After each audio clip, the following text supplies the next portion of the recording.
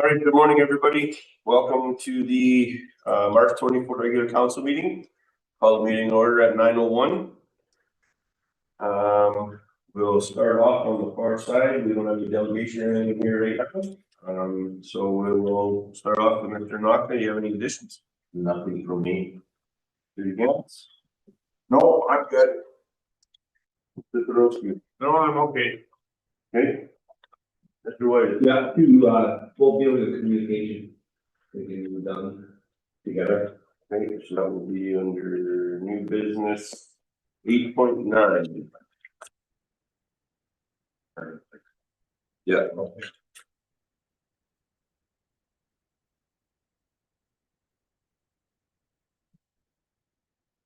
Okay, any additions from me? Yes, council, I would like to add a closed session item, personal letter, to section 21. 20 brackets.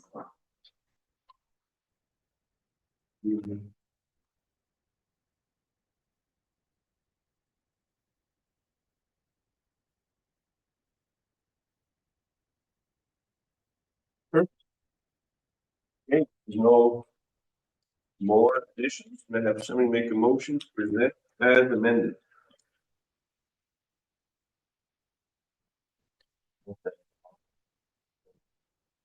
2020. Adopt March 24th, 2026, regular council meeting agenda as amended. All right, any questions or concerns? All in favor? Carried. Okay, I imagine everybody's had time to read their minutes from the March 10th. Does anybody have any errors or omissions they need to bring forward? No, not. Can I have somebody make the motion to adopt, please? Lamont County Council to adopt the March 10th, 2026 regular council meeting minutes as presented. All right, all good. Carried. Number 4, public hearing. So tonight here in the council chambers at 7 o'clock, we have a bylaw amendment for second dwellings. We'll be on Zoom also. Everybody's got their pen ready. We're going to the meeting ID number is 851-3814-1473. So you can get on to the meeting. And that will be for bylaw 900.26 to amend bylaw 848.22.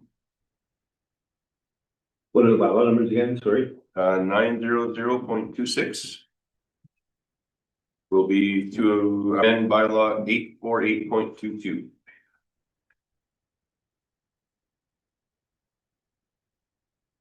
That portion, we don't have to do anything with that one right now, so. We will move on to delegation, accurate assessments. That will be exciting. You walked in right on time, Meadows. Somebody shot with me here. We were just standing waiting the whole time. Oh. I know, that's ridiculous. So for 5.1, we have accurate assessment group is in here, Chris Meadows and Sean Barrett. Assessment portion. So. Nothing, fellas, and perfect.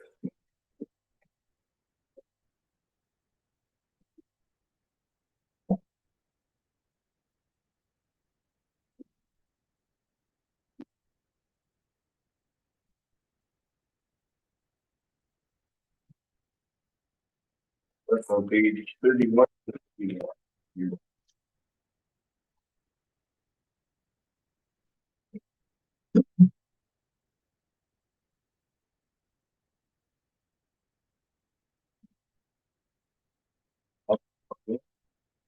Let us know how things went. Perfect. You guys all have a copy, I think, of what we have. Yeah. So it's not gonna be on the screen, it's just gonna be in front of you guys. Okay.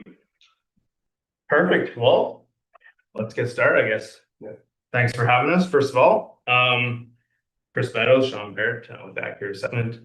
Yeah, page 2, just the agenda here that we'll go through, the assessment. Page 3 shows the map of all our municipalities that we have. Very proud of all the areas that we cover. And page 4, we just want to let council know that like we're your trusted advisor when it comes to everything assessment. If you guys have any questions or anything, feel free to reach out to myself, Troy, or Sean, or even staff here. They will get in contact with us and we'll provide the answers that you guys need. I am the appointed assessor with Lamont County. Troy Bertles, our assessment manager. He also very much helped me out here. And then Levi, Colt, and Tyler, they're in the field doing most of our inspections. Colt and Tyler, we just hired a year ago. And they'll be actually starting out here, actually in Lamont, probably next month, doing some inspections, so. And page 6, we'll get into the numbers. So here we have the comparison between 2024 and 2025. So as you can see, total at bottom, we have a 6% increase in the assessment. Majority of that came in the residential area, with an 8% increase. And further down, I'll kind of explain the difference between like new construction growth and market change. Non-res, we had a fairly large increase, 12%. I don't know if Sean wants to talk a little bit about the non-res and dip. Yeah, so Chris spoke about residential. You know, we had a 45 million increase in residential, but then non-residential had an increase of 17 million, but the percent increase is 12%. So that's fairly significant growth in non-residential. Most of that growth in non-residential was actually from one property. So Sill Industrial Minerals, they've got quite a significant facility in Lamont County. That facility had multiple development permits pulled with the municipality and had a bunch of capital projects, some of which actually started during COVID and didn't get completed until this year. So that facility had some major expansion. And that was the majority of the increase in non-residential. There's of course other non-residential large type facilities in the municipality, but that one alone was primarily why there's that 12%. And do you mind if I touch on designated industrial and linear? The designated industrial property and the linear property, both of those assessment classes, the assessment for that is completed by the provincial assessor's office.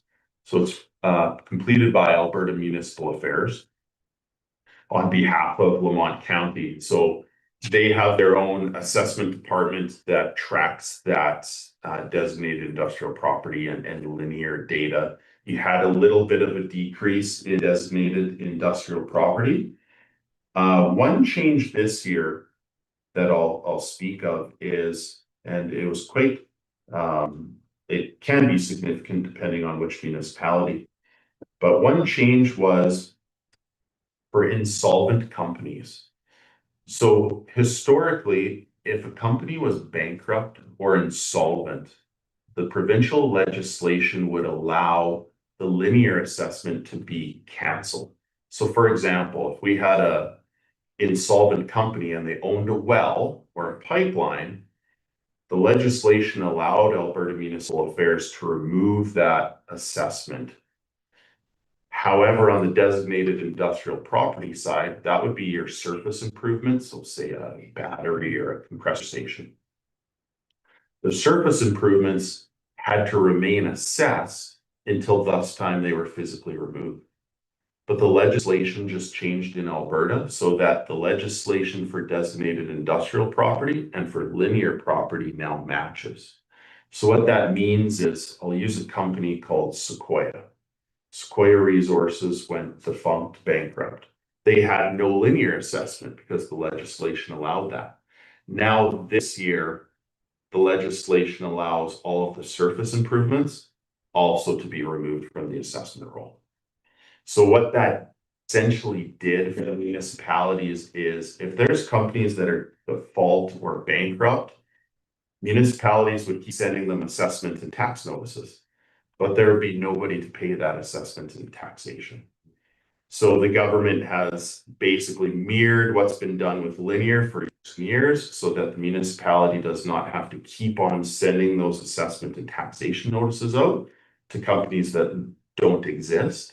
And that affects your school tax, because if you send out an assessment and taxation notice and there's school tax that has to be paid, well, the municipality has to track that, and then you're not getting any of that school tax because the company's not paying. So it's helped, the legislation has helped to clean up some of the administrative inefficiencies from a couple of years ago. So I just wanted to touch on that for designated industrial property and for linear. At the back end of the presentation, I speak more about industrial property. So if there's any questions, I can definitely take them then. Sorry for hijacking. Perfect, no, it's great. So the next line there, I guess, farmland, as you know, regulated assessment. So not much difference there, and that would just probably because of if there was some breaking done on some farmland and stuff like that, we would adjust the value on the assessment there. Exempt properties saw another large increase there. These are all, pretty much all farm buildings. What we've done the last few years on our local re-inspections is we've been picking up the farm buildings on parcels that were not previously on the assessment. That's just kind of, it's easier for us to keep track of the value, and like, so if a sale comes through on a farm property, we have the farm buildings on there, so it makes more sense when we see the sale. Also, if, for example, somebody subdivides their parcel out, they're getting out of farming and they're selling their property, and somebody from the city buys it and they're not farmers, well, those buildings no longer are exempt, they become accessible and taxable. So that's why you see a big jump there. I think next year or this year coming up is the last year of us picking up all these exempt buildings, so that number should probably be down to not much change going forward. But going forward, page 7, so here we just have the assessment class comparison in chart form. So as you can see, residential, a majority of your assessment base and has seen a pretty big jump the last couple of years. Majority of that is just based on market values. People moving out here from the city or from out of province are paying pretty good money for properties, and it's affecting the assessments. So non-res, not much.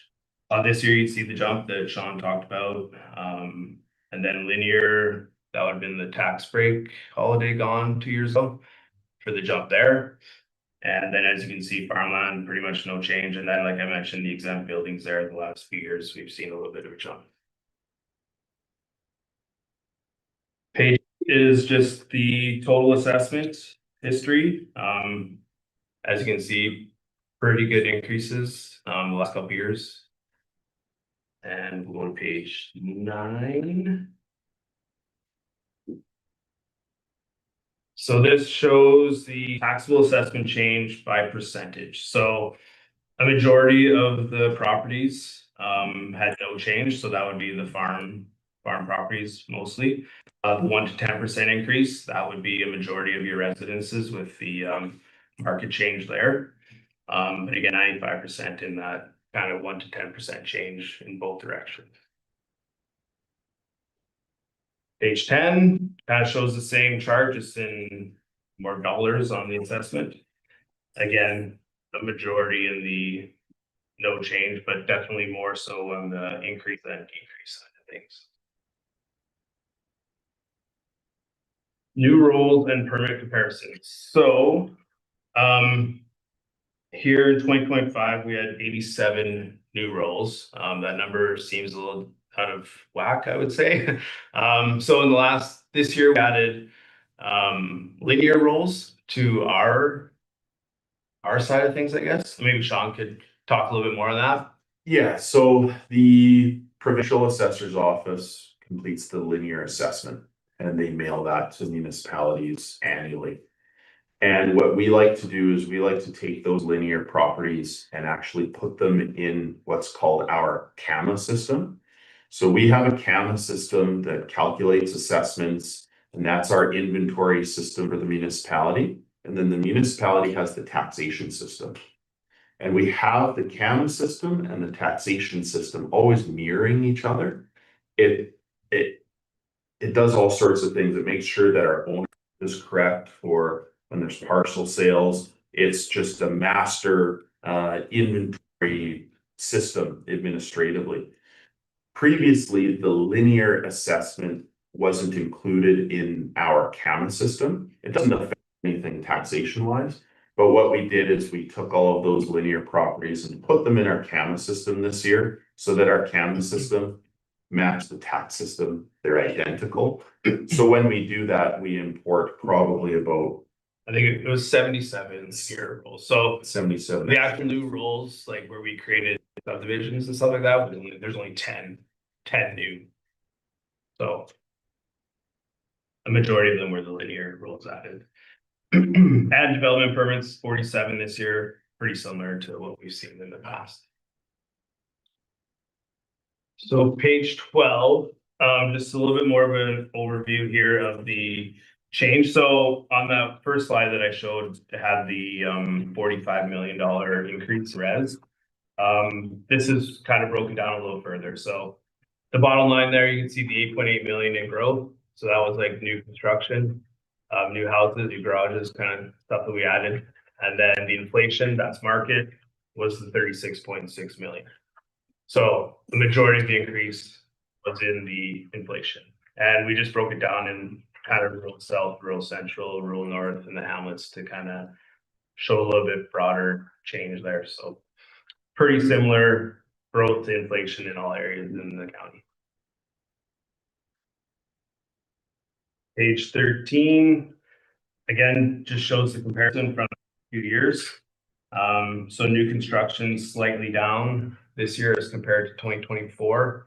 As well, inflation also saw a bit of a jump, but still 6% is still a pretty big increase. We don't see that much in kind of our other areas, I would say, like Lamont County, I think is one of the bigger growth in market that we've seen in our areas.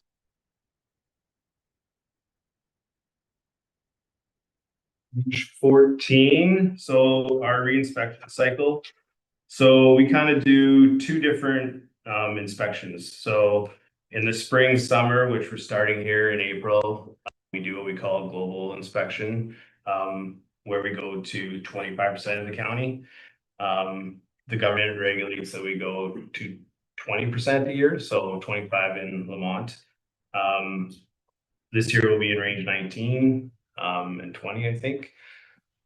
So that's where we're going to be going, just driving around every property, checking to see if there's been any changes from the last 4 years. Sometimes we haven't been there since 2022. So if somebody builds a building without a permit or something like that, we'll find it. If they remove a mobile home without letting the county know or us know, that's when we find that as well. If we need to talk to the owners, we will. If we can do it from the road and stuff like that, we'll do that. We don't want to try not to do inclusive or intrude into people's properties. You have the signage on your vehicle, because that's. We do. Yeah, so actually I sent pictures of the 2 trucks that will be out there this week, and I think it's already on the website possibly. So we have Lamont County magnet and then our accurate assessment magnet on all our trucks. We also have ID on us at all times and try to be as presentable as we can be. Knock on the doors if we need to talk to somebody. Not everybody likes us being there, we understand, just kind of part of the job, so. And then, yeah, so that's 2027 will be the orange section there and so on. And then in the fall, winter, we come out again and do our annual inspections where we check on all new permits. All permits that maybe weren't completed in the last couple of years. If there's some sales information that we need to confirm, We'll go there, and so that we're throughout the whole county at that time in the winter, so. And then going forward, we have an open house here every year, in the Lamont County office. It's usually in the beginning of June, so if any ratepayer wants to come in and chat with me, I'll be here. And then, like I said, our 2026 assessment cycle will be in range 19. And yeah, going forward, we'll just continue to monitor the changing market here in the county, and yeah. And just so for anybody online that's wondering, range 19 is our farthest east, so that'll be Mundare, Andrew, North. No, west. Oh, west, sorry, Yeah, west. That was sorry. last year. Yeah, that was Yeah. last year, sorry. Yeah, so we'll be west. Yeah, Region 5 and, yeah. half of, west half of Aaron's division. Yeah. Sorry. Yeah, and so I'm thinking it'll take us a few weeks. We should be done the month of April. And I let Rodney or Megan know when we're done, kind of thing, so we'll be starting that April 6th, so. Okay, I'm gonna turn it over to Sean to kind of continue with the rest of the part. Yeah, thanks, Chris. I'm gonna provide council and administration some quick updates with regards to industrial assessment. And when we speak about industrial assessment, it kind of touches on 3 different assessment classes, non-residential, the designated industrial property, and the linear property. So the team in front of you, this is the industrial assessment team at Accurate. We're the largest private industrial assessment team in the province. We work for various municipalities. We do perform designated industrial property assessment services on behalf of the provincial assessor's office in various municipalities. We do not do the assessment of designated industrial property in Lamont County. However, what we do facilitate, we flip the page, is we perform the assessments on non-designated industrial property. So I spoke about the Sill Industrial Minerals Facility. That would be non-designated industrial property. The term designated industrial property means properties that are regulated by the AER, the Canadian Energy Regulator, or the Utilities Commission. So that would be facilities such as well sites, batteries, compressor stations. But of course, we still have other industrial type properties like fertilizer blending facilities, seed cleaning, if there's cannabis that's in operation, transloading, asphalt, frac sand. Those properties are not necessarily regulated by the AER, so they fall out of that designated industrial property definition, and they fall into non-residential. So our team facilitates those inspections on an annual basis within the municipality. So just like Chris and his team are out periodically, our team is also out periodically. For all of our major industrial facilities, we send them an annual request for information. So even if we don't visit the property, they do get a communication from us on an annual basis that has their assessment inventory, and we ask very specific questions, and they have very specific reporting requirements that they must facilitate with us on an annual basis. So we've got lots of communication with the various industrial ratepayers in the municipality. Now, if we flip the page 18, we're going to speak about the assessment model review. And council and administration may be familiar with the assessment model review, and of course may be familiar with some of the tax incentives that occurred prior to the assessment model review. If we go back historically many years ago, prior to 2023, there was an attempt at an assessment model review, and what this model review is it's an attempt to update and modernize the regulated rates that we use in designated industrial property and that we use for the assessment of linear property. Some of these rates are in these manuals that are used are very old. They go back to 2005 or prior. So we would like to update the rates in these manuals and have a new assessment model review. There was an attempt at this a couple of years ago. It eventually failed. There was lots of advocacy that went on. And in place of that, there was some other tax incentives that were put in for a short-term period to bridge the gap between the previous assessment model review and this new assessment model review. One of those main incentives was with regards to linear property. There was a tax holiday for wells and pipelines for linear property for a couple of years. That's now over. So Chris showed on linear property how last year it took a big jump up. That's because we had unassessed wells and pipelines that now became taxable. So where are we now? So the province is undertaking a new assessment model review. Various stakeholders are at the table. From a municipal perspective, the RMA is very involved, munis, etc. There's lots of municipal stakeholders involved as well. Myself and Ray Fortin, we represent the Alberta Assessors Association as technical experts in some aspects of the model review. So where are we now? Stage 2 is really where the model review is just concluded. Of course, it's not December 2024, we're into 2026, so the model review is a bit behind. However, in the coming weeks, months, we should be receiving some updates from the minister about some decisions with regards to the consultation about construction cost reporting guide. And what that guide is, it's a foundational document that affects how industrial properties are assessed. And it also affects how rates and models for different types of properties are created. In essence, they all follow the same set of rules, and those rules are dictated by the construction cost reporting guide.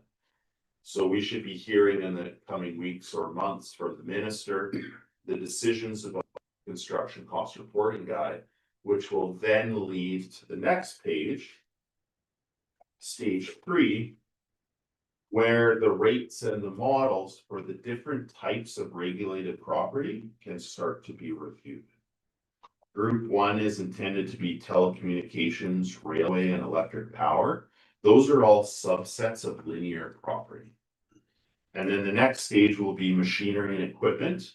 That would be your above ground surface improvements. So the actual machinery and equipment at well sites or at other industrial type properties. And then pipeline and wells. And pipeline and wells are again another subset of linear property. So designated industrial property and linear property primarily assessed using regulated rates or the construction cost reporting guide. This stage 3 consultation, where they get into the individual property types, is intended to start, I've heard from the province, hopefully this summer, I believe. And it will continue on. It's going to take a couple of years to review all of these types of properties. It will continue on all the way until stage 4. And the timelines for stage 4 is actually 2029. So what's intended to happen is all of these property types are reviewed and the rates and models are modernized and updated. But then the impacts of this have to be considered. So at that time, 2028, 2029 is when impact analysis will be done once all the models are updated. Because it wouldn't be fair to update the model on one type of property, implement it, and not update the model on another type of property. Because then you would have a tax shift, or one subset of properties could be assessed using modern rates, and whereas another subset of properties would not be. So the intent is to do the model review all the way through these regulated property types, evaluate the impacts, and then implement for 2029. However, when I look at Lamont County, 1/3 of your assessment base is regulated property that's affected by the assessment model review. So it's a very important process that the government is undertaking right now. As updates come from either the RMA, you will understandably get those communications. But if there's other communications or information that Ray and myself have as the model review progresses, we let administration know, so that they can be informed, because understandably, as I say, 1/3 of your assessment base is regular property. So it's a very important process that the province is doing. And with that being said, I understand that's a lot of information. If there's any questions for myself or Chris or at your disposal. I have a question, so what is the present assessment on the transmission lines in Lamont County compared to when they were first assessed? I don't know if that was 2012 or 13. Are they depreciated every year? That's a very good question. I'm not the expert with linear property because linear property is assessed by the province, but my understanding is that linear property is different than machinery and equipment. Machinery and equipment depreciates each year, has a depreciation curve. My understanding is that the depreciation for, or the rates for linear property, it's embedded from the beginning. So I don't believe that from 2012 to onward that it has depreciation like something like machinery and equipment would. But I can definitely find that answer out for yourself. Because I know that the transmission lines were going in, we were going to get all this assessment and all this income, but apparently transmission lines are assessed differently than distribution lines. I can follow up with that with some specifics of transmission and distribution. I might have to actually reach out to the province and get their understanding of that as well.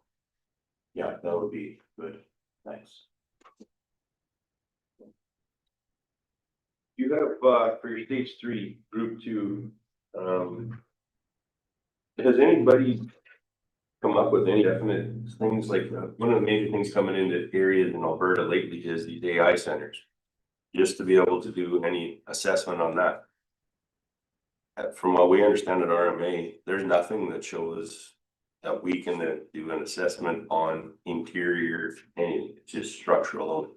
You guys heard anything? Because I mean, in 2029, are they gonna come up, do you think, with something that says, all right, we can actually put a tax base on that? That's a very, very good question. So the assessment model review is fairly independent from the assessment of these AI data centers. There are components of the AI data centers that would fall under machinery and equipment, but I'll explain that. So AI data centers have been talk of the town in Alberta, and especially with rural and urban municipalities. So what the province has done is the province recently clarified in legislation, in essence, what is accessible and what is not accessible. So from a high level standpoint, if we have an AI data center, what is accessible is the land, the improvements to the land, the building itself, and then here's the machinery and equipment part. If they have on-site power generation, that is accessible and taxable as well. The non-accessible part was just clarified in legislation, and it's referred to as computing equipment. So the rack level computing equipment in these AI data centers is intended to not be assessed. Understandably, if you have an AI data center that costs $10 billion, one of those size and scale hasn't been built in Alberta yet. But in theory, if we had an AI data center that's $10 billion, it's of our understanding that the majority of that capital cost would likely be for that computing equipment.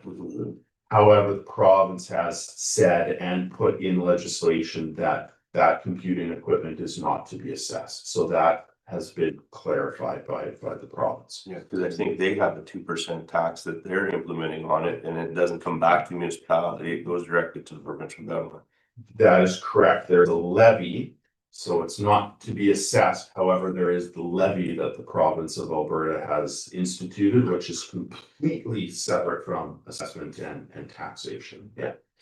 However, if a data center is constructed It's not that, you know, there's no assessment or taxation, it's just that there's not a one-to-one relationship between the capital cost of what these are and the assessed value.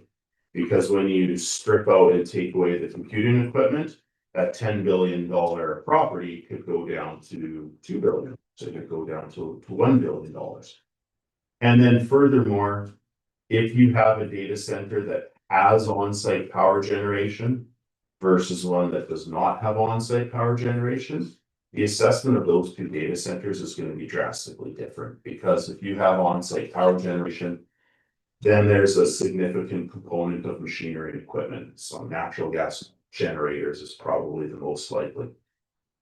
When we're talking about the hyperscale facilities, these large billion-dollar projects, likely they would have on-site power generation and also potentially be connected to the grid as well, because they do not want to have any downtime. They want to have redundancy in their operations. We have some municipalities where we perform the assessment where we do have some data centers, Lamont County included, just not to the hyperscale billion-dollar projects yet. Yeah. Very good question though. Okay, and then I kind of have one for maybe Rod, you could clear it up. So when he was talking about the ones that are not regulated anymore. So we show on our taxes every year, we do a tax write-off of a certain amount. So we're not gonna be showing that anymore because it's not regulated, right? Yes, because so what was happening before, when Sean had said, the linear was not being assessed, but the structures were, and the designated industrial property were. So we were taxing, we were putting it in there, and we were not able to collect on that, so that will now come down, so. Any write-offs that we have done to date, obviously, are, you know, we can't, so we won't have to continually do that. And then that'll bring down our education assessment also, so that we're not having to try to figure out how to write that back to the provincial government. And that was what that I can't remember the name of the program, but where the designated industrial property and the education portion, we were able to claim it back from the province. It was a long, convoluted process. Yeah. You know, going through all the rules, but. It'll alleviate a little bit of pressure for you guys to figure out how to set that in motion. Absolutely, and when it makes it a lot more clear for budgeting purposes as well. If there's a property in the municipality that we know is not going to ever pay their taxes, it doesn't make sense that the province makes us assess those. And so, you know, that makes the budgeting discussion a lot simpler, because we can say, if we've got $1 million worth of taxes that we can reasonably collect $1 million, not we have $1.5 million of taxes, but we can only get to $1 million. So that makes it more straightforward for budgeting as well. Right. Okay. Any other questions for Sean, Chris? No. Thank you guys for coming out and clarifying and answering. Steve, one of the questions is he asked, I've got that written down too, is just that we get lots of questions about identification of vehicles, and it's that environment. Everybody's For sure. But no, it's great. You guys got our sticker and your sticker on the side, so identified and. Yeah, try to do the best we can. I mean, people that want to see it, doesn't matter what you got here. Yeah. So. Just making sure nobody gets shot. Yeah, absolutely. Yeah. Safety first. And we also try to communicate out through social media where these guys are gonna be going around with, we're not hiding. Yeah. You know, the fact that these sections are out, and they're not anything, they're just, you know, it's fun, yes. Yeah, for sure. It's gonna be. Yeah, yeah. Thank you very much. So thank you guys very much. I appreciate it so much.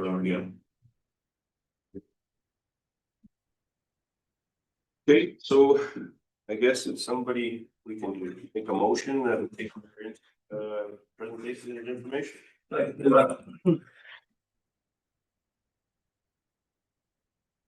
Lamont County Council accepts the presentation from Accurate Assessment Group, Chris Meadows and Sheen B. Barrett. Sean. Sorry. Sean. There's the information. Right, any other questions or concerns? Hang on, all in favor? Yeah. Carried. Did I jump forward on number 4? Do we need to make a motion that we just take a consideration? That was just for the bylaws, just information that we showed everybody that it's for tonight, and I don't think we need to make a motion to it. No, on this one, no, you don't need to make a motion, we're just, postponing it.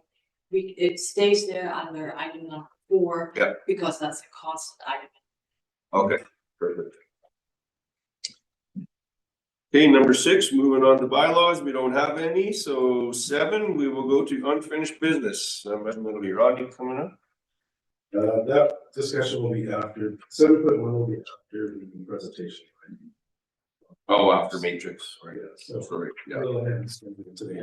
We've got a line in here, so we'll just keep moving forward till they come. We will go on to the 7.2 follow-up action plan.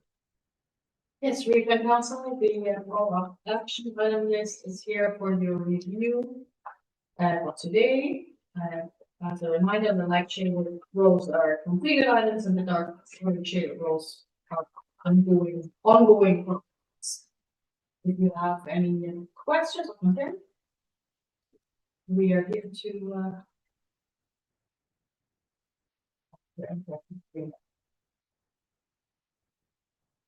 You have a question, just asking about the item number on the far left there.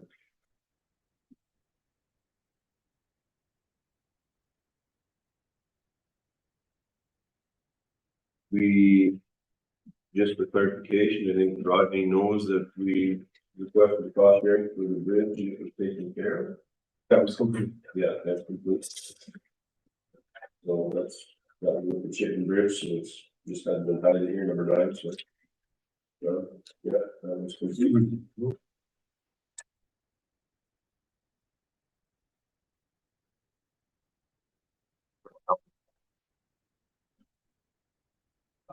So we have met with Strathcona County and we are going to be doing that. Unfortunately, our utility operator is away at ICS training this week.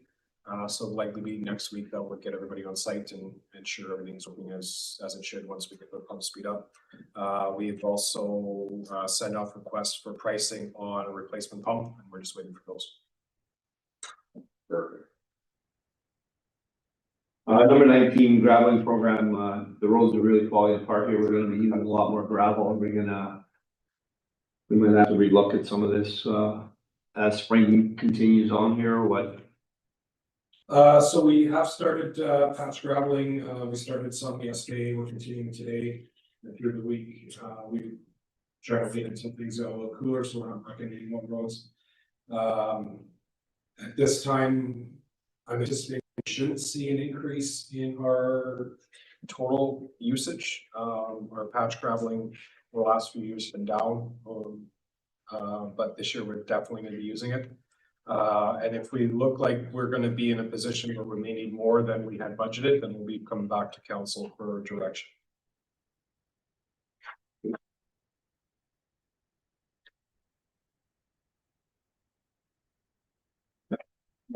There's some kind of on this thing though, for spring damage. You guys are seeing a lot of culverts and stuff. You guys finding any damage or that have to be replaced? How's it looking? You are correct. We have been steaming. I think we've been out. Oh, this is the 3rd round. We found some with damaged ends. I think we found a couple that we've identified that need to be replaced in our program. Nothing drastic. I think the worst of the worst have been approach culverts that are old and damaged. But the only ones that are centerline culverts through the road, it's typically some culvert ends. They would come off or reshape. Yeah, if we've had some that are collapsing or whatever, we'll try to change them. Regular maintenance this year, so we don't have to go over them next year. Or? Yeah. We the ones that are especially damaged, they've already been added to our program for this year. When we built the drainage program, there was some flexibility in it. If they are So if they're extremely plugged, we're identifying them and trying to deal with them this summer to get them cleaned out. As I said, like there hasn't been any single culvert that's extremely damaged that needs to be replaced right now. You know, there's the odd one that they weren't able to open and they were having to pump. Those ones are being removed in the program. Right, thanks.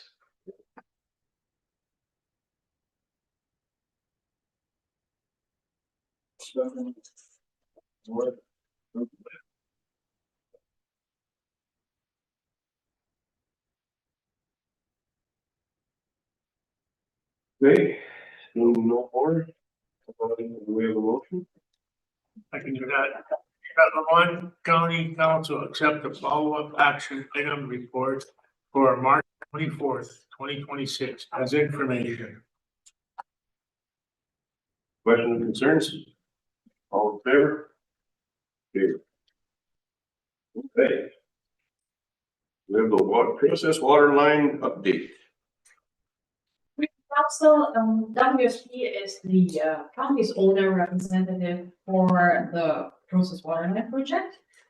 And they provide us with quarterly updates as the project progresses and goes through various stages. This time we have a quarterly report that starts in December 2025. And it will continue at this pace during the initial phases with frequency increasing as the project progresses. The second attachment here and the one we can go into the that gives a visual representation. And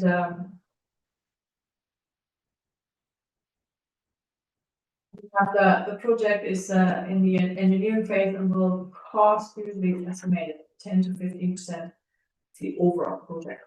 I'm asking Mr. Boyko to go further into detail or answer any of your questions. Yeah, thanks, Ms. Benoit. So again, yeah, so there's two attachments that are in your package. Starting on page 93 for council's reference. What the intention right now is with these updates, that these updates will continue quarterly while we're in this pre-planning stage. As we get into design and construction, then these updates are gonna need to be happening more often. These are just the updates that we're talking about. There's also gonna need to be a number of things that were being brought forward to council as well. So what is not in this package is we've also had a working session with our project management team and the engineers that happened after this was actually attached to the agenda. So most likely, I think that the next time that WSP is going to need to talk to you will be the end of April. Here, just enough to give them enough time to get the packages together for you. But so far overall, this first page just kind of talks about a lot of the stuff that's happened at council. It talks about the engagement session that's happened. And what we heard brief that council received at the last meeting. The application for the amended water license has been approved with ministerial order as of February 6th. And one of the big things that we're working with right now is on the funding side. Working with the strategic advisory team as determine the best path forward to, as we know, it's a $66 million project. We've received 16 million of grants. So it's how do we find the rest of that $50 million? And that's what the strategic advisory team is working on right now. The technical team has completed a set of technical reviews. There's about 6 of them. And that's what this second, I'll kind of jump back and forth, but it was page 97, talking about what those technical reviews are doing. I understand that's a little smaller than I thought it would be when printed. So, so what the SOW means, it's a statement of work. So those are each of the statements of work that we have our project manager working on, or our owner's engineer working on right now. So they're doing the project management, project integration, that's keeping all the different teams together. Reviewing all the permitting and regulatory approvals. There's a number of concerns that we have to get through and in the regulatory approvals. So they've done a municipal regulatory gap analysis, environmental regulatory gap analysis, and they're starting the permitting pathway.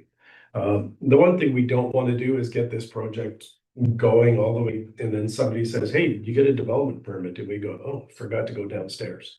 You know, those are the things you have to really watch out for with these kind of projects. There's the civil advisory, so those are the guys who are doing the technical engineering on the civil side, as well as that strategic advisory. Statement of work 6 and 5, both really tie together to come to that statement of work 7, which is the procurement. And statement of requirements is just a fancy term for how do we put the procurement together to get the people there. So, and of course, on the bottom, statement of work 4 is public engagement. So keeping our public well versed on what's happening is extremely important. So now we're just going to go back to page 94. This is the detail. I'm not going to go through it all. So I don't have much of a voice. But this, you guys can go through that and talk. You can see what's been happening. Page 95 has the spending up to date so far. There is a lot of it might seem like a big dollar that's going forward with this. There's a lot of work that has to happen up front, and then it kind of slows down and moves to project management. So, but overall, we've committed $2 million, $2,055,000 so far of the project. And what that is the owner's engineer over the life of the project.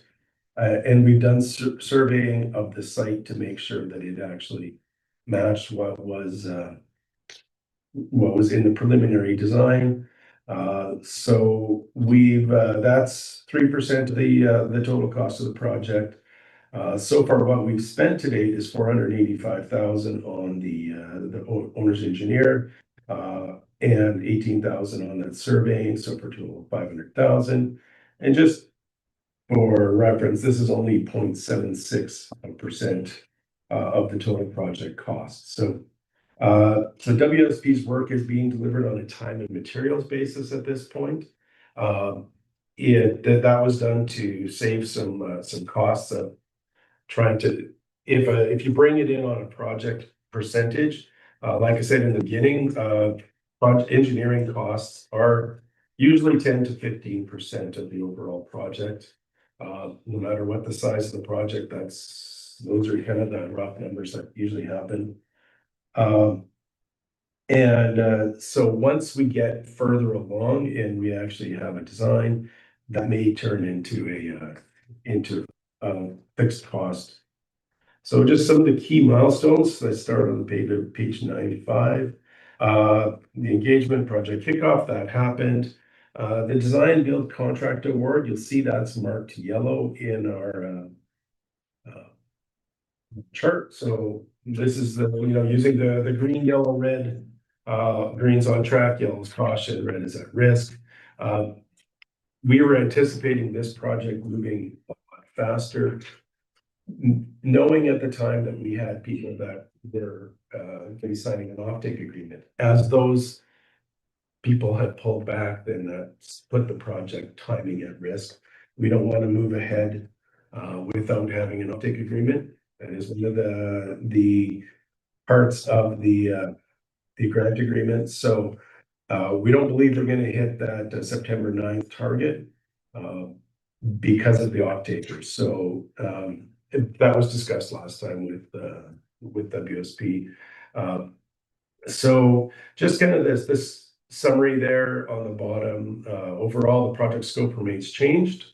We are still moving full ahead with the designs, determining what stage we need to take these designs to, for depending on how we're going to spend the money. So are we gonna do a P3? Are we gonna do a design build? Or are we gonna do a design bid build? And that's some of the things that that WSP is gonna be coming to talk to council about and get that direction as well. Again, yeah, securing a design bid contractor by March 2026 is definitely at risk due to the preferred approach on moving forward. However, the construction completion remains on forecast for Q2 2029. There is enough movement in the budget schedule that this can still comfortably meet Q2 2029. So, and yeah, the last thing was that the revised project total cost is now trending to 66 million. That was originally 60 million, as council may remember. And that's the best information we have at this. So any available for questions here? There is. Sorry, we can council, before we go further, I have to advise you that this project is within Division 5, and just because we have to adhere to MGA, I have to advise you that Division 5 councillor may have a pecuniary interest and may want to remove himself from this item discussion if he so chooses.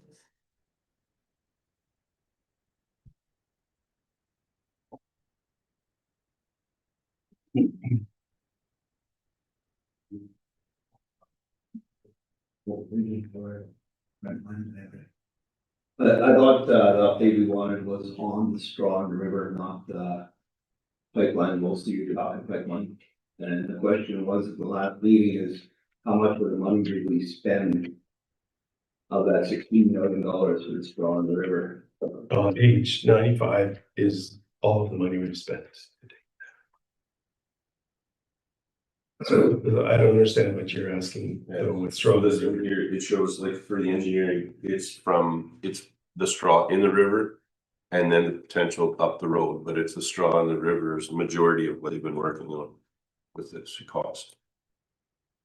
Yeah, so the question I asked at the last meeting is how much of the 16 million to Straw in the River has been spent? That's two separate projects, the pipeline and that, isn't it? It's one project right now in 2 phases.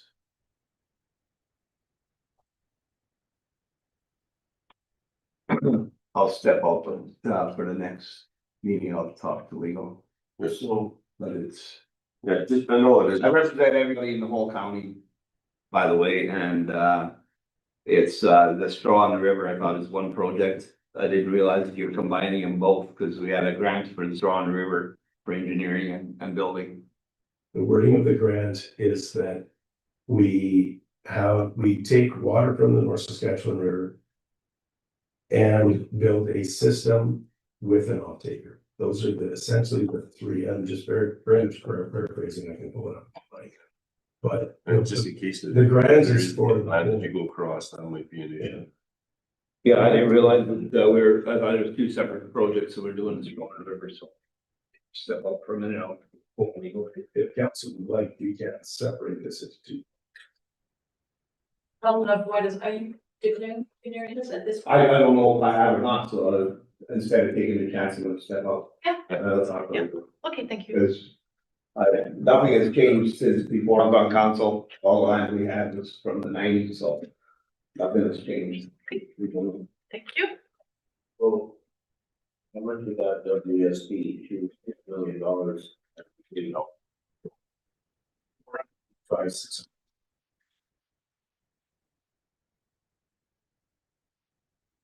So the top is the committee costs, the bottom is the actual spend. Yeah.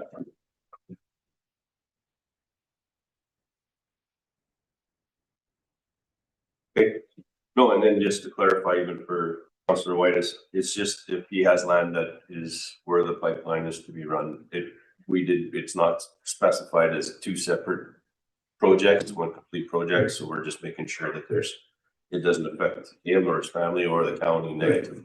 There's nothing wrong with having a pecuniary interest. Yeah. It's actually a good thing. It means you own something. Yeah. So it's pecuniary interests are normal. Like there's nothing against the council member. We just don't want the council member to be, in a position of having to answer Yeah, questions about the MGAs. yeah, exactly, so.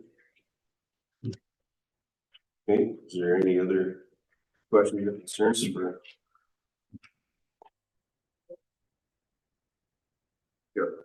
Straightforward for me, it's us, so. Yeah. And just, you know, to answer the question that I believe that Councilor Wood has asked. The most of the work that we are doing right now is around the intake site. That's the most point of concern right now. Picking a fictitious spot of where we believe that the water is going to be needed for calculation purposes. So if it goes all the way down to Highway 15, this would be the number. If it goes to Highway 45, this would be the number. So they're just kind of, right now we're working on how do we, you know, where's that alignment? We don't know where that first off taker is gonna be, so we can't really do any specific type of engineering or geotechnical on that. So most of the work is concerning the intake site, the reservoir, the intake, or the permitting that's required. So, but yes, we did this as one project, knowing that building an intake doesn't do anything on its own. Doing a pipeline without an intake doesn't do anything. And so we're designing it that we're saying, okay, if council chose to just do the intake, this is how it would be. Council chose to do the project, but the grant itself is for the project. It's for it says for the system, and the system is intake and an off taker. That's the way they describe it. And just because it wasn't there, I was in Waterwalk. It said it's a 600mm line, so 24-inch line. Yes, that's what they're using right now. That was what Salmon. So originally, Evision did the original estimates and all the preliminary. Back in the beginning, before we even got very far, we asked Salmon to do due diligence on it to check those, because there was some concerns about the numbers. So Salmon came back, knowing that Salmon works in that river all the time. They came back and they proved the numbers. They made a few changes, but the Salmon engineering was using a 600mm line, because that's what will be the best volume for what we believe we're going to use for the 4 million cubes. Now that's what I had a question. So we applied for 4 million, but we're applying to upgrade that to 60. Is 24 still going to be suffice? Well, no. But they're using that for just the pipe size. Yeah. That they, as we get closer to having an offtake agreement, and so say that somebody needs 8 million, then they're going to be able to just size up those parts. But there's a lot of like land procurement and, you know, the extra pumping stations, all of that kind of stuff. They're factoring that in right now. It's completely honest, it's a bit of a moving target without having an off-taker. So this is very much an out of the box project that the province has put us in.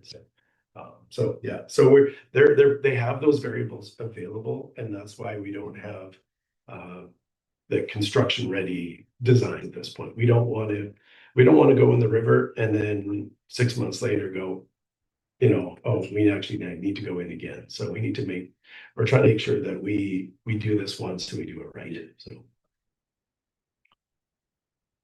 Any other questions? Mr. Boyko.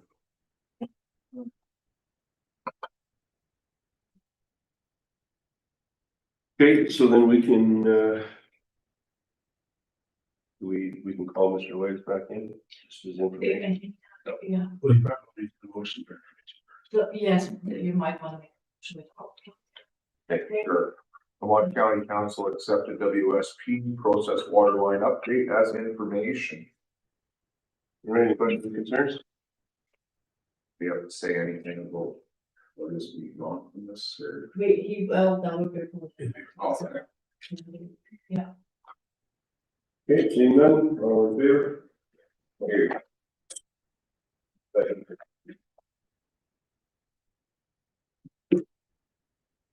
I got some questions before you on. Yeah, go ahead. The project, the project that, we got $16 million for was for the Strong River, and then, there was like a project for pipelines. When did we combine the two together? Cause the 16 mils for the Strong River, when was the projects combined together? And who combined them? I think that was what the grant is for the whole, it showed radios to over industrial heartland, and it showed it was for a program. So it's, We were looking for 3 straws in the river, 1 for each county. yeah, but it's for the program, And we don't even know what size pipelines we need or where the pipelines are going. 24-inch, says in- So are we, pardon? it's 20, it's right in here, it's 24-inch, that's what they designed. 600 millimeter pipeline is what they're showing for scenario for the original project. And then we went in after and applied for, that's for 4 million cubes.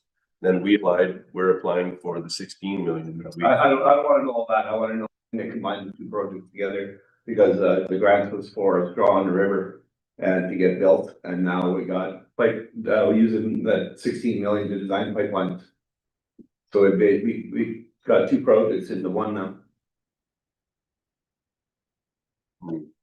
You did that for the Strong River. That's the original discussion we had at WSB.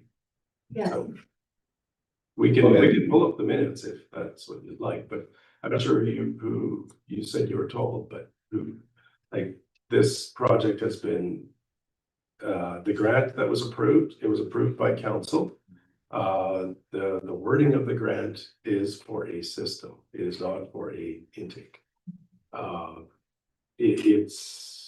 Would you like me to pull up the grant for you? Yeah, it is at me right now, give me a copy of it. We're on that item, let's just pull it I up. want a copy of it though. Absolutely, it's, council signed it, it's in the agenda, it's in an agenda package, so Do you remember the date? I will pull it up here, it'll take me. I see what you're saying, you're thinking Yeah. it's. So it's it's- a pipeline. That's what the grant, when they said we got a grant for a straw on the river, and all 3 counties, and it's dispersed by the Heartland Association, yeah, and they bills, and now all of a sudden, they were told we don't even know what size pipeline we need, because we had 4 words long when it was serving somebody come up into the north, east side of the county. No sooner than at the south end of the county. I think it's always been as a system, because if you go even to our neighbors, Sturgeon's, theirs is. They could use their allotment, which they have decided not to put a straw in themselves. But they could use the money because it's a system, it was completed. They're used theirs now, they've tied into, I think Pembina is the one that owns their water intake. And they use their money to attach to Pembina's to go on further. So they don't have that footprint in the river. Okay, I just need to have a copy of it, my lawyer wants a copy of it, so that I know if I can stay or not the next. Yes, Absolutely, right, so the June 10th is when Mark Lamont had signed this agreement. So it would have been roughly before that council would look at it. So Schedule A of the agreement, and this is between the Heartland and Lamont County. The objective of the projects are as follows. Construct a new water intake and conveyance system, the system in brackets, to intake and supply water from the North Saskatchewan River, with actual construction activities estimated to commence by late 2025 or early 2026. That's the part I've said that we haven't been able to meet. Commission the system by late 2028 or early 2029, and acquire an offtake agreement for the system tied to a new investment in the industrial heartland designated industrial zone by 2029. The outcome of this project will be the functioning and complete execution of a new water intake and conveyance system within the IHDES, and an informal end to the processed water supply constraint issue in the region.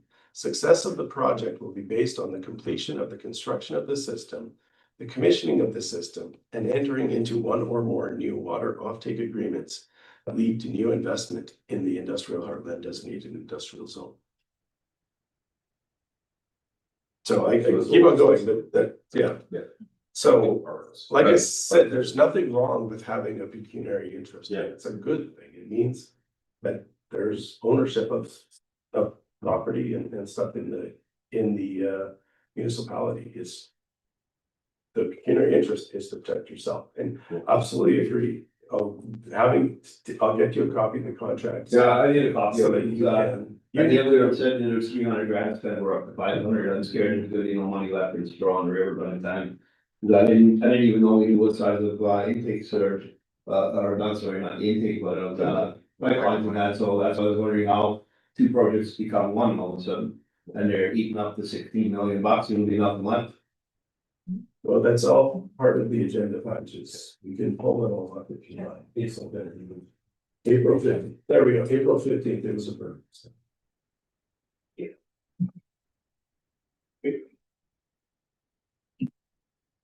Okay, so we just took it as information anyway. You got me leaving the meeting and me coming back now, right?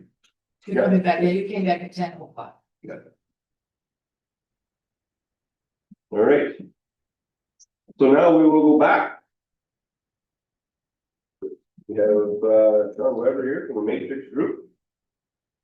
You are our auditor presentation for our financial statements. So we'll revert back to 5.2.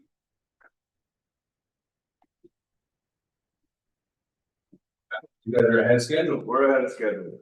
Yeah. Welcome in, Sean. Stephen, sorry. Sean from above. Give us your know-how. How's everybody doing today? Good. Excellent. Okay, as usual, I think everybody has a copy of the package in front of them, correct? So I can refer to some specifics as I go through.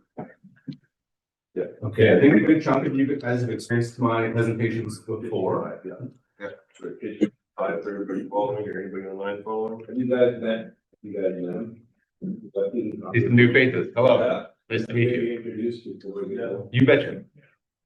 You want to start off on the far side, and then you remember Mr. Anaka? Perfect face. Yeah. Yeah, John, you guys. Gerald Turowski, Division One. Nice to meet you. Aaron, I do. Congratulations. Thank you. Always food, but. Hi. And I'm Stephen Weber. I'm the audit manager for Metrics Group. I've been working with the county for a number of years now. I've got a pretty good understanding of how everything runs around here.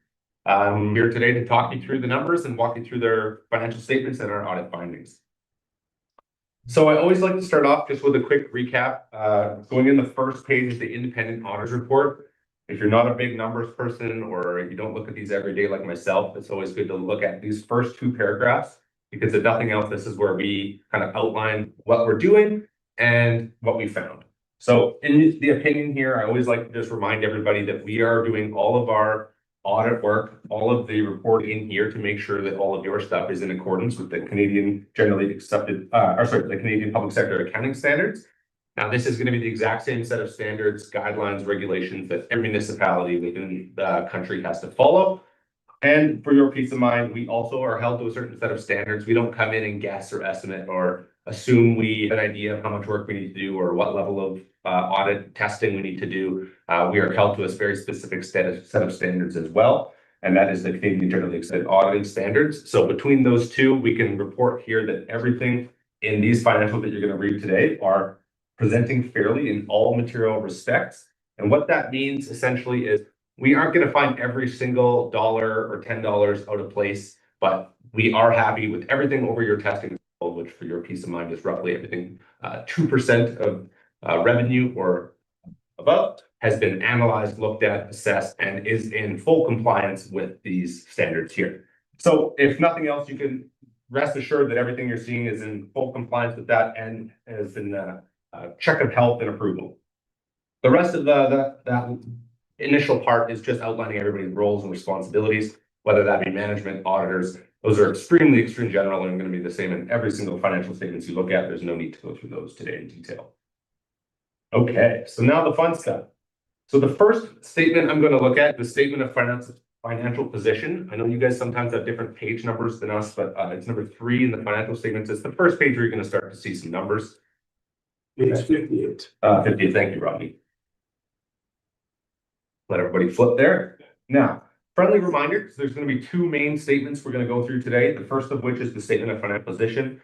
Now, this is not the summary of everything that happened throughout the year. This is going to be our snapshot of where we finished the year, in this case, December 31st, and comparing that to the exact same date last year. So you can kind of see where we stand and how that compares year over year. So as you can see here, cash and cash equivalents are up significantly, just under 9 million year over year. A good chunk of that is going to be to do with the current year's surplus, which we'll get to in a moment, as well as the deferred revenue, which saw a significant jump. And I think that's related to the conversation that was just occurring while I walked in. A big chunk of that, just over 6.7 million, was received in 2025 to get that initial ball rolling, of which very little has been spent to date. So you're going to see a large jump in your cash balances as you hold that, and deferred revenue, which I'll get to in detail in a moment. Accounts receivable, this is always an area that I like to just kind of remind council and everyone else that we as auditors beat this section to death. We go through this with a fine-tooth comb for multiple reasons. One, anything that you are showing as receivable, i.e. in your revenue but not yet collected, has the risk of being uncollectible. That is one of our big fears, one of the presentation fears in here. So we go through very, very detailed, and you can rest assured that by the time we report on these numbers, everything you're seeing has a very good chance of being collectible. Which there'll be another part of the conversation coming in a little bit. We'll notice one of the big adjustments we made this year was increasing the tax allowance. We have a few pesky oil and gas companies that have been on the outstanding list for a couple of years now that we continue to levy, which is fine because there's some grant relief potential for that. But as that builds up, we want that offsetting allowance sitting there, as we aren't 100% sure about that. So what's left as a balance is very, very readily collectible. A large chunk of that also is going to be your provincial grants. You guys obviously get allocations every year, whether you spend them and receive them or not. Just for our peace of mind, for your peace of mind, obviously there's nothing more secure than a provincial or federal grant. Anytime that money is promised to you guys, whether it comes in the year or it takes a year or two with project applications and things like that, there is zero collection issues. There's no timing issues. If it takes you time to submit and ask for it, it's not like they take it away or reduce it. So anything that isn't allocated to you is 100% yours. So what we can conclude on that $2.8 million balance, which again is very much similar to last year, is there's very little risk left over at the end. By the time we've done our work and what's in there, we fully expect to get all of that. Land help and resale, there's a couple of small pieces in there, very small. I'm not going to go through that in full detail. Your offsite levies receivable, these are both, there's 2 contracts related to this. The reason it's reducing every year is per those contracts, there's fixed amounts that are being repaid on a yearly basis. So no surprise there, no additions there, just working that down as per the annual collection agreements. Moving down to the liability side of things, we're going to see our accounts payable and accrued liabilities. So this is going to be your general trade payables, your utilities, anything to do with staffing, wages, your December payroll that doesn't get paid until the first couple of days of January, vacation accruals, things like that. Very, very much due to timing. Going through that with a fine-tooth comb. Again, whether it's increase or not, there's nothing significant in there. There's nothing major. There's no one massive project why that's spiking or anything. It's more just timing and, gravel hauls. Sometimes those are in December, sometimes they're early January. In this case, there was some done in December. So this is just things trickling through. 99% of that is going to be cleared up in a month or two of the year end as just the bills come in and get paid the year after.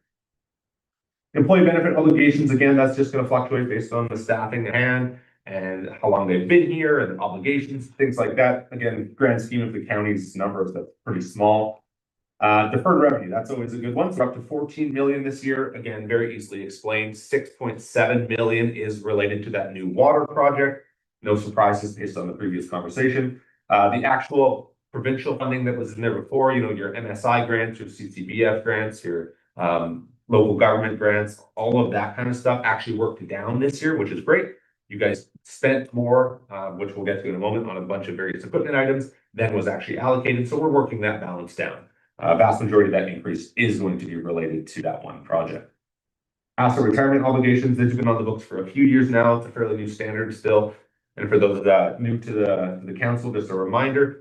So these are a liability that's required by the council to essentially clean up old buildings or old sites where there's either environmental or asbestos or any kind of remediation obligations. They will rather because the cost on those things was getting expensive the last few years. Accounting standards that I referenced earlier decided to make you guys book those and record those so there's no big surprises. At the end of the day, honestly, your guys is around 507,000. I have some municipalities that are close to 2 million.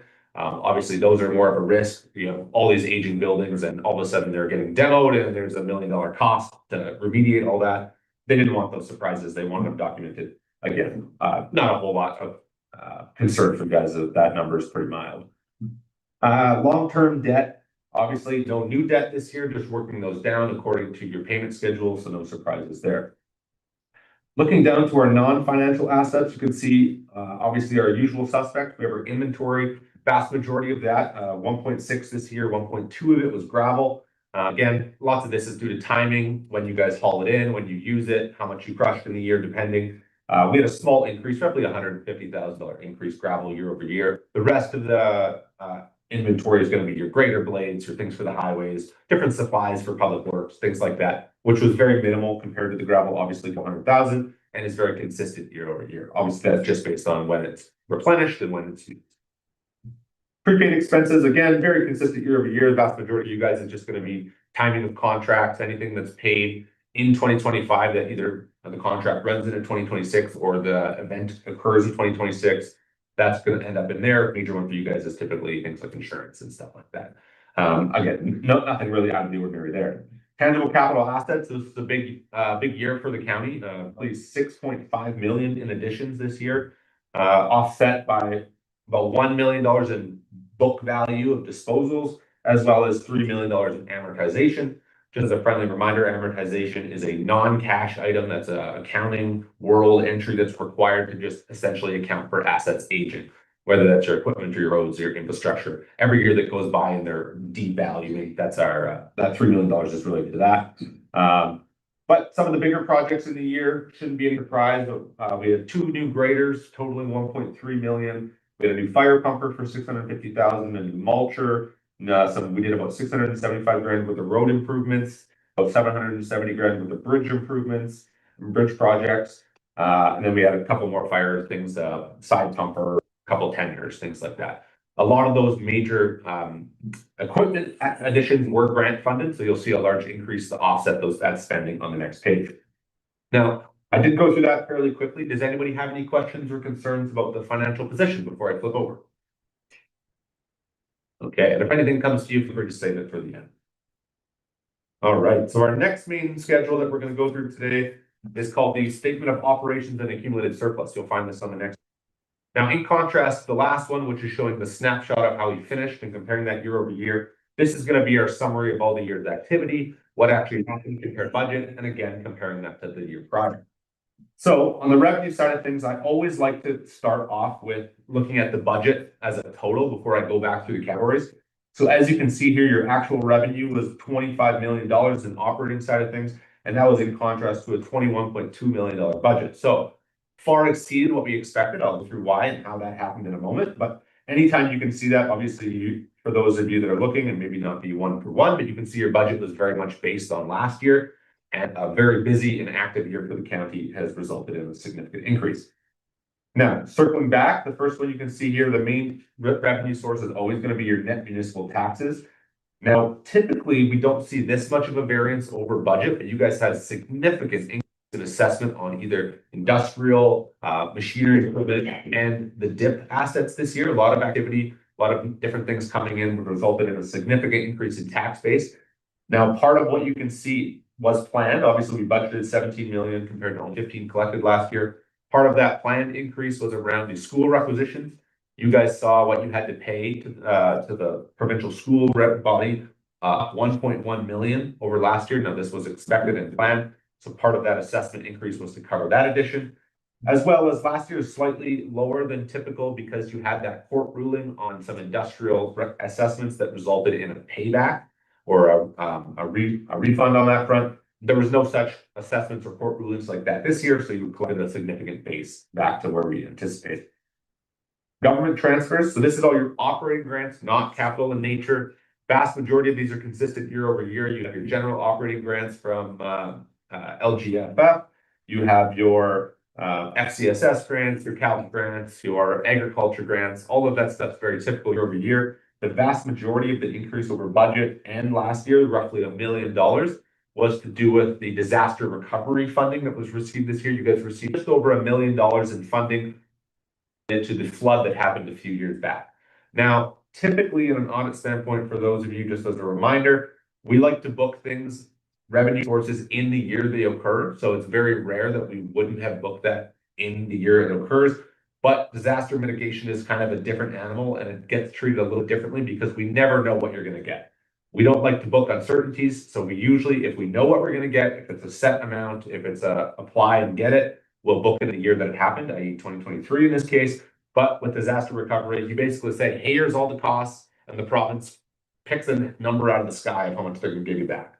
So we never book that. It's too uncertain. So that, and it takes 3 years apparently.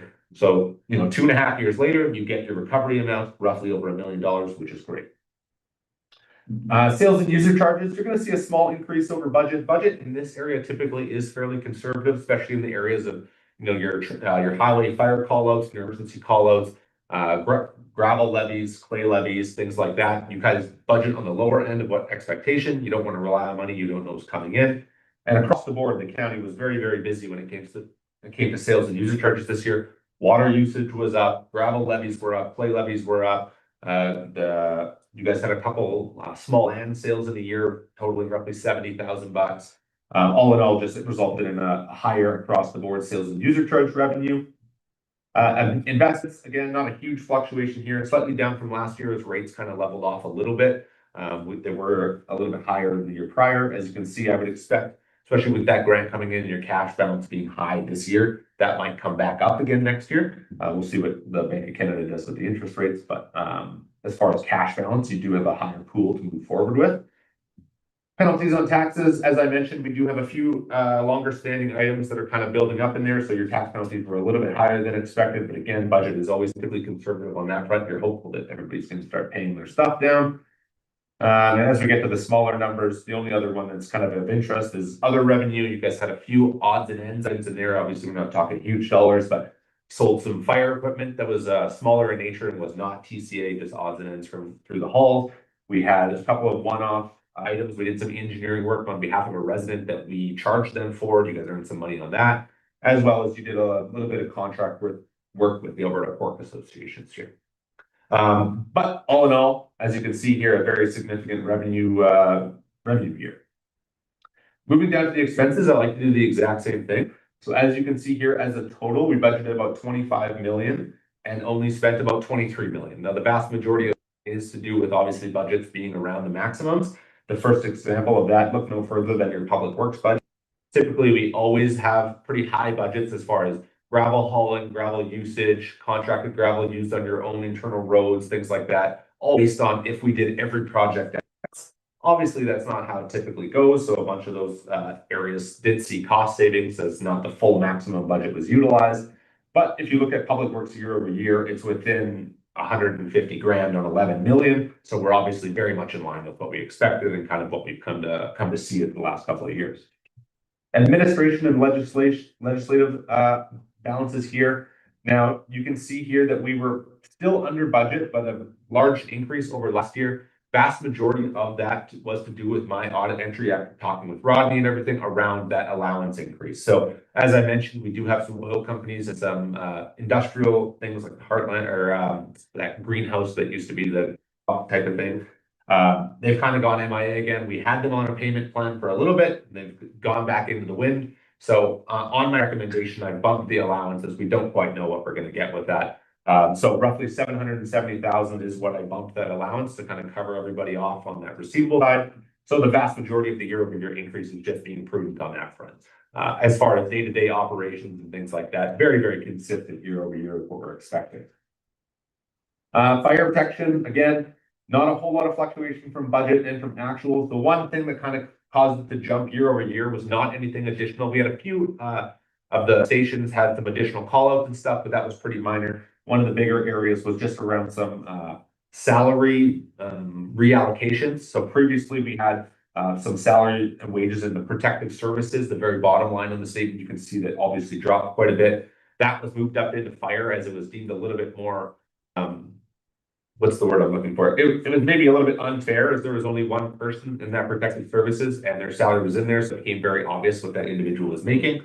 So to kind of protect that a little bit, we just moved them up into the fire, just reclassed them a little bit. So if you look at those two together, a good chunk of that is related to that. Agricultural services, family and support, planning and development, all of that stuff was right in line with last year. For the most part, in line with budget as well. The one that kind of exceeded or was far different than budget was planning and development.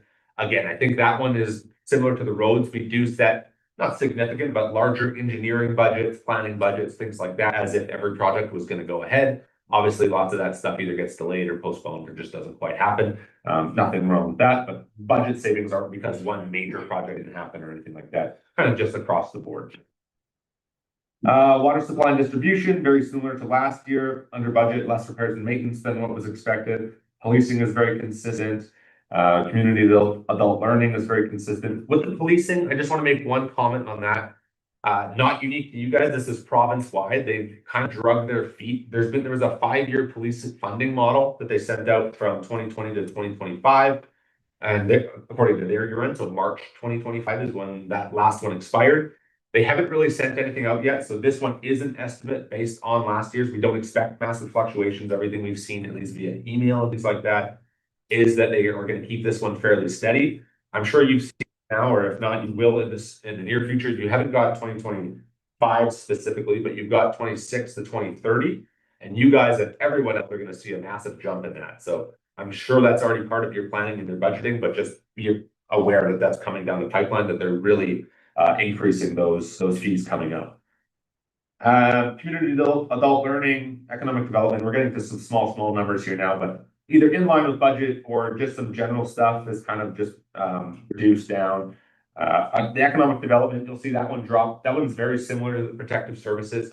The biggest drop in that was related to just a reclassification of a salary. We had our economic development officer salary in there, but because they were the only salary in there, it became very obvious if anyone's looking in detail what exactly that person made. Didn't quite think that that was fair, so that got reclassed up into the admin at this time. But it's not enough to even make a blip on the admin radar. It's more just to protect that individual salary. All in all, as you can see here, we had an increase over last year, but far less than what we were expecting in budget, so kind of hit that middle sweet spot. And this resulted in a $1.9 million operating surplus, which is again a strong position to be in. Vast majority of that is easily explained in that unexpected disaster recovery $1 million. So if you back out that out, you're around a $900,000. And then below the line item, the last couple areas here are around our capital stuff. So as I mentioned, we had roughly $6 million in capital additions this year, of which you can see $3.2 million were provincial grant funded. 388,000 was from that Heartland Water project. That's the spending that happened this year. We used the initial phase of those that grant to cover those planning costs. And then we had some loss on our disposals on the trade-ins. Most of that was to do with the 2 graders. Those 2 graders being traded in or disposed of based on what was left on the books, lost about $300,000. That's kind of what makes up the vast majority of that balance. So including our capital items, which are not necessarily adding to the pool of stuff to be spent, as those are directly offset spending that occurred, we have an annual surplus of $5.1 million, which I'm sure Rodney is going to give you guys some reserve transfer recommendations, but that's up to you. There's no set requirement or anything like that. Again, I went through fairly quickly. Does anybody have any questions, concerns, areas of interest on that report? How many staff do we have on contract? Do you know? How many staff we got on contract? Number of staff, I wouldn't know that. Just on contract, not regular. I would have looked at individual invoices. I wouldn't have tracked the number of contractors. Not from an outside point anyway. And then just for clarification, that it was Synovus was the one that we had the reclassification of their tax. Because machinery changed from the machinery and instead of linear or industrial. Yeah, that's why that tax jumped up for the net municipal taxes.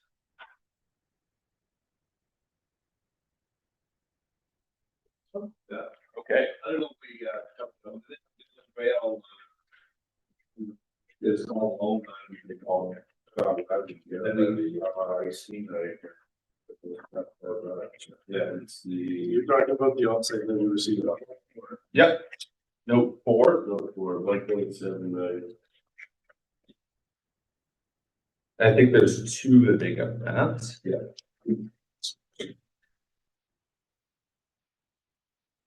Was there a question? No. Yeah. Oh. Yeah, no, I was just asking, what's the name, Midland Rails alone, or what is it? It's offset levy receivable. Okay, now they changed names, didn't they, so it shouldn't have gone to their new name or been paid before it's gone to the new name? If that's the case, I can update that. I still go off the original. Do they not have a new owner there?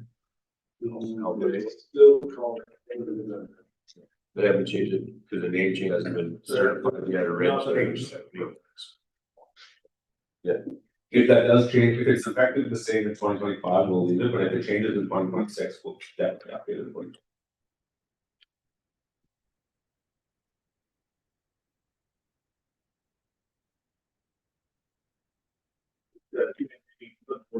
Shareholdings, may have changed, but, VIP already been.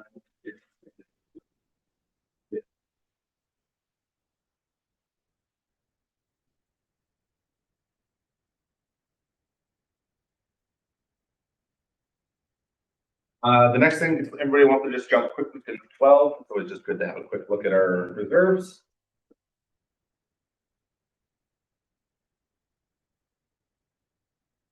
Yeah, as you can see here, unrestricted, as mentioned, is just over 5 million this year, of which I think we're planning to reallocate some of that.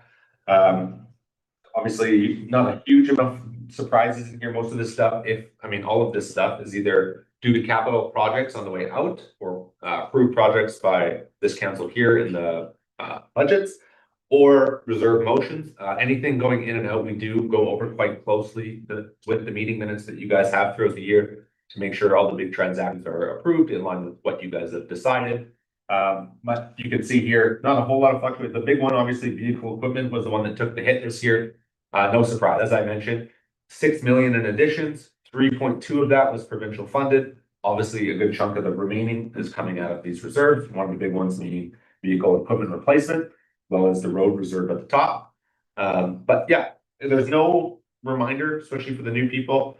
There's no requirement, there's no standard, there's no guideline of how much you need to have in which reserve or which reserves are most important. That is at the discretion of council. So it's up to you guys based on what you plan to do in the future, where you want to put that money, what do you think the most pressing needs are. It's totally up to your discretion of how you want to allocate those funds. And again, Rodney's all over it, but I wouldn't recommend leaving a full 5 million in the unrestricted. It's always good. You can leave some in there for sure, but it just shows your residents, your users, the provincial government, if you're applying for funding, that we're setting that money aside, that surplus we had for specific project purposes. As you leave it unrestricted, as it currently shows, it just shows that it's kind of into the wind, free in the wind to be spent however, which I know you guys are going to move. So just a friendly reminder on that. Any questions or anything on that? Where did that $1 million school that we got? Don't worry yet. That's That's part of that unrestricted. Yeah. You're talking about the DRP funding? Yeah. Yeah, but that's in the 5 million, and the next, the item 4.1 is where we go with the allocate, so. Okay. And again, if anybody has questions, feel free to stop me, or if not, save it to the end. The last item I always go through is our audit findings report. Now, but just before I do that, to tie it all on the statements, obviously there's significant amount of notes, schedules, everything like that. Most of that is just providing the context that I did verbally. So if anyone has questions or is interested in any of the notes for me to go through, I'm more than happy to do so, but most of that is just going through what I already did, like I said already. Okay, audit findings report. So this is just our summary of everything, how the audit went, what our findings were, and we'd like to present it to you guys. So significant findings from the audit. The first area is called internal controls. Now, this is an area that we typically beat to death every year. We do it in the key areas of transactions between, yes. Sorry, they don't have a copy of that, nor do we go in closed session. Oh. Though, so I don't know if council wants to or not. Sure. I mean, it's up to you guys if you wanna go close. Closed session for. And- Show the findings and stuff are, yeah, okay. We, So normally, there is nothing on there, certainly, normally we go in closed session, because in the years that there might be something. You know, it's up to you. I mean, you guys got a glowing report this year, so you might not want to, but it's true. If there's anything sensitive, you could, but there, I mean, there's not. It's up to you. So we never got a copy of that, right? So we don't know. yeah, I can. do it. I can. Well, and transparent, so.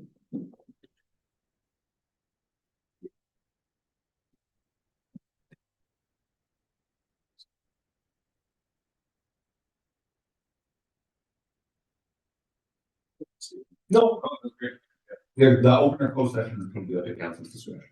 Yeah, and it says here in it that our audit procedures did not reveal any significant deficiencies in internal control. Yeah, looking at it, I can't see anything that would be a problem for it. And you guys can change your mind at any point too.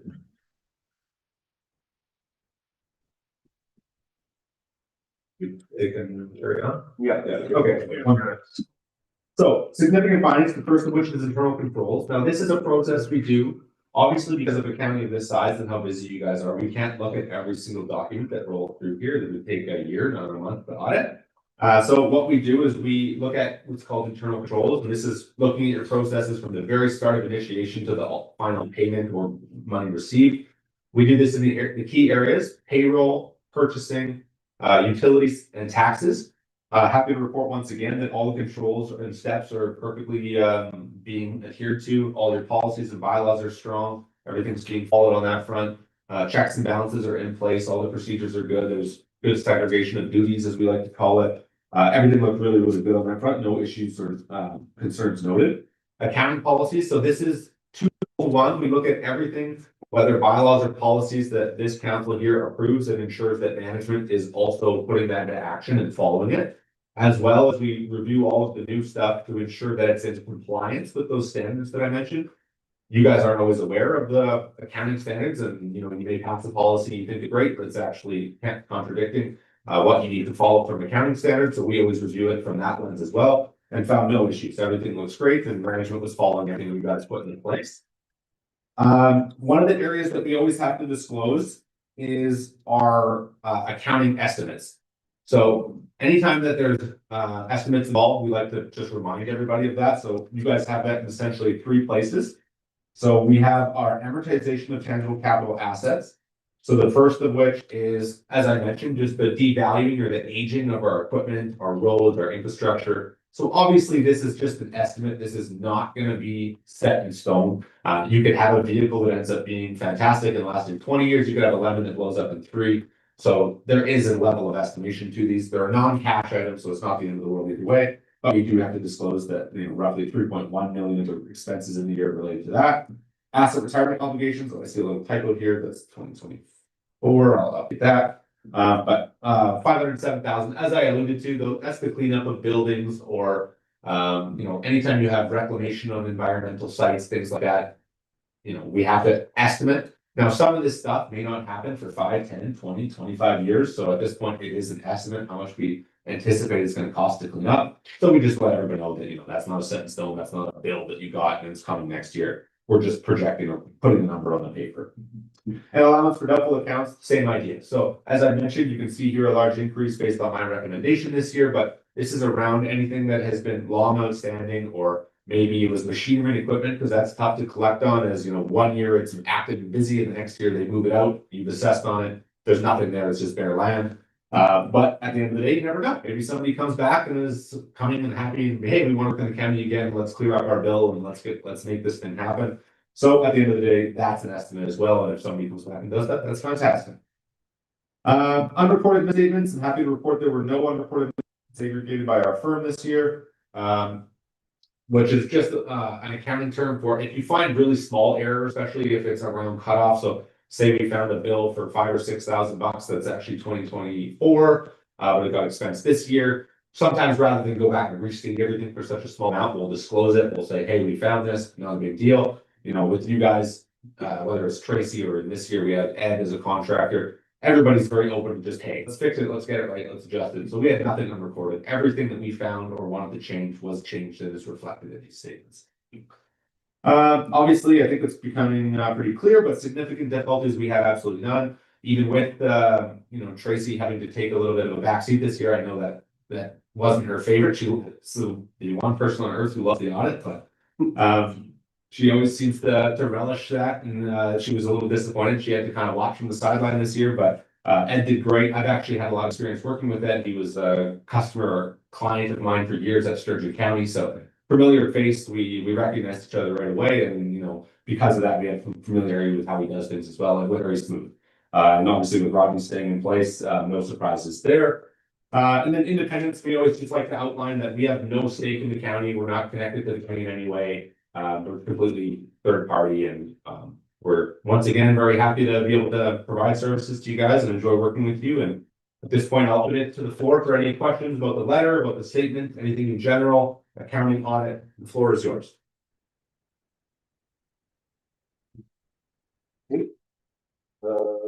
Any questions? A lot of information. Yeah. Yeah. Okay, thanks, Stephen. I think you presented it very well again this year. Yeah, I think you nailed it all right there. And only kudos to our finance department for having everything set up and ready and making it easy for you guys to do your audit. Yeah. Anytime we hear about health issues or staffing changes, you never quite know what you're walking into, but we started on time, we finished on time, so that's all we can ever ask. Perfect. And I don't have any other questions. Buddy? Any other questions? Okay. Somebody wants to make a motion, if we accept this presentation as information, that'd be great. Just maybe a quick comment. So you have the next item in the agenda, the 7.1. We do have recommendation on the reserves, and then if we accept this as information, we'll need to have council and do these reserve transfers. We'll need to then have the statements approved by council at the next meeting, so.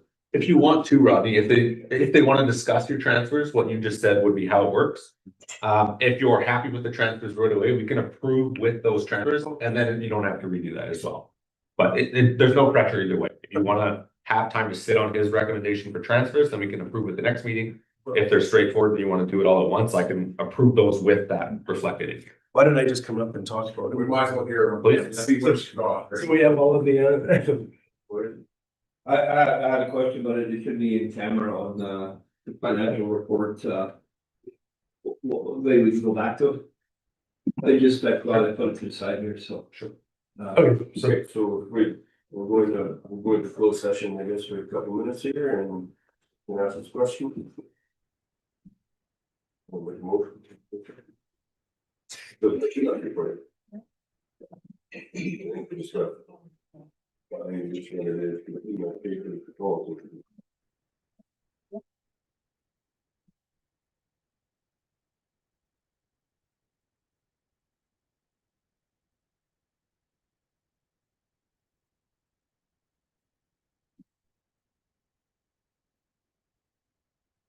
Take 2 minutes.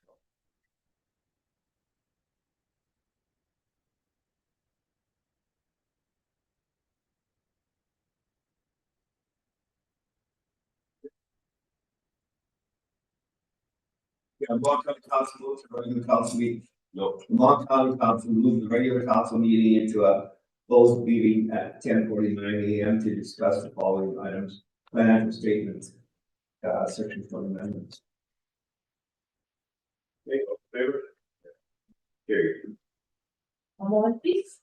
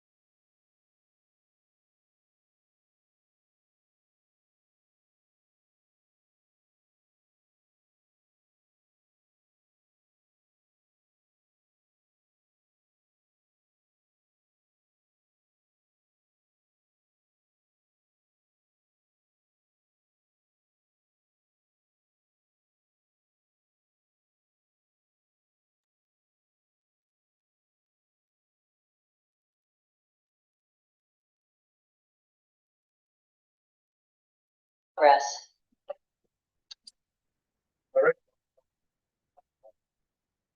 Session a minute ago. If you want to carry on.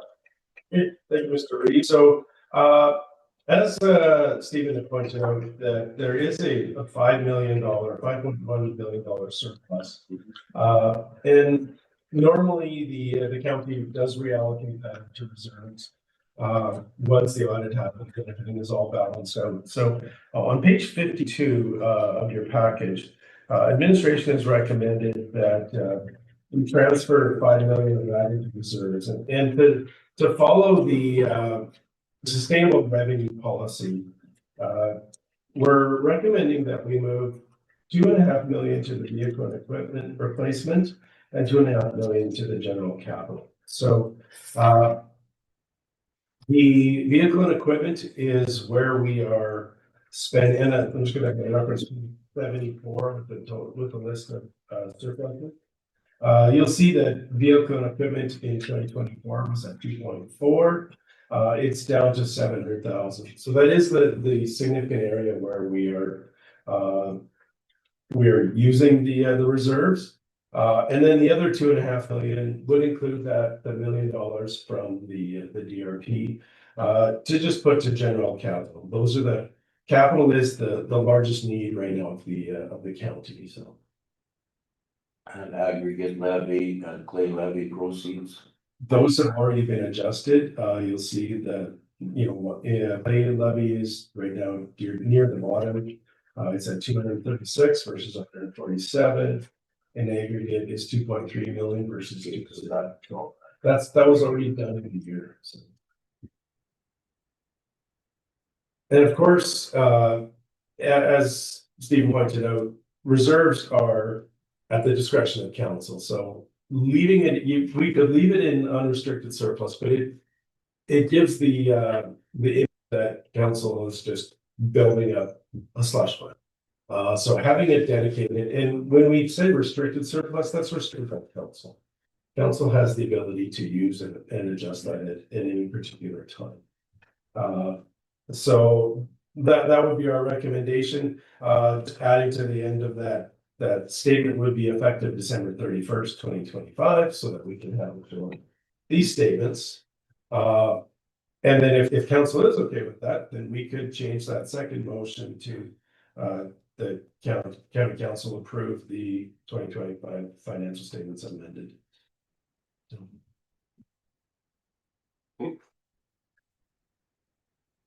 And then once that happens, of course, the next step is that Metrics would then file our returns for us with the province, and the deadline for those returns is April 30th. So, and of course, that 2.5 in each of those is just a recommendation. If council has any other thoughts as places to put them, then now would be a good time to discuss them today. Any thoughts? I'm fine with it. We're definitely using vehicle all the time, right? So general capital, I'm fine with this. Okay, over here. Somebody want to make the first motion then? You transfer? I move that the Lamont County Council approve the transfer to reserves of $2.5 million to vehicle and equipment replacement and $2.5 million to general capital. Effective December 31st, 2025. Thank you. All right, any questions or concerns? All in favor? Yeah. Nope. Carried. Okay, and then we have the other one here. So we'll modify that one here. Correct. So change the word accept to approve.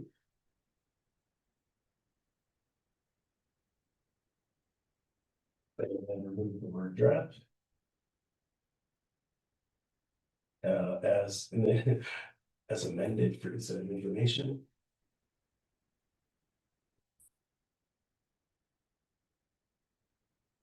And then you can delete everything else from there on.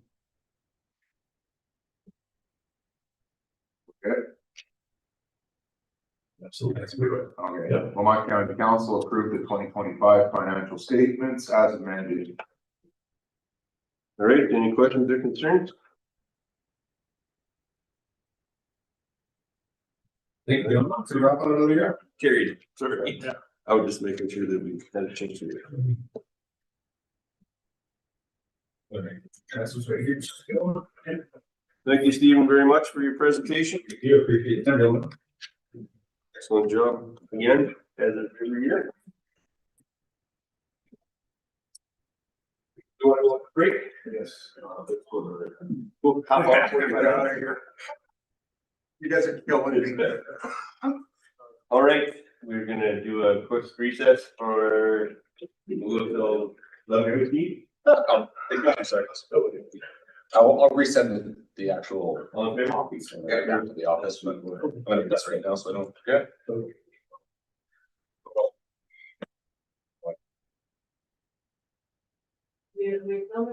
Yep.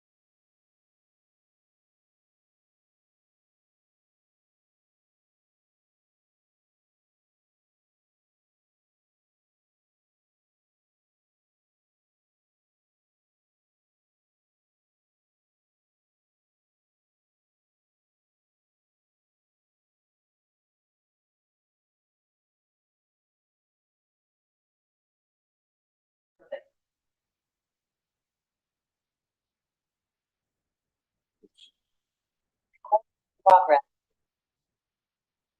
To the 20 March report regular council meeting. We are moving on. Excuse me, new business. Ground testing results. The council, council directed us to look at ground testing, and as part of the 2025 municipal tax sale, Lamont County offered the Southeast 115616, that's of the fourth property sale due to outstanding municipal taxes. At the close of the municipal tax sale, the county received no bids for the property, and subsequently the county now holds the title of the property, and I give this item for more detail to Public Works Director, please. So in discussion with county council, it was identified that existing gravel pits are located to the west of this property. And before the county moves forward with marketing the property, the county council asked administration to conduct a survey on the property, identify what, if any, gravel reserves are present. So in December of last year, as a county track load on the quantity and quality of the gravel that may be present. Starting in the southwest corner, staff proceeded to excavate test pits every 50 meters northeast. The gravel found within the 10 test holes excavated is of poor quality, with each test hole consisting of all sand or mostly sand with some small rock included in. Of the test holes of the 6 holes that contained rocky sand, the depth of material was between 0.2 to 1.3 meters, and the other 4 test holes contained loose sand. The holes were excavated to a maximum depth of 3.4 meters, and no standing water was found. In review of the test holes and the limits of the gravel reserve, administration identified a maximum area of 18,000 cubic meters, a maximum volume of 18,000 cubic meters of low quality pit run over an area of approximately 30,000 square meters, which is roughly 7.4 acres. Due to a large amount of sand and small amount of rock, the quality of gravel produced would not meet the county's requirements for future use. If the county were to attempt to crush the gravel, a large amount of sand would need to be screened out, and the fracture would be minimal due to the small rock size. So as shown on page 100, we have some total the rocks, there's nothing there larger than 4 to 5 inches. The quality is very poor. A lot of sand, not a lot of rock. If we do try and crush this down to even 3/4 inch or 1 inch, it's going to be very expensive for very minimal amount of gravel produced out of this pit.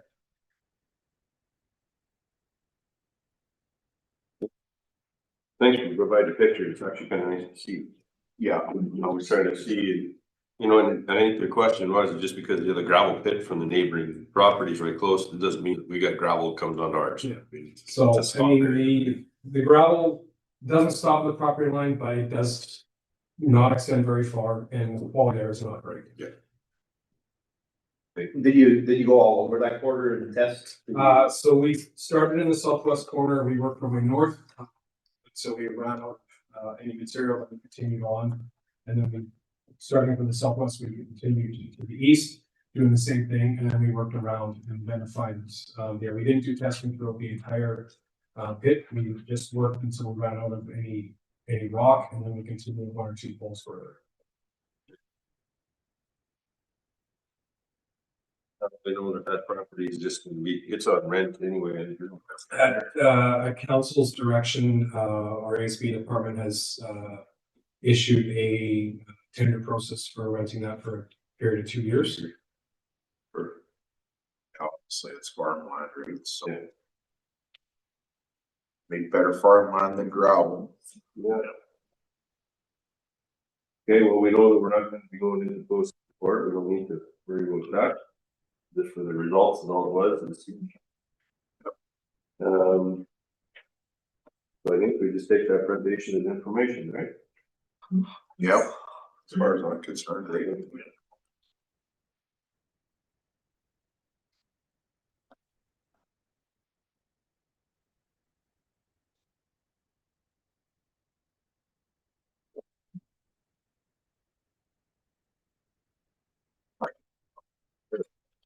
County Council accept the gravel testing results as information.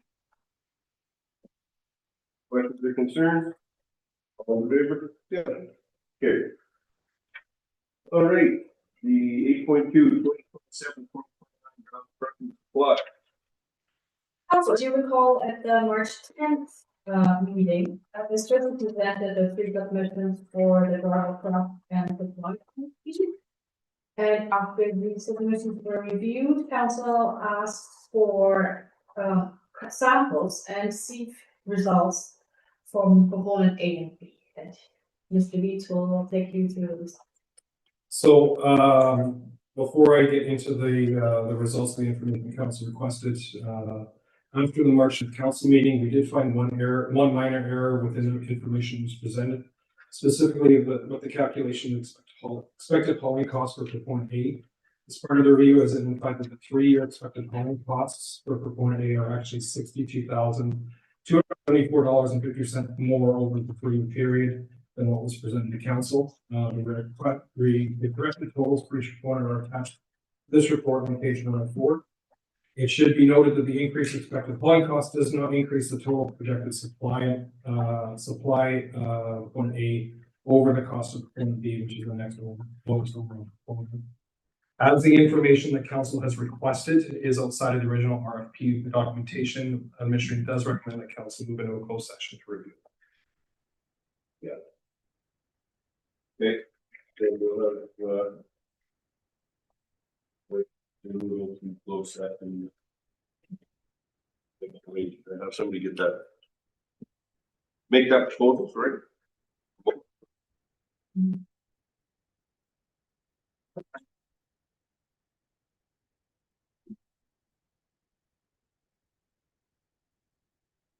No, but it would be,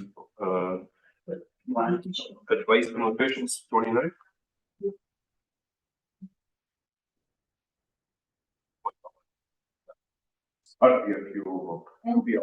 And 30? Oh, yeah, okay, sorry.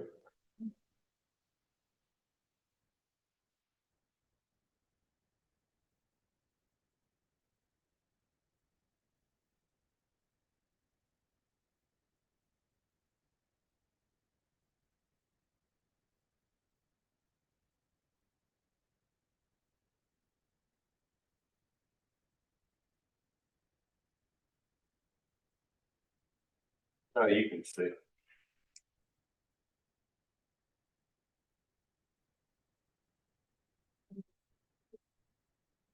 Well, Lamont County Council moves a regular council meeting, at both meetings to discuss the following items: 2027 and 2029 travel supply RFP ATIA section 2930. Okay, all in favor? Yep. Okay.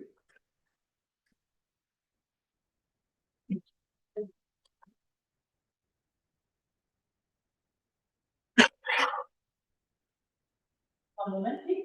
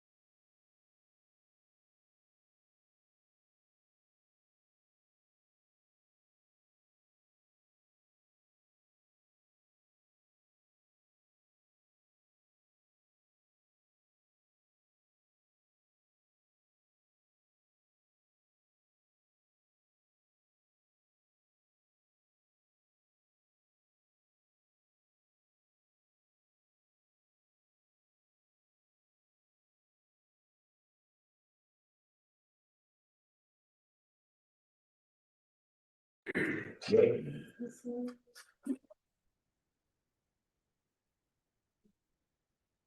in progress. Yeah, we got a job. We want to close session at 11. Everybody else? Yeah, we have. I'm not recording. Recording in progress.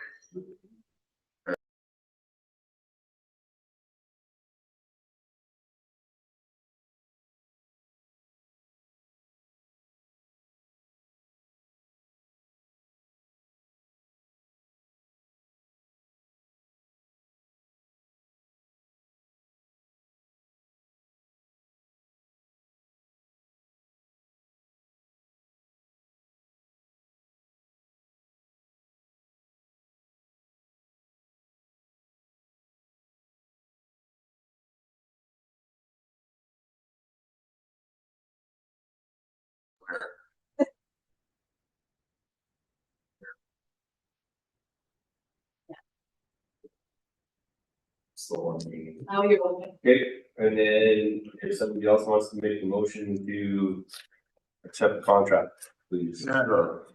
That Lamont County Council direct administration to award the 2027 to 2029 gravel crush and supply contract to component B. All right, any questions or concerns? All in favor? Yeah. Carried. All right, so we are going to go into break for lunch.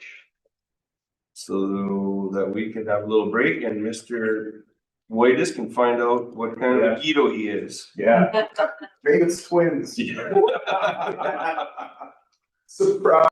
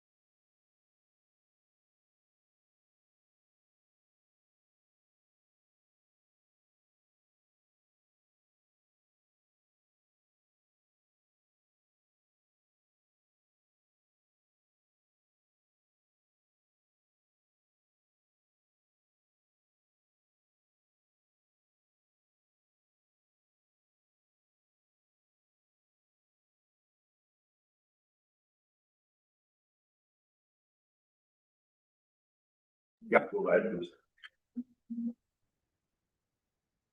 Say it's a boy. Recording in progress. There, yeah. All of a sudden, he gets home, he catches him. Why would you do that? I don't get let it all in. All right, welcome back everybody to the March 4th, or 24th, regular council meeting.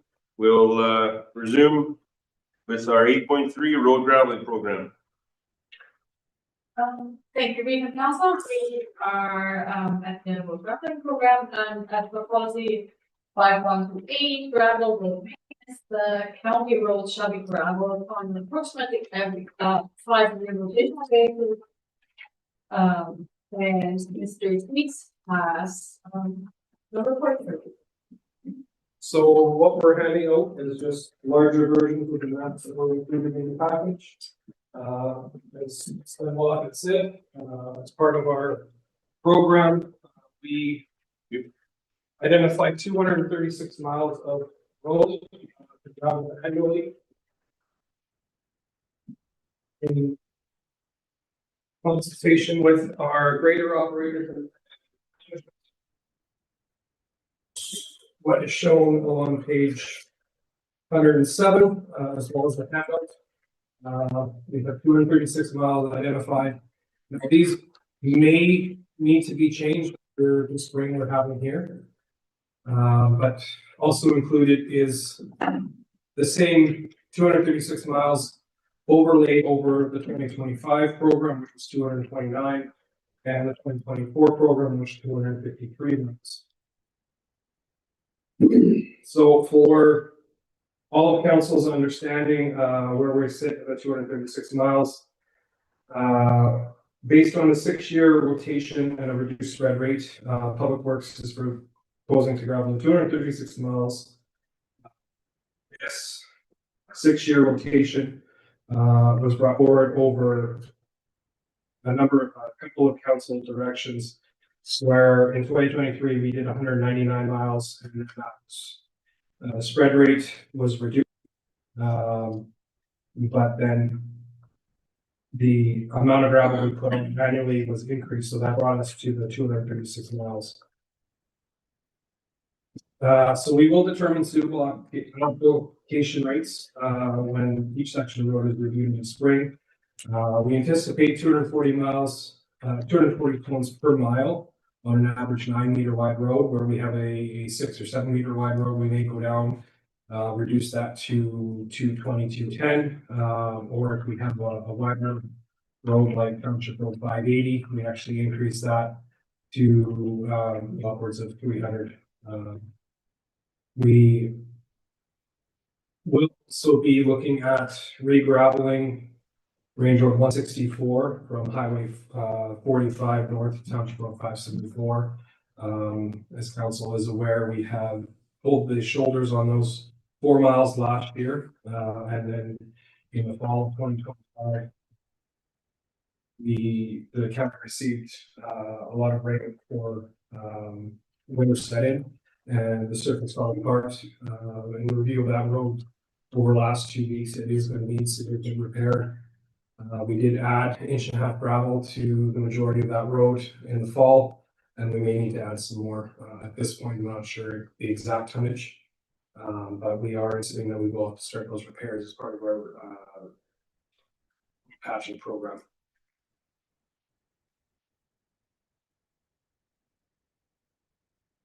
Okay, any questions or concerns? So just so we put this out, it's 236 miles on the whole county. Yes, so we've taken the 236 miles, we've allocated 10%, 50% to each of our 8 grader operators, or summer operators. So they were each provided with 29 miles. And in review of their maps, that's how we created this 236 mile. Because if you go divisional, which I mean, it doesn't mean anything. I had one person bring up, he's like, you only have 52 miles, so where's 236? It's a whole county. Yeah. Just for Yeah. So the electoral divisions are equal in size, where our 8 grader gates are very close, so that's why we need to be at a wide grader operator, so they're the ones that are seeing the roads. Throughout the summer, they know the best of where they need the gravel, which ones are a higher priority. And it goes by population in here too, the amount of road traveled is Yeah. quite a bit different from mine to say Division 5 or Division 3 or whatever, right? So Yeah. that's, And within each division, we'll see. In Division 2, Ranger 195 Park is going to see more traffic than Ranger 193. mhm.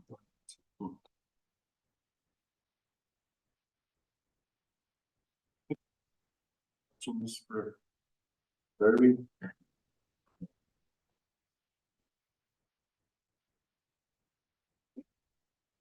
There is any roads that council believes should be considered for the 2026 program.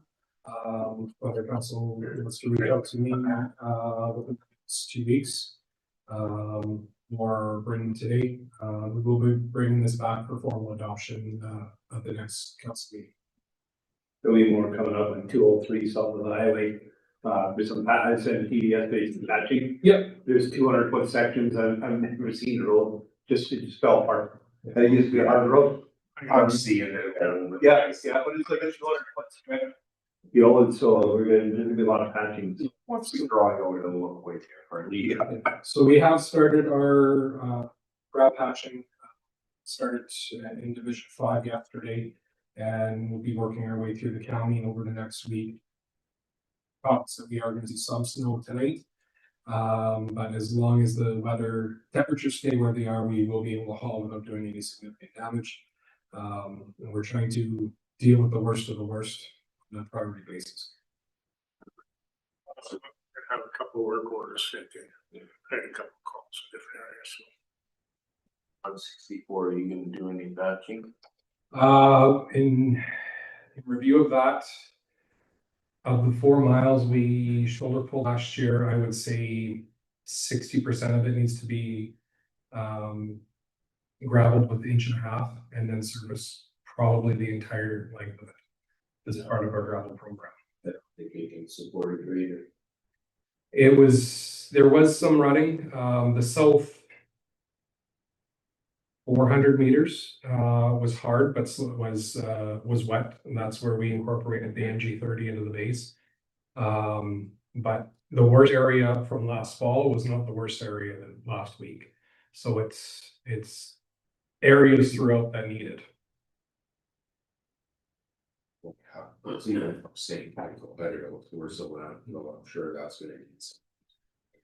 So. Like that at St. Michael or that stretch by Andrew. Wouldn't it be good to have some 3/4 inch material? Spread that in that slop. And it could solve a bit of that honking problem. Maybe some of that. So by using 1.5 inches in there, it gives you a little bit larger rock as a structure as a base, and then cover it with our 1 inch gravel, which is our surface gravel. Just putting 1 inch gravel on top if you've got clay coming up, it's going to eat into it. So putting something with a larger stone in it. If it's really bad, we do have some 3 inch, but that's for ruts like this. Where it's pure gumbo water. That's what we had on 562 in Jordan, 3 inch in there, and then later they thought they were 1.5 inches, but it always been harder. Yeah. Fits in that all oil area around there. It binds that nothing up together. Oh, you get that structure to it, right? It's been up scary for the first week, but Do we remember, Mary Laurent? They were gonna fix his portion of the road. Do they know if that got, it's up in, I think, your division? That's up in That was part of the road. Division 4. Is there anything that we needed to do for up there? I have not been on that road this spring yet. We can inspect it. I believe that was Range Road 171 or 172. Something like that. It just goes up the dead end, right past, 1 mile west of the meeting. But I can. Wait, Dave. just have a look at that one. I know that there's a road use agreement on there and they were supposed to do some work on that portion. That's the soft spot for them too. Should this be ever change, I guess, where it falls. Yeah.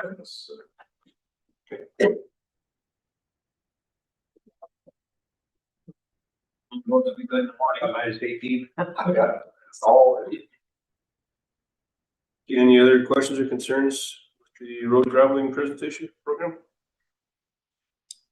Somebody make the motion. Present it. You can do it.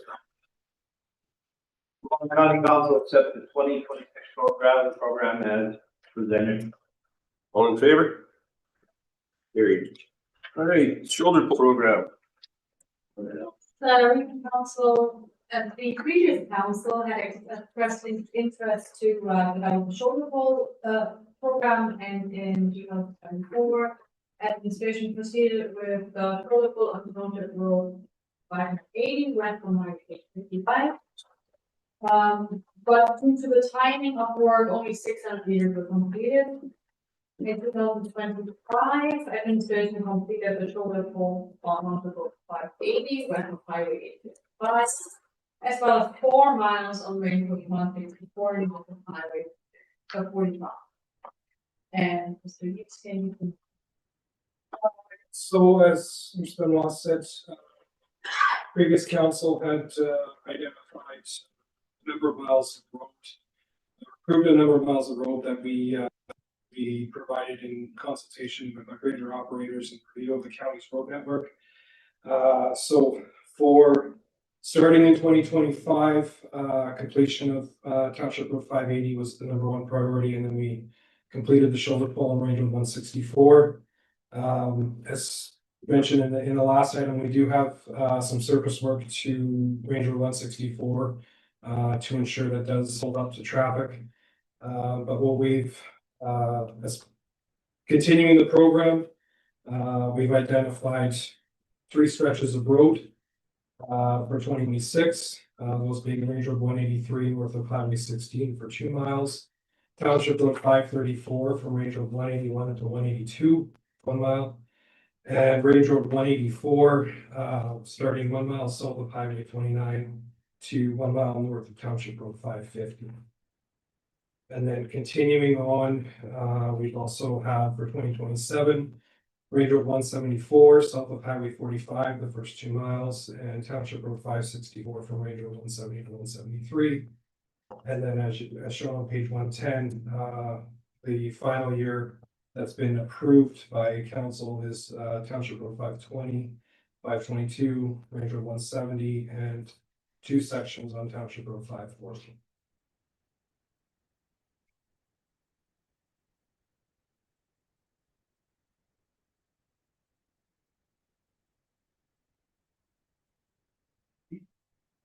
Yes, I have a question. Range Road 184 from Chipman up to 29, are you sure that's a good idea? So that is a pile of clay in there. So we did some work on 184, incorporating lime into the shoulders with good success. Center of that road is hard, but the shoulders are very soft. And you know, the north mile is fairly good, but it does widen out as the further you go south. And we, as council has seen over the years, that does see a lot of traffic. In consideration of the Chipman Bridge project, we did a traffic count on that road, and 99% of the traffic was going from Highway 29 through up to, or from Highway 15 through up to Highway 29. So it is a busy road for our traffic trying to go through,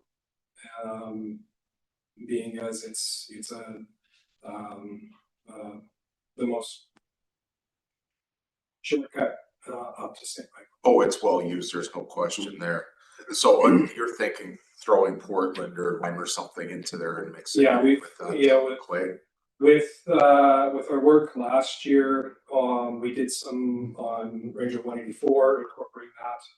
Also on the road between west of Andrew on 550, 565. On the north shoulder of that incorporating line, firmed it up. So likely on that road, we will be utilizing our location to the supplier and the fact that we're giving it for free, our only cost is the trucking. So it does work well for that. Yeah, well, as long as there's, I just didn't want it to just be shoulder full and lost it in there and here we go, 164. If you opened up and then line it with them, Exactly, right, you can achieve that, you gotta work it in, that's gotta be like, otherwise you'll end up with a 164, gonna be maybe worse. Did you put 164 north, did you put magnesium? We did magnesium for 5 north or 500 meters past the first residence. And then we surface applied magnesium for the dust controls on the river. Because it was coordinated with our summer application. And in reviewing Region 164 last year, the area where the magnesium was incorporated, it is hard. There was no ruts, no deviation, but the surface was slimy. Okay. The other thing is too, when you do the shoulder pull, do you incorporate the top number of inches with 1.5 when you're all finished with the road top and stuff? We did on 164, there were areas where we worked it in, but the majority of it we did not. And we did touch on 580. There was no incorporation of any additional gravel, but it was just gravel afterwards. Okay, any other questions or concerns? Let me make a motion to. At Lamont County Council, accept the 2026 shoulder pull program as presented. Right, all in favor? Yep. Carried. 8.5, lamb producers. Yeah. Contribution rescind.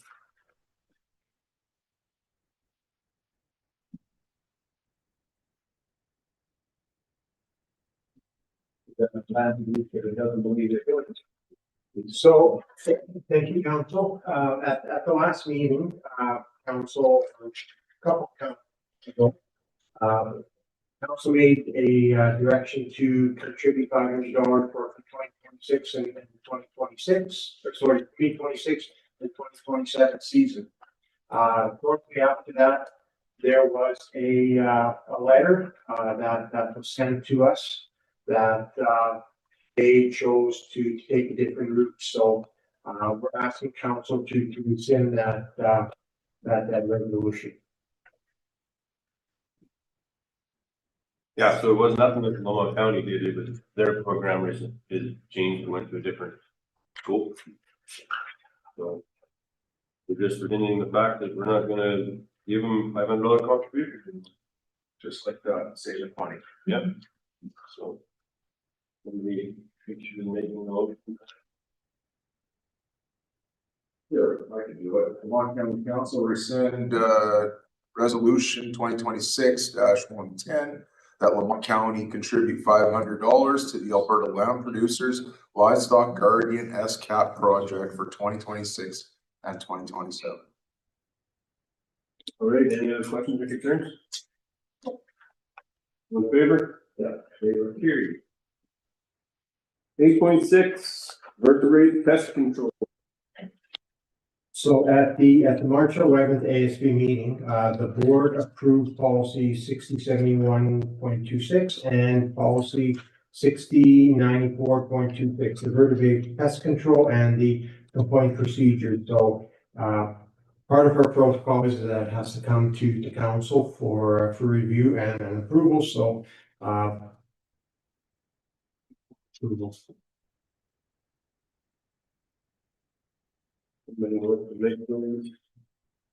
What the motion? I move that the Lamont Council approve vertebrate pest control policy 6071.26. Right, all in favor? Yep. Carried. And then the other one's complete, policy. That Lamont County Council approved complaint procedures policy 6094.26. Okay. All in favor? Carried.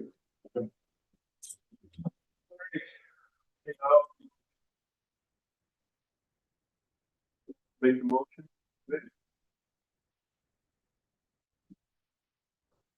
County Council moved to March 24th, March 24th, 2026 regular council meeting into committee of the whole at 1:07 PM.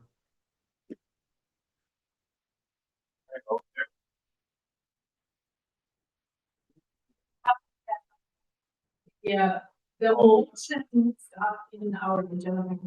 The items 8, 7, 8, 8, and the added item 8, 9 are still in front of the committee.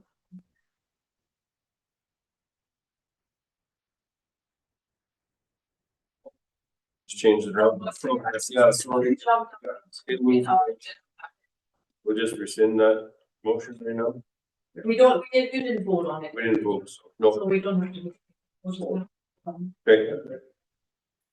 Okay, sorry, dust abatement program.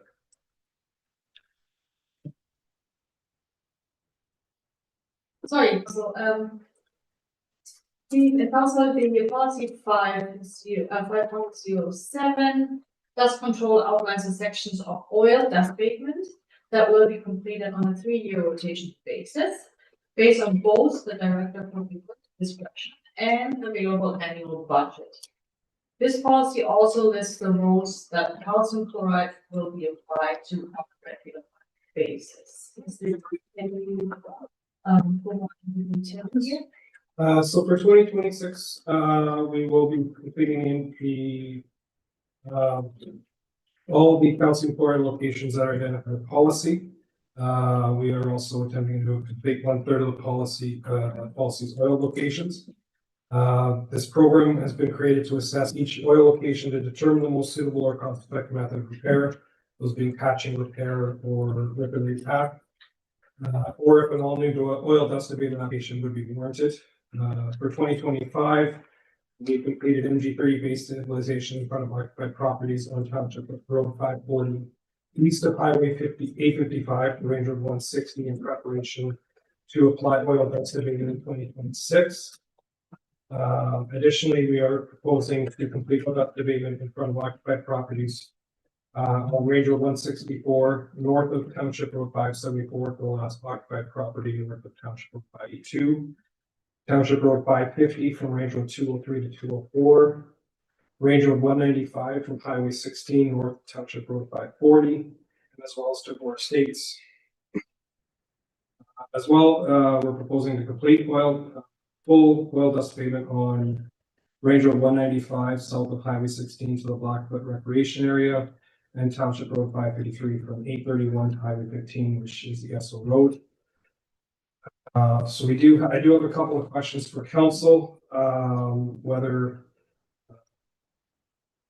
full replacement is what council wants to see. So in consideration of Range Road 195 south of Highway 16 to the Blackfoot Rec area, we have received feedback from road users and adjacent landowners that the 50% weight restriction that is in effect has a negative impact. Due to the weight restriction, which was first implemented when the road became oiled, recreation area users find it difficult to access the recreation area with horse trailers, and adjacent landowners have difficulty having loads, valuable building materials, etc. delivered. We're seeking direction from council as to what the surface treatment on Range Road 195 and Tagore Estate should be moving forward. We have three options, but council may have other options you wish us to consider. Option 1 being the status quo, where we re-oil Range Road 185 and the cul-de-sacs within Tagore Estates. Option 2, we return Range Road 195 and the cul-de-sacs. Range Road 195 return to gravel, and the cul-de-sacs would continue to be oiled. We could consider calcium, being applied to Range Road 195 and from adjacent residential properties to mitigate dust. Or option 3, injection of a stabilization product, similar to the work we completed in Hamilton Star in 2025 to the existing oil surface on Range Road 185 and continue to Wood cul-de-sac. As well, in consideration of Range Road 194 or 164, we have not included re-oiling location between Highway 45 and Township Road 574 for 2026. As the road surface does need some repair, we plan to re-oil these locations in 2027 and continue to provide calcium dust abatement this year. Alternatively, council may wish to switch those locations that previously received oil to locations that will only receive calcium dust abatement, as the oil dust abatement was removed as part of the shoulder pole. As these sections of the roadway are still snow covered, we will provide an updated map of the proposed locations at a future meeting once a full inspection is complete. There has been some council concerns regarding the use of MG30 as a dust suppression. Administration is looking for some guidance from council, whether we continue using MG30 as a top spray dust suppression. It is less corrosive than calcium, but it cause the road to be wet after a rain or after the snow thaws, or only using it injected 6 to 8 inches for base stabilization where oil surface or other surface will be applied once the section is stabilized.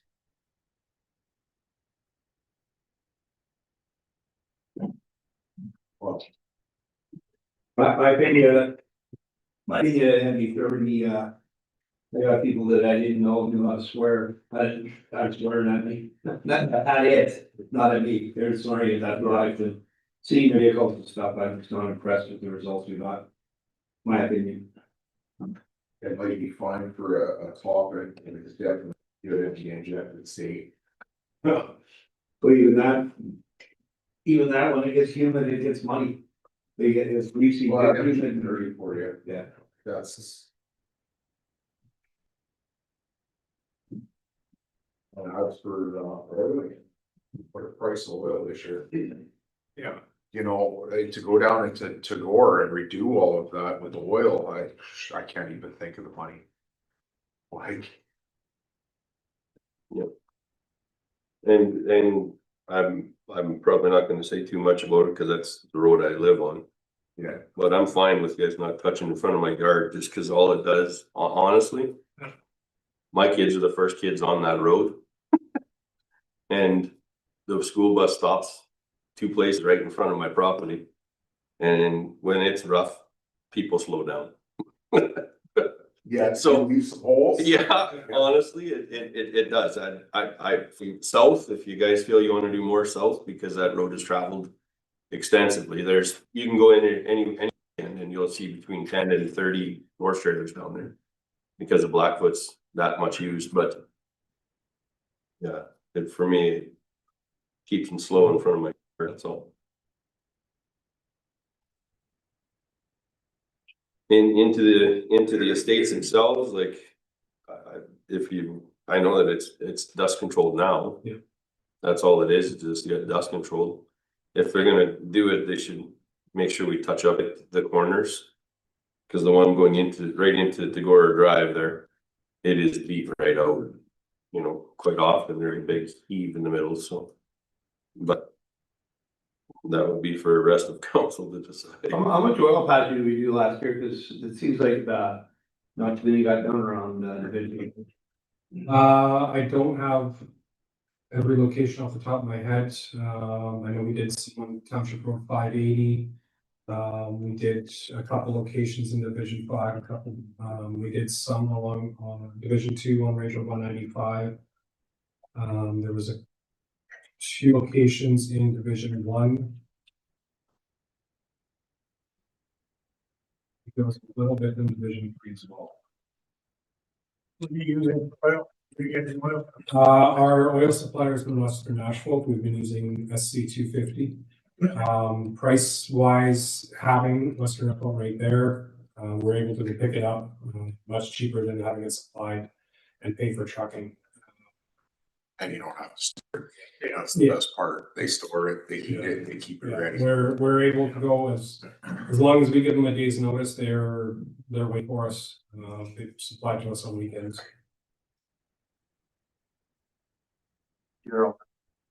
Years back, I think we just sprayed oil on them. Is that still working? We have to have a roller tillers, mix it on your tractors, what we used. And then we seal back it at the end, is what we did. And we added some gravel as needed. Mixed it, we all incorporated everything, yeah. Even our calcium, when we used to do it back a number of years, we incorporated it all and put a seal pack on it all the time. We just didn't shoot it on top. We ran a grader behind, a couple of flips, and then layered out after it. So in discussion with council 2023, we moved away from treating calcium, and we now provide 2 surface treatments of calcium. We're able to complete the program in 2 to 3 days, whereas before it was taking us up to 6 weeks to get all of the locations in the program done. So it's more product being used, but a fraction of the equipment and man hours.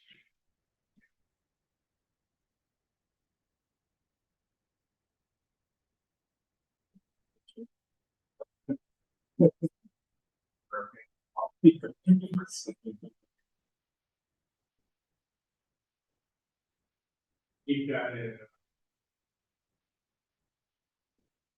Source and stuff, but for sure, it's got trees on both sides, so your dust does not move if you try putting any kind of dusted paint. That's, so we started that number of years ago with that dust oil, and we've tried a number of different products on it before, different kind of oils on there also and stuff. So I don't see if we want to change that. I can see keeping the main drag at least in oil base. Well, it's something that we have to address this year, can we patch it this year and move on? Oil prices are gonna be huge. Yeah, as I said, we're gonna be reassessing all of our oil roads over the next 2 to 3 weeks, as hopefully this is the last spring that comes. Definitely know, there's sections on the road by Esso that need to be done. There's locations on Township Road 540 that we prepped last year that need to have an oil treatment put on top. But we're trying to, of the ones that need to be redone, we want to make sure we're doing the worst of the worst. As the frost comes out, there may be locations fall apart that we haven't identified yet. Even with down on 195, they could probably get by patching. There's certain spots that from where Ukrainian Village comes out north to the highway right there, that one's beat up. And in everything, I mean, I think we've even talked to MCON about it, putting up another sign that says that there's a rest area of 6 kilometers further, because everybody seems to turn in that road and you find underwear hanging in trees and garbage and stuff all over, and they turn around right there, so it chews the road right up. Yeah. But further down, I think it can just be patched for this. All in cold mix. Yeah. Yeah, Patching would be okay until prices come down to that oil, like. We had a great bit of, 1/8 of a mile off the highway. Forever, people would go off the highway, stop there one day, found, they'd take stuff off, brand new pair of ski boots. Eating and rat, they set it out of the car, did whatever they were doing, it took off. But that was the only bonus, the rest is, like you said, junk hanging on the trees, it's not good.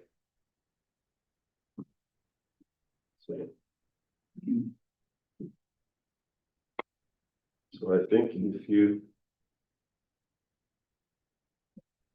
I don't know, just even patching 195 for this year would be enough, just to make sure that, like I said, that Tagore Drive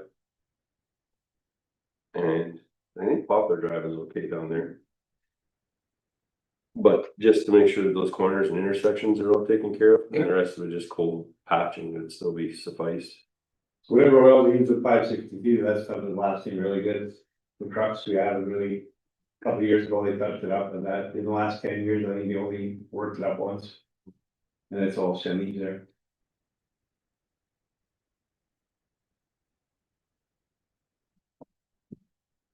So if someone wants their dust control worked up because it's rough. You would come and do that? Rip it up? So as part of our private dust abatement policy, if they want it redone, then they would have to pay. No, they would want it removed. They don't want to pay, so you need a list for that? They would need to reach out to us and we'd have to talk about it. It would be like, our policy identifies where we re-oil, so we may need to bring that back to council and consider the cost to refresh it, where it would be a time and material basis. That wasn't identified when that policy was brought in. So we've identified the cost to provide calcium dust and G30 and what.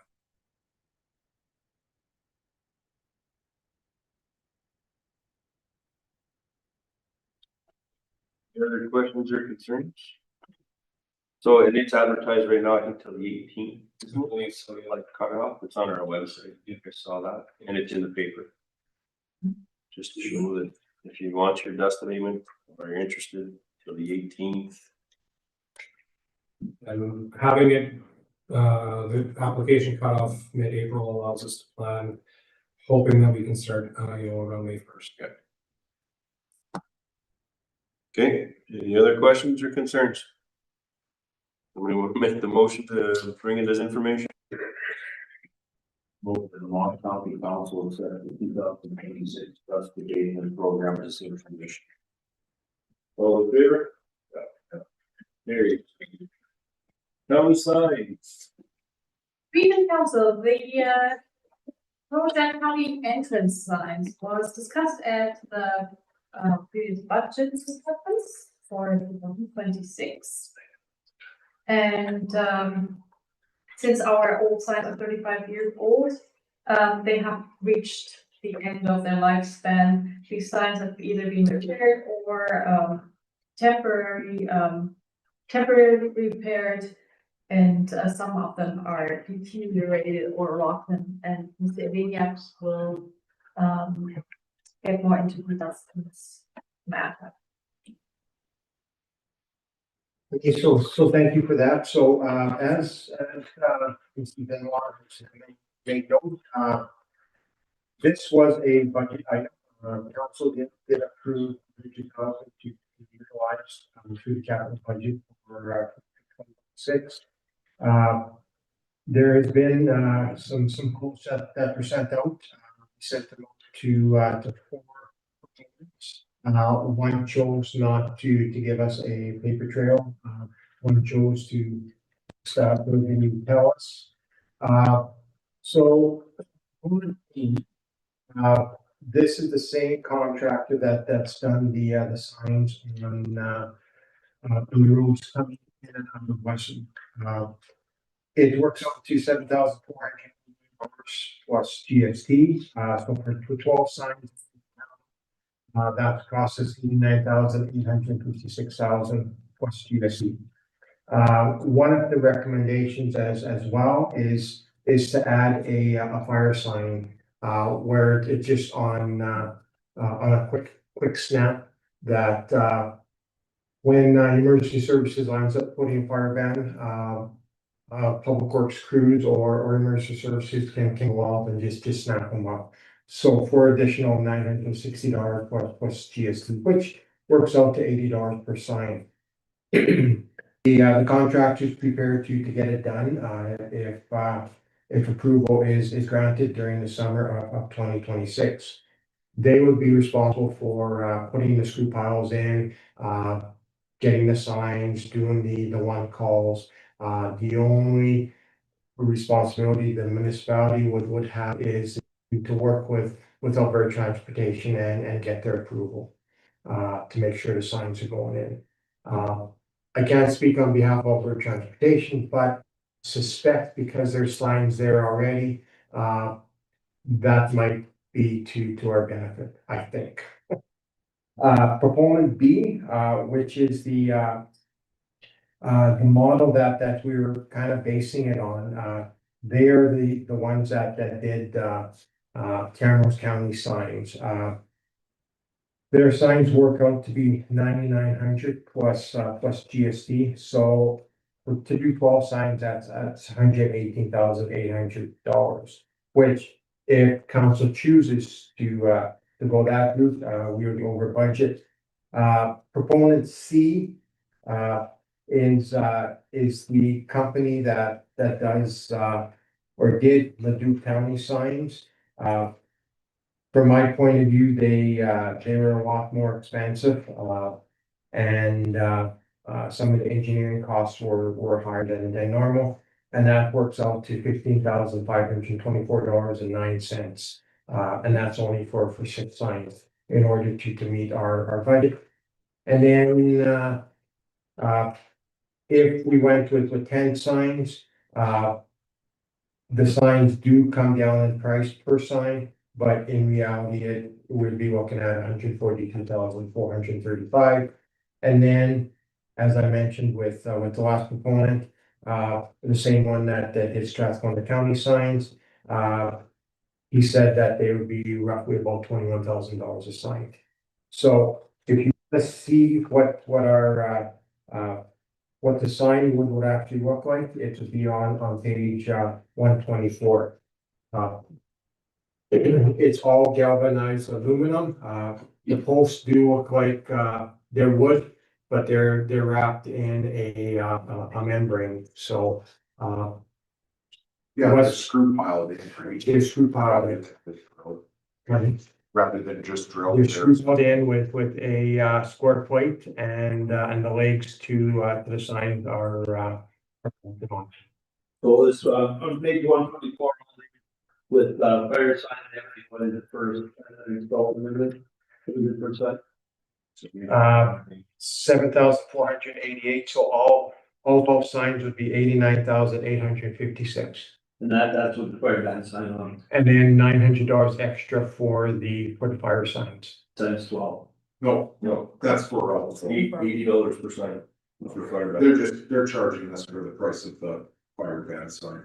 Yeah, but does it need brackets stuff or? Yep, I'm gonna use a quickly, because the base is all expanded metal.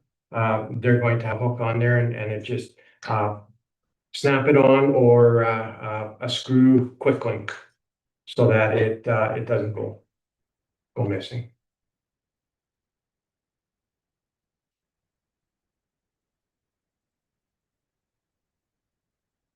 Any concerns, questions? How long would it take them to make it all? They wouldn't, what do they think, they get done before?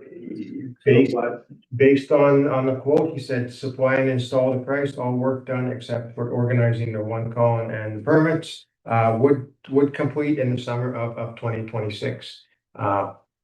He would like to know sooner than later so that he can develop them, create them all, and then can get his contractor or subcontractor to go and put the screw piles in and erect the signs for him. So would he remove the old wood that's there under the old one? You don't want a gravel truck. Well, yeah, we're gonna get rid of that. That little base, yeah. That wasn't part of it, so I'm assuming that to be our. And he would just put them back into the same.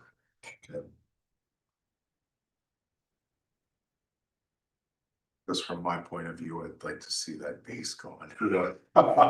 Honestly, it would be nice if they were just posts. Just posts, easy to cut around. When we do the highways, it's done, it's simple, right? We got dump trucks. We can get. I mean, we could do that, like it would be, we definitely should get rid of that. That's kind of Put a. them in the same spot probably. Harder bonus, yeah. So administration is proposing component 1. Questions or concern? I like them, and honestly, it looks like it's gonna happen. That takes care of all of them, one shot. We're done. They look good. What's the warranty on these things? How long's he giving us for a warranty? So they fall down by next spring? Your worship to Councilor Gannett's, he didn't state, but I did question how long they would last due to ultraviolet rays. He stated that they did, County of Westlock 9 years ago. They're still looking good. And they're still looking good. Good enough. Good enough for me. I'm in the sign business. I know exactly. But they look like in 9 years, right? Well, I like the idea that they're gonna be on screw piles and not just drilled into the ground. Then you've got the wood versus water versus earth. Still. You know, if something happens, they're easy to fix, right? I like the idea, honestly. Yeah. We're just done with it. They're all brand new. Does that make us a brand new county then? Maybe, yeah. You're not big. All right, well, there's a motion, if somebody wants to read it, if you're okay with moving with proponent A. Sure. Lamont County Council approved the proposed from proponent A for the sum of $89,856 plus GST to be funded under the 2026 capital budget. All right, questions or concerns? Seeing none. All in favor? Carried. Go. To a neighborhood near you. Yeah. All right, now we have one more yet. 8.9 communicate. She brought that one forward. Yeah, we had our, open house, we had for the election and for the election. Everybody wants council to be, open and transparent. We got, a policy. I don't think it's communication, I think it's, did you find it? I think it's actually public communication. I thought it was, but, I have seen it somewhere at some point.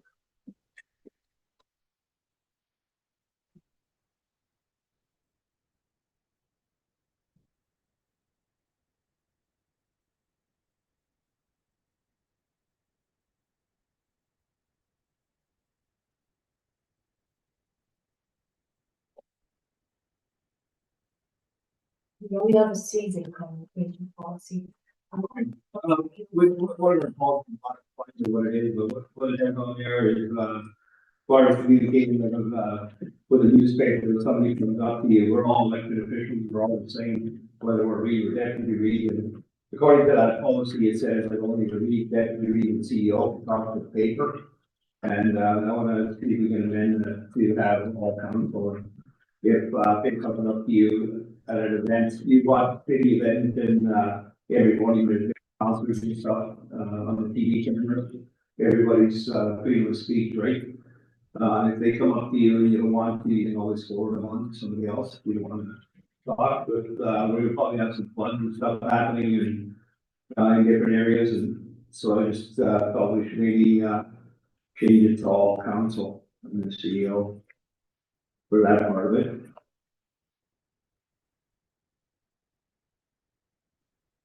But questions there, yeah.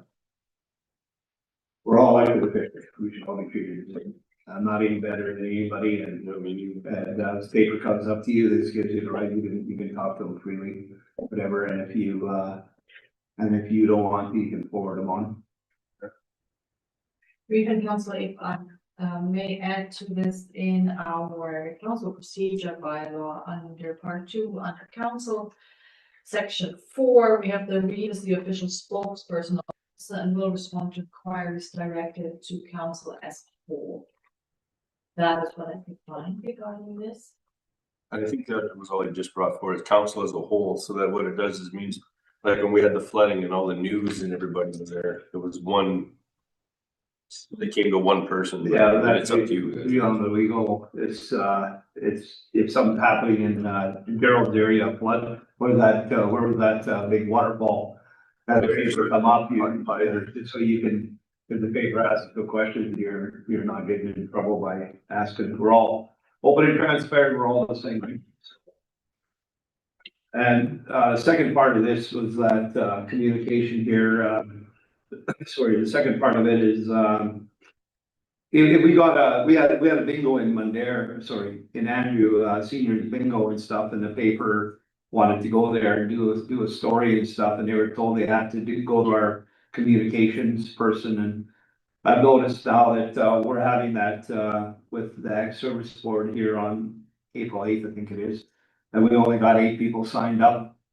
The John from the paper said if he ever comes to one of these and there's a guest speaker, whatever, he wants to ask a question, he can't and then add to the paper the story, right? It's all gotta go through our communications here. And, they were asking, again, the open and transparent, like we used to be, if they come to an event, they had a big, like I said, bingo and Andrew, and they weren't allowed, they had to go through our communication guy to get their story. And, I feel when they're there and I can ask a couple questions and then write a story in the paper, it gives us better, advertising, better for the next event. The last few we had, the same, we're having our time, people to come to these. Reeve to Deputy Reeve, I think the main reason that this was done this way is to have a unique and the same answer to the media that was previously either discussed with the Reeve or with the entirety of council out to everybody. And of course, council can decide what you want to present to the media and to the public. Well, the ratepayers are asked to be open and transparent, so if they come to the thing, to the event, they should be able to write a story and if there's a presenter, whatever, ask a couple questions and then go and do the story instead of having to go to somebody they'd be there and doing their story, so. We're open, we're not hiding nothing, so that's, sort of bring it up. Okay, so if we want, what we can do is get the administration to bring our communications policy forward and see how we have to write it or revamp it to make it so that it's how we want it. Yeah. So I'm thinking this was one, so I'm not aware of any policy that Councilor Whitus is referencing. If you could get us a policy number, that would be great. And in regards to, like, if our employees, some of them may not feel comfortable talking to the media, and that is what media training is very, media can be very intimidating to some staff. So some staff do not want to give comments. And we don't necessarily want to impose that on, our FCSS staff or mechanic staff or temporary staff. So we do tell our staff that if they're not comfortable, they can contact through our communications person. I'm aware of that. That is council members from talking to the media. And we have a very good relationship with John. I'm surprised that John has not come forward and said that he was blocked from a session, so. The bingo in Andrew was blocked by, the girl, Jenna, and, they said, I'll have to go through the communications, we're open and transparent, we got nothing to hide, and there's not even one concern, so. We gotta change policy, so if they come to that, meeting we got in, but for now, we can say medical, they can write a story without having to go. They use their own words. So are you talking counselors, or are you talking staff? Two parts. First is the counselors, this says the deputy Reeve or CEO, the first part is changes that the counselors, if a paper asks them something and they want to talk, they can talk, and the second part is, with communication for, we got these events. And the paper comes there and they can't write what they gotta go through the communication of the county. And with that, we're getting a lot less people signing up for stuff. We're asked to be open and transparent. We said we're gonna open and transparent, so if you gotta do happening, there's something happening there. So I just got information from, so the bingo that you're referencing is a community adult learning bingo. It's for people who are needing, help learning, various things. It was a staff member and the staff member asked if they could talk to Jay, and it was Jana, and Jana was provided all the information from Jay. And again, it was that the staff were not comfortable interacting with the press, and it is, all of you are very well aware of, the press can be very intimidating when you're talking to them, so we don't give all of our staff media training. We can, if that's council's desire, but it's really, that's why we have a communications person to be and again, this bingo was not open to, the world for, for many. The bingo was one part of it, but we got, with, the ag service board, we got that, what's that weed called? We got, kosher weed thing coming up, and there was 4 people signed up so far. And the paper, that's what I'm getting at, we got to open the houses, whatever, the paper's allowed, staff doesn't want to talk, we're not telling them they have to talk to the paper. If they're not comfortable, just tell the paper you're not comfortable and go on, but, That was the but you get situation. second-hand information, when we're trying to be open and transparent. That was the situation with the bingo. And again, it's the information that Jay provides comes from those departments. So Jay is not the expert on weeds, Mr. Oleniak is.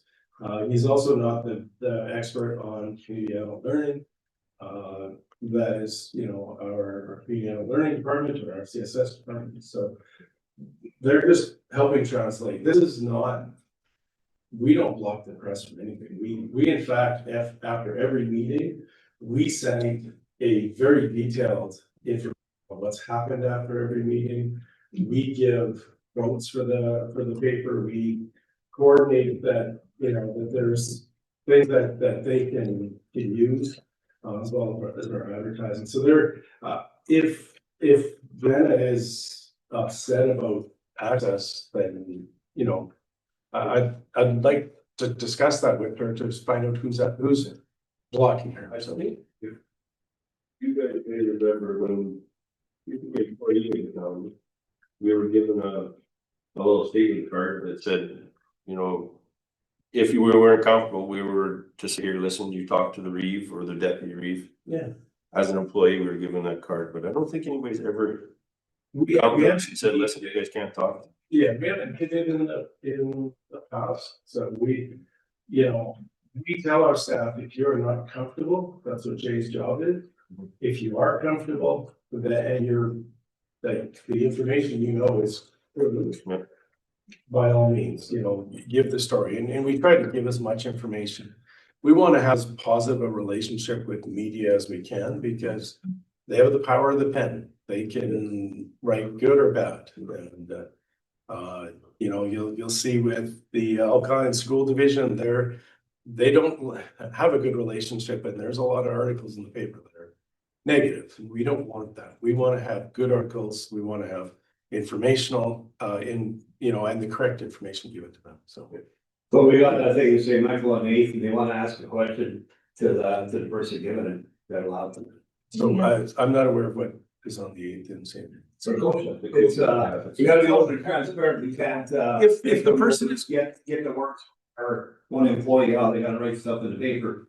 And same thing with the even deputy, even CEO, only being able to talk to media. That's we're all elected officials, we're all the same. So I represent the whole county just like everybody else does. So if the presenter is comfortable with giving the information, I can't see any reason why we wouldn't. So But if the presenter is not comfortable, then that's what we have to ignore. So do we still want to the administration to bring forward the communications policy, or we're all pretty understanding, we know that they can go and they can talk to whoever they want. How they talk. Talk. No, we gotta change the wording on there, because, it could, turn around and like you and ask and say something, this, honestly, it's covering, Well, it is, it's, change the word. bring it forward, well, next we deal with it. Sorry, what would you like us to bring forward? Just bring back the communications policy so we can review. That, over the, We have we have a council procedure bylaw that says that the reef is the spokesperson for the council as a whole. And that is just so that media does not have to phone by councillors, but reef to get information. But then we gotta watch out to run the concert standing. The way it is written, it's Reeve, Deputy Reeve and CEO, and freedom of speech, they can talk. That's Which policy are you referring? we just get it here when Dave and Danny was there, just at the end. And I don't know which one, I don't know which one it was, but it's the Reeve, Deputy Reeve and CEO, the top of the media.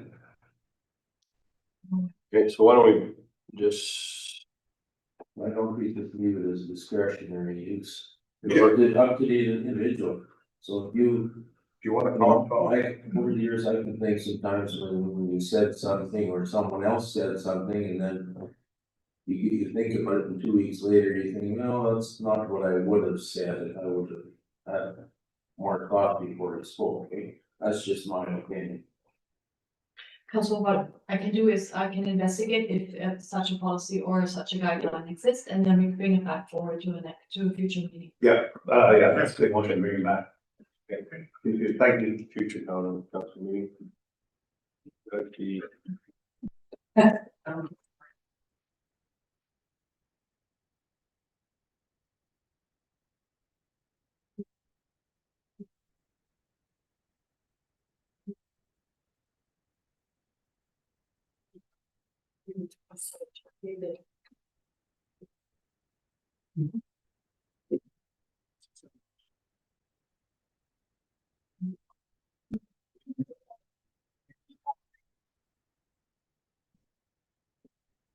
Maybe one that was rescinded because we don't have an active policy. We just did it just for the election. If you could help us find it, that would be. No, I'll be taking on the weekend, we get to it. But I'll be. it's gotta be somewhere. Somebody thinks that it's theirs, but maybe there is something.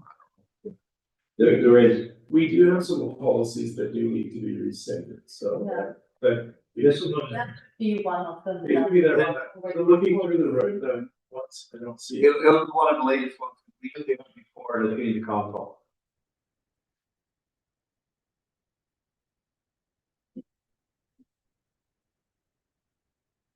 Okay, so she's just ringing up Yeah, a second.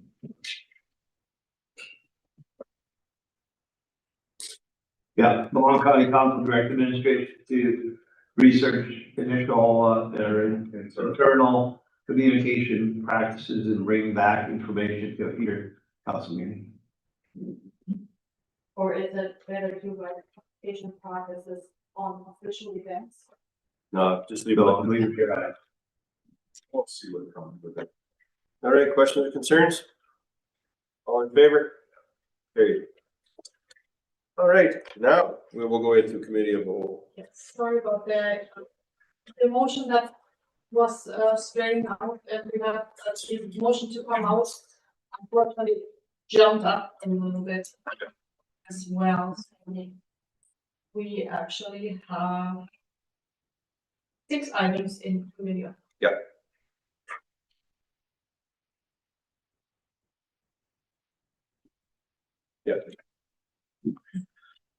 We just, actually, if we just get John, John made the motion, if we just wanna change the time. Oh, we didn't, so yeah, somebody has to make a motion. Or we'll go over it again. Walk down. Sixth regular council meeting, it's committee of the whole meeting at 1:50 p.m. Do you have that practice? Yeah. We let you practice it one time for. All right, the 2026 spring budget adjustments. Brief and council, All in favor? oh, sorry. Carried. The,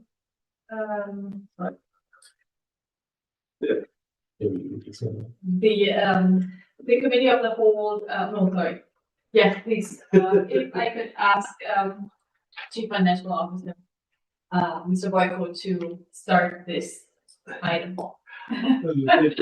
So yes, so this just gotta go back in history as to how budgets are done in our municipality here. So budgets are prepared usually, in the summer of the previous year, looking at all the different projects, trying to do some estimates on what revenue we're gonna get, what expenditures we have. We usually have budget committee meetings, which then sets those. And so with our budget committee for Lamont County last year, we had meetings in August and in November. So a final budget was presented at that time. So what that final budget does is it says we have authorization to move forward with projects. We try to red, yellow, and green light different projects if there's concerns that we want to hold off. This year there was none of those. No, there was no red or yellow light projects. So we've started to move forward on purchasing. As you've seen, we've just had a item for signs. We've talked about gravel, we've been doing our plans. But what happens is that in February, our assessment gets brought forward to council, and it's the deadline for assessment is February 28th to be providing that to the province, and then of course to council. So we've received that now, and what happens at that point is we look to see, do we have enough revenue? Do we have more revenue? And how do we deal with it at that time? So we're going to ask, and this is committee of the whole, so this is a time where we can have a dialogue back and forth. We're not making any decisions. We're just recommending to council what the next decision should be. So the last approval that council had on the budget was December 16th, 2025. And in that budget, what was brought forward and approved was a 2% increase to farm and residential tax rates to cover inflation and service enhancements, and move the county towards funding the full cost of equipment replacement. And I'll kind of go back and forth with talking at how this relates to the financial statements that we received earlier. There was an approved COLA increase of 2%.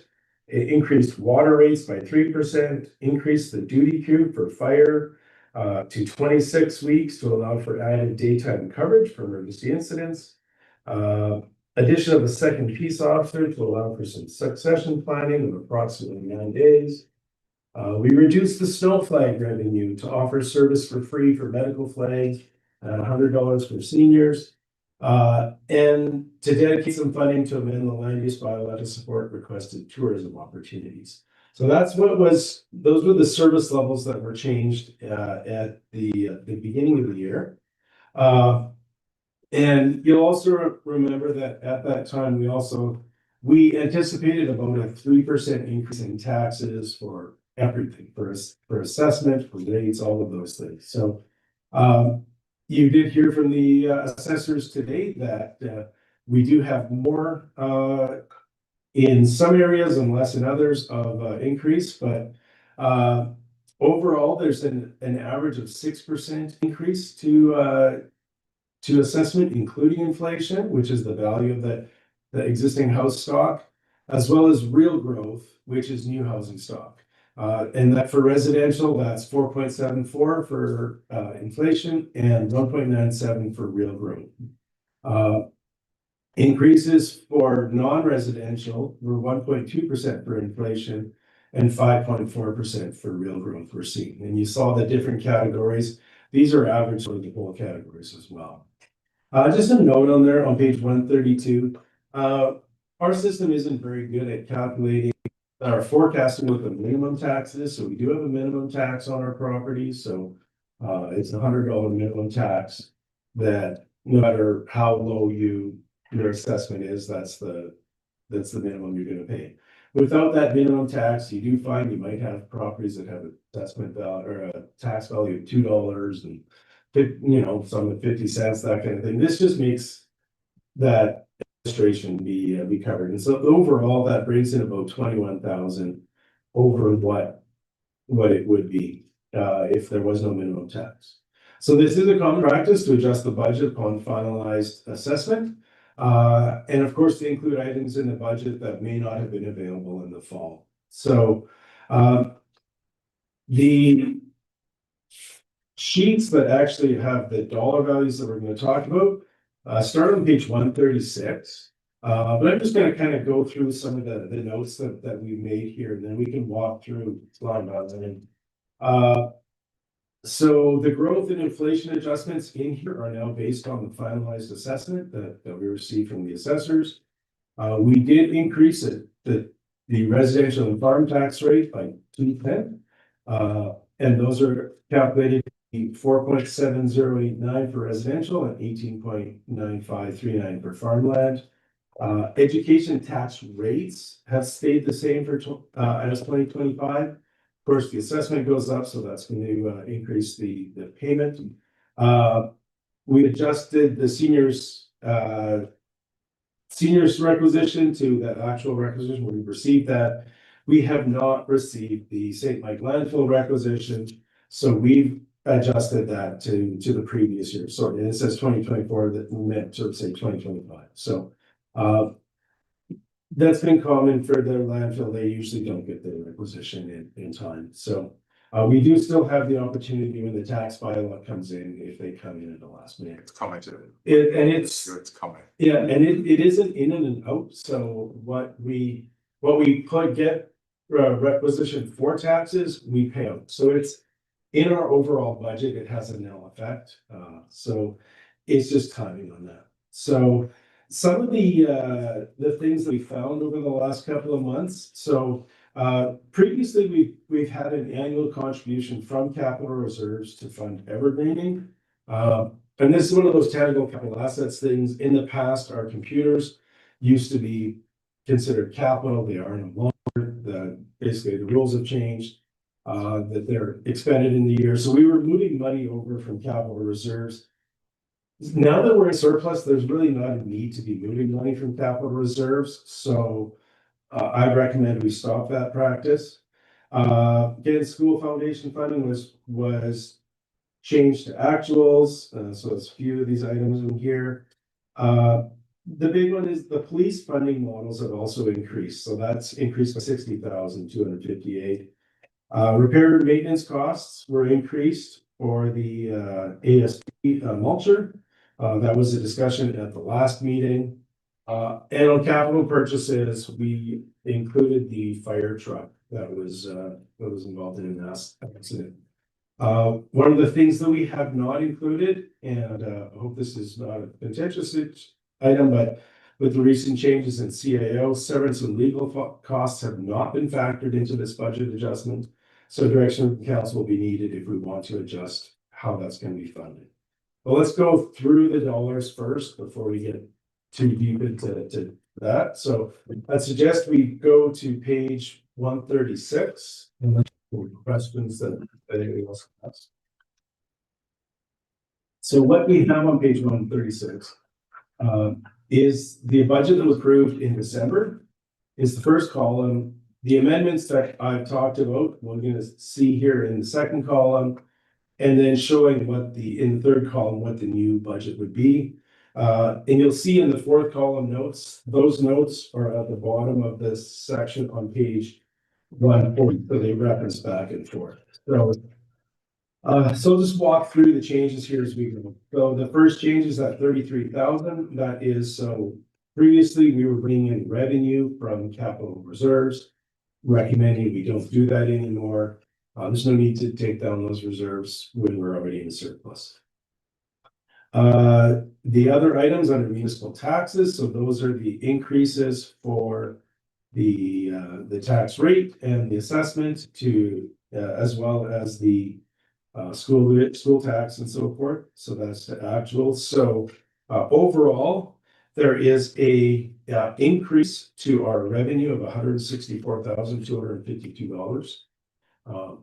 And just to, while I'm still talking taxes, a common practice that we've had here in Lamont County is that we pick 5 individual properties and specifically talk about them. We can close the session, protect the names of the people who are on those properties. So I'd recommend we do that in closed session. If council is interested in that, we can talk about the rates at that point. But we'll walk through the rest of these expenses first before we get to that. So then, going through expenses, that's on the bottom of page 137. No changes in this top section. You see amortization is where we had that item moves up and down as we go.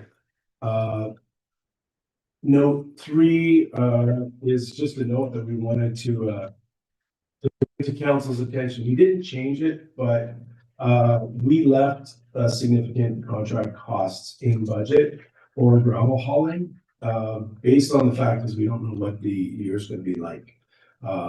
And so that was one of the contributions to the surplus last year. We had about $400,000 that was not spent on contract hauling. If council chooses to use internal forces again this year, we'll be able to save that $400,000. And it would be shown as a surplus. The bottom line there, the police funding model, you'll see we increased that to 364, which is the with the amount that we are understanding the requisition will be. There is also talk that may be turned into a requisition similar to the education requisition, but that hasn't happened for 2026 as of yet.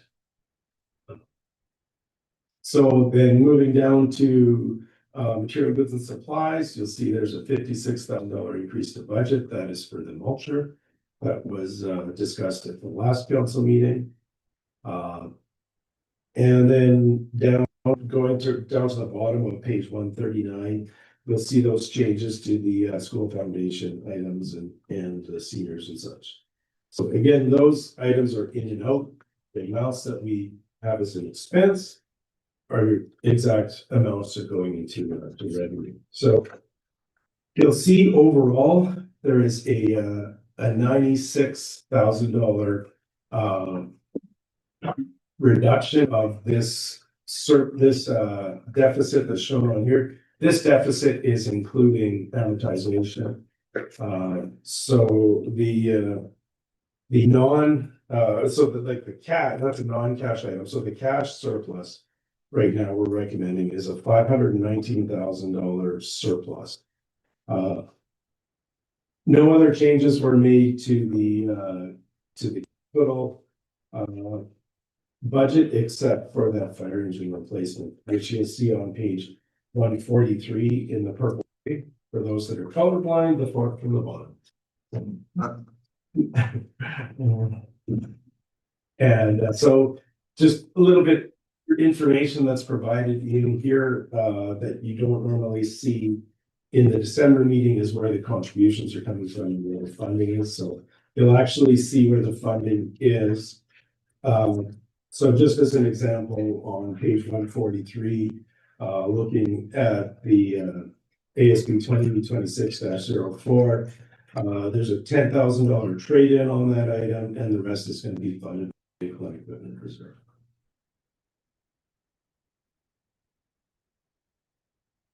And then, of course, the funding sources are down at the bottom as to total amounts. So the thing that we can do right now, if council doesn't have any other general questions, we could specifically talk tax rates, because we do have the We do have the actual assessment. And like I said, to protect the individuals named on that, we normally go into closed session to review these items.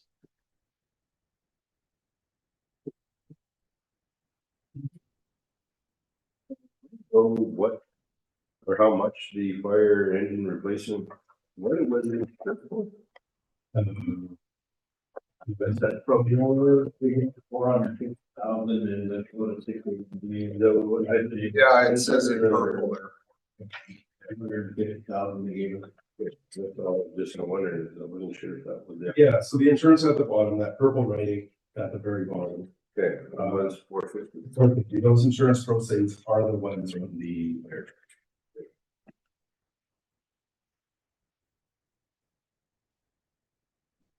And then that difference is coming from the general capital reserve. Because at the time of writing this RFP in this budget, we didn't have the reserve transfer that was just made earlier today.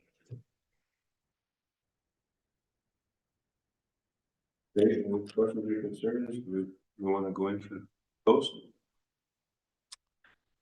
Before we go into closed? Okay, so we want to make a motion that we move in at 2:27.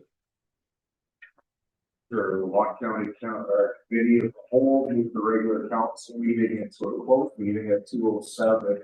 Yeah, to discuss the following items: 2026 spring budget adjustments.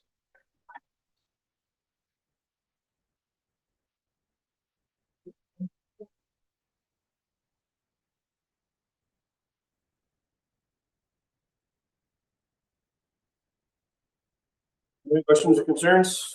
Oh, No. ATIA, you want to read that part? Oh, yeah. ATIA section 29 and 30 subsection 1. All in favor? Yep. Favor.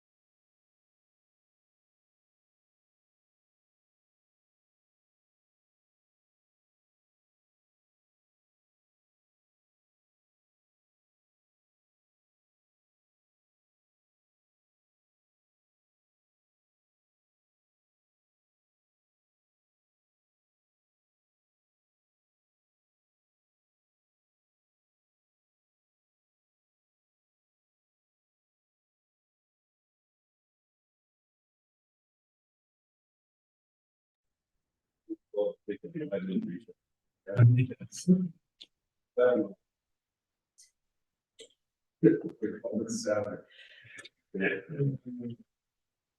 Okay, welcome back, everybody. We're coming out of closed session here. We will take a 7-minute recess. The issues. We will return at 2:32. Recording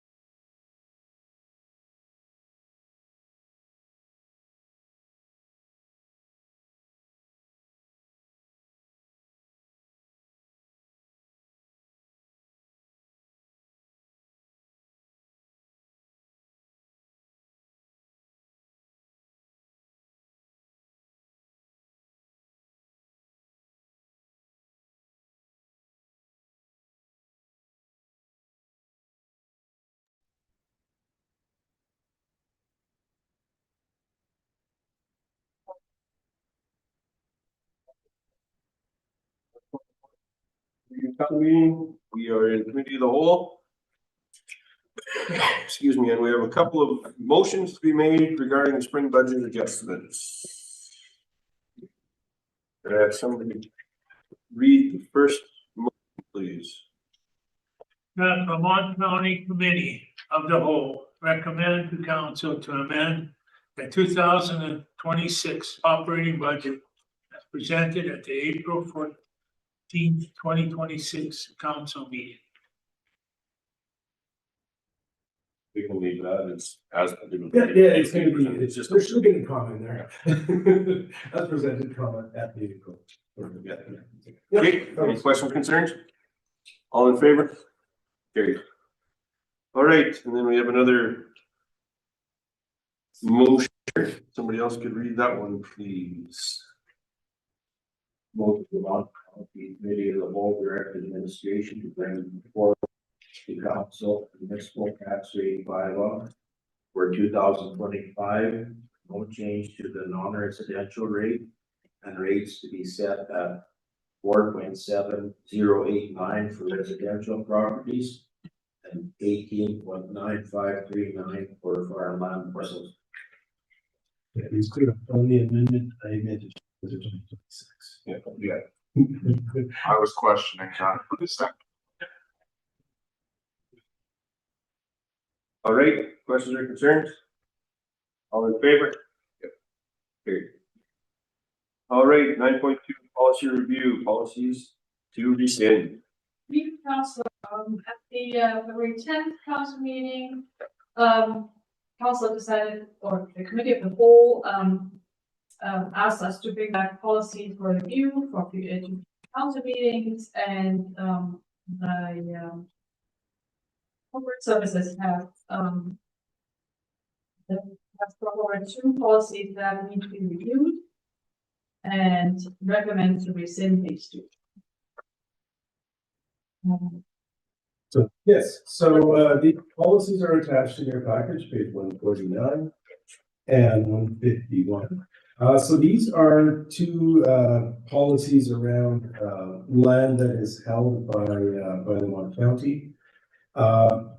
This is a policy back from 2007, hasn't been followed in a number of years. We have done we've looked at some of these properties in the past, looked at some of that.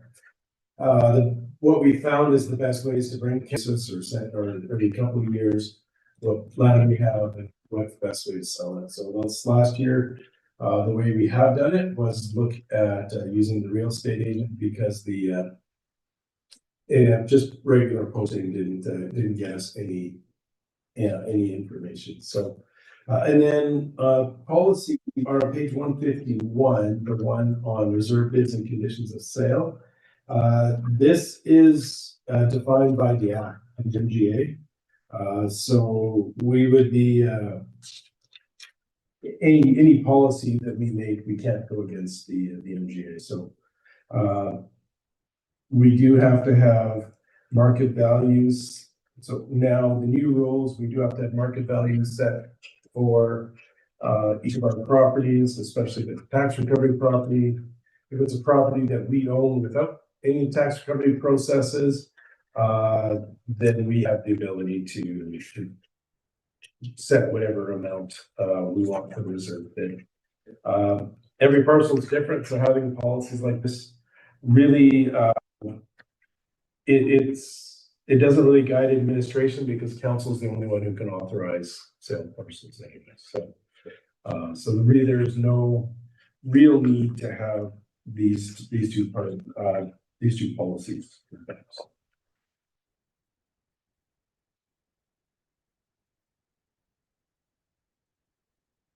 Yeah, we brought it forward to committee of the whole to see if there's any discussions, if there's any change, if we want to change or rewrite a policy, if there's anything in there that is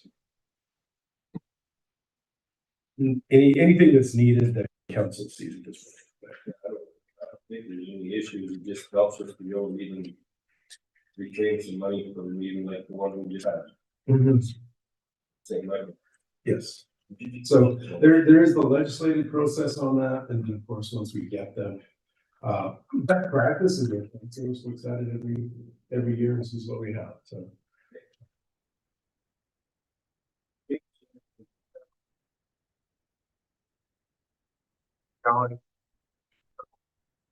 Administration, policy 4161, sales, policy 4154, reserve bids and conditions of sale to a future council meeting to be rescinded.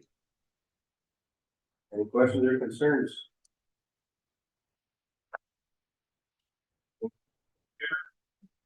Yeah. Policy updates, 9.3. So this again, results of the inclusion to review policies. And the tangible asset policy requires an update here and Mr. Pablo can read us.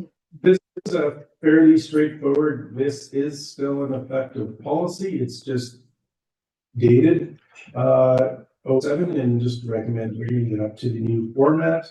And unless council has any other changes, and maybe the only one thing I bring council's attention to is 2.7 cultural and historical. This is something that that the public sector accounting board, sorry, is wanting municipalities to do. I don't believe we have any cultural or historical sites. So that is something that that we'll leave on there, but it is something that they're looking at and they want to have municipalities start looking, so, and where that would be something like a greenfield area that we're keeping because, somebody was born there and we want, that kind of, so, but really, there's really no material changes. We'll probably change a little bit of the terminology in here just to make sure that it fits with the new one, but no significant changes anticipated other than formatting. Because we don't, just for clarification, we don't,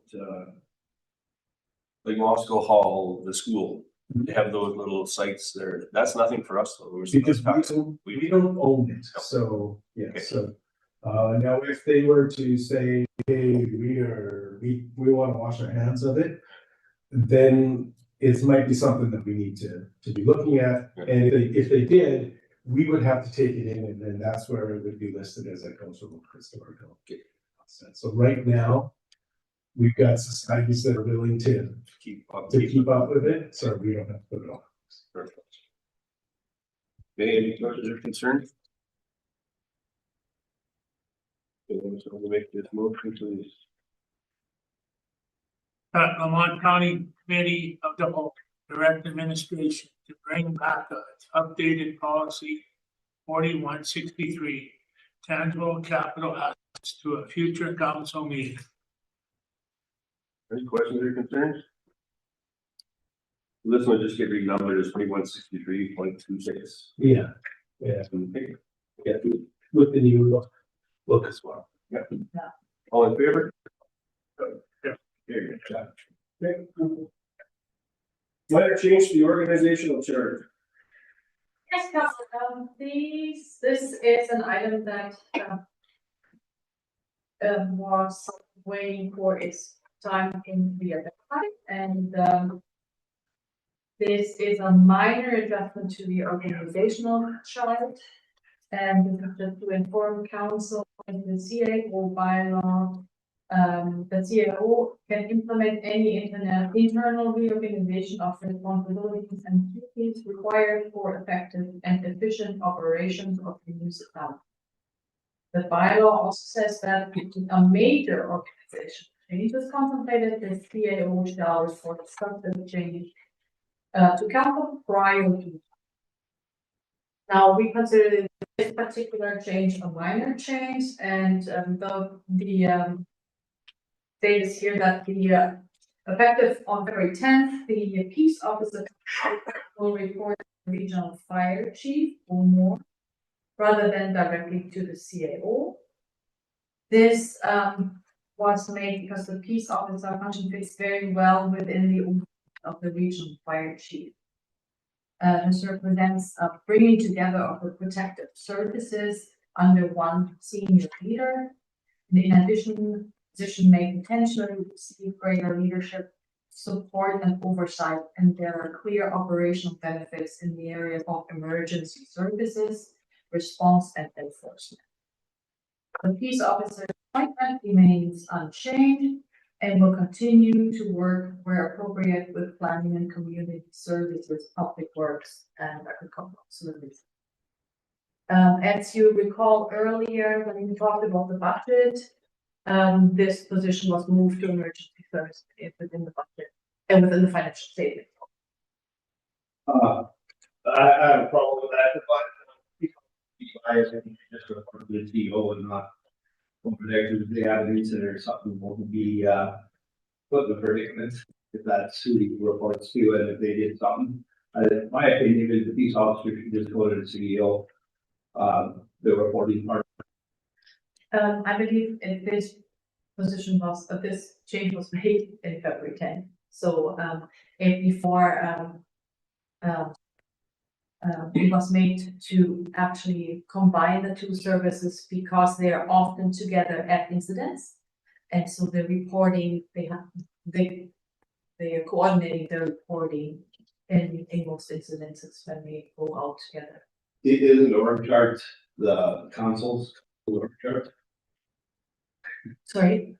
Isn't that org chart, the councils, org chart?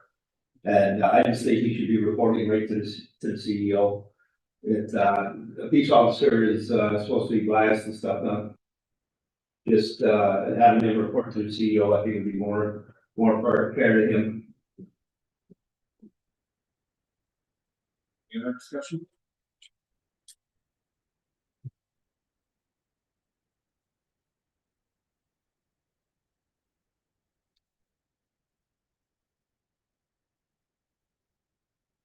Anything he has right now, he's gotta go through this, fire chief, right? So he was reporting to the CEO, who reports to the fire chief, and the fire chief reports to the CEO. Just have for recording or just to separate the salary? I have to research, and I can get back to you on that. Was just so that it doesn't. It is. Or that part I can see, sorry, to drop on that, I can see. Yeah. Talking to the reporting, she goes to the CEO, what I'm doing an issue with the fire department. Peace officer should just go straight to the CEO, and anybody else can be put to another person, but should be. Peace officer is you can, it should be independent by itself on who they report to and stuff. That's my opinion. It's you're doing, that's not part of the law, right?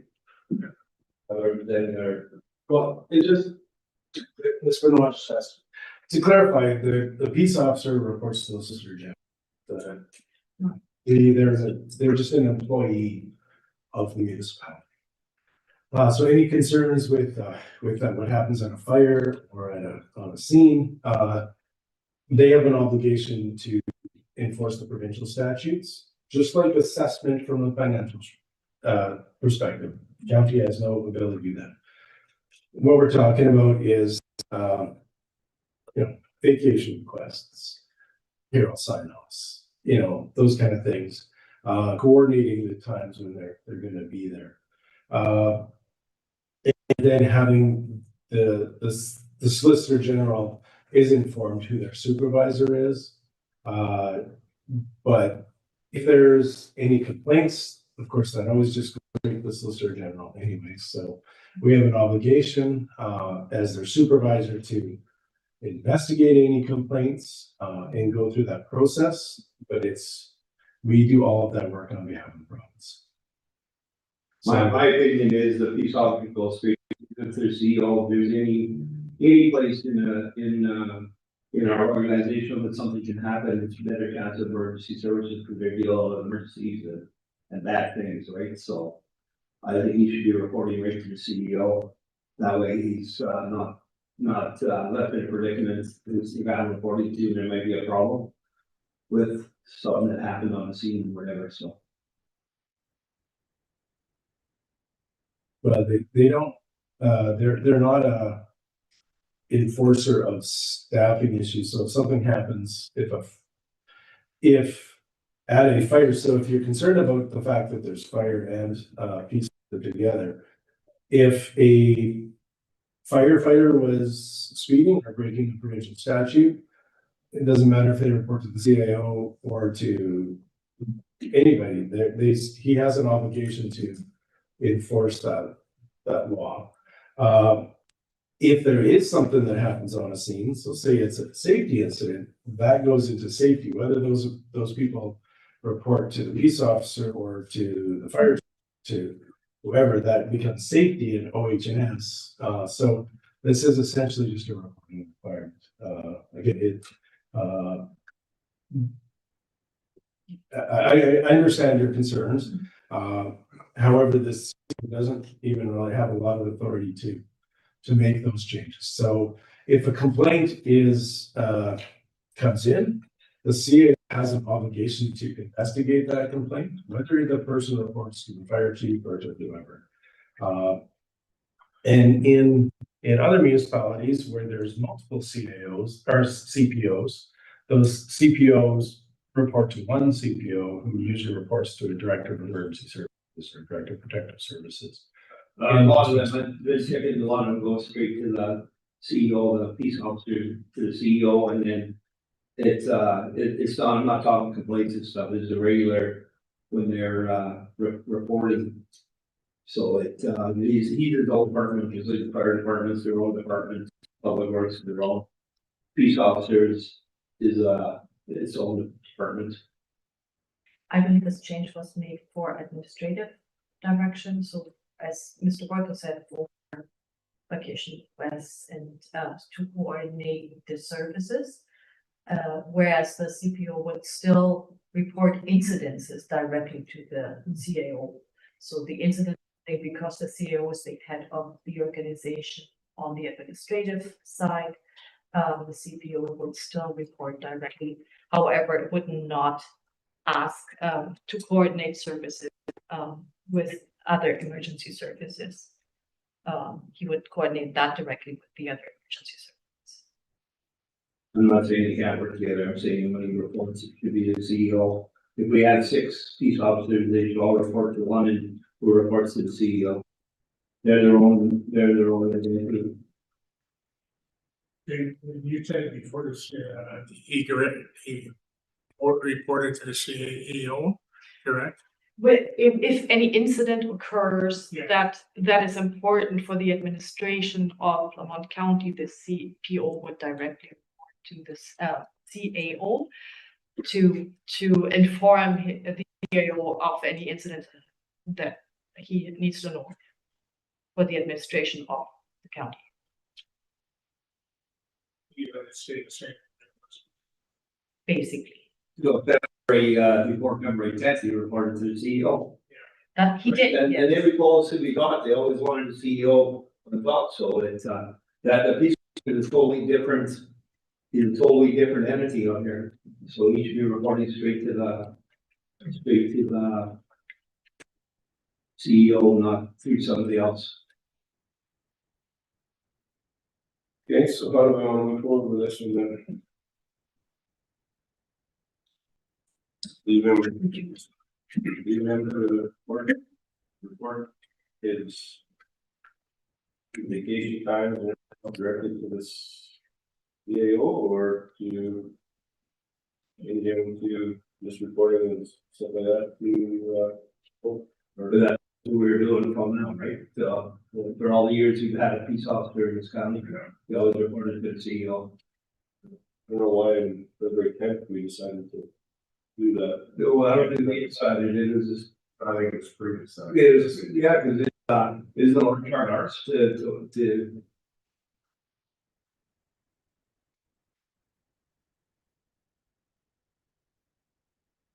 As the CA, I think the reference that you were looking for is in the CAO bylaw, that minor changes of of the organizational chart are within the realm of the decision of the CAO, whereas like major changes are to be discussed with council first. And this was considered a minor. So I feel that's made the lead reports to the CEO, then there's no bias if something happens in the fire department, reporting to the fire chief and something, it could put a guy in a predicament. If he doesn't wanna call a spade, right? These officers, his own, we had 6 of them, they'd be their own group. You guys wanna move forward with this?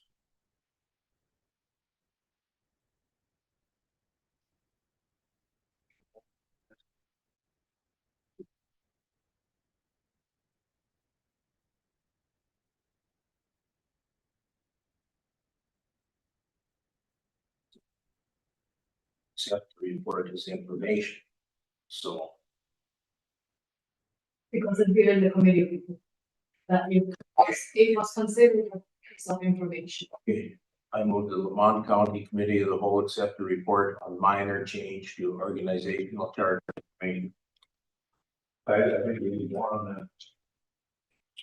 Well, it'll come forward to. Cause it's right now, it's just information in committee, right? I don't like it, but you can't when it comes for council. You could direct to bring it back to the council meeting if you want.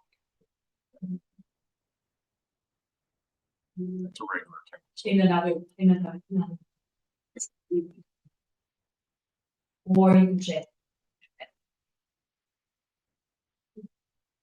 Bring it back to the meeting where, So is that, so no information, the organization chart. To, if you want to direct administration, I would suggest you bring it back to council meeting.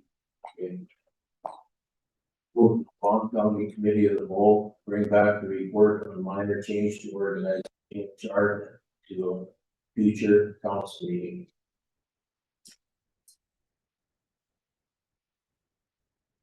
Yeah.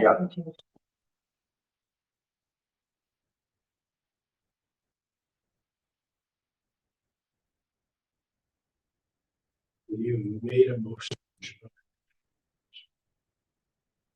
It's just amending the motion. Yeah. So discussion.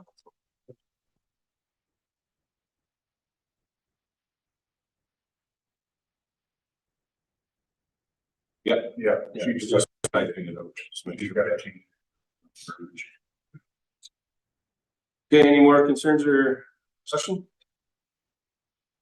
All in favor? Carried. All right, now we can make them, do we want to come out of committee of whole now? I want to keep going, because We've got this. we still got 5, 6. and- Yeah, that's, sorry, yeah, that was. That was inserted in the wrong spot. Stray motion, that was. Yeah.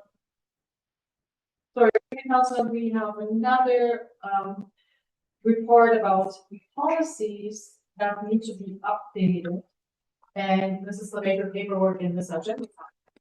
Because there's a lot of updates to CPO policies that need to be implemented, and we have all the old. Refer back to these and see what changes have to be made. And this is just for a first information, so you can through them and bring them back to a regular council meeting to be approved. Yeah, regular council meeting, police officer will be there, right? A few of these things. Yes, absolutely. Good, because, some of it, you might think he doesn't need, and he might need. So these policies that we have, as new policies, they have their mandated by the Alberta Police Officer Act. So those are pieces of legislation that need to be enacted by a municipality that has a CPO entity.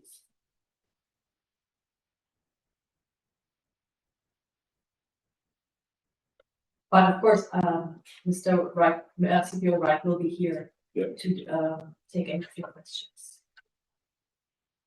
Yeah, so this one here just to bring it back to the regular council meeting for discussion, so. Somebody wanna make that motion? Better make that. Okay, if you're Lamont County Committee of the whole, direct administration to bring back the community peace officer policy to the next regular council meeting. That's just that. Any questions or concerns? All in favor? Okay. Tax installment plan. Payment plan, sorry. Okay, Commissioner Council, we have, I think this is our last committee. The tax installment payment plan update.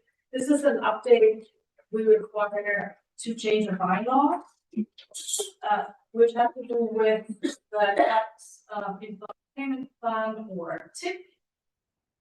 That residents can sign up for. And the Michael will explain in detail what kind of changes we would like to.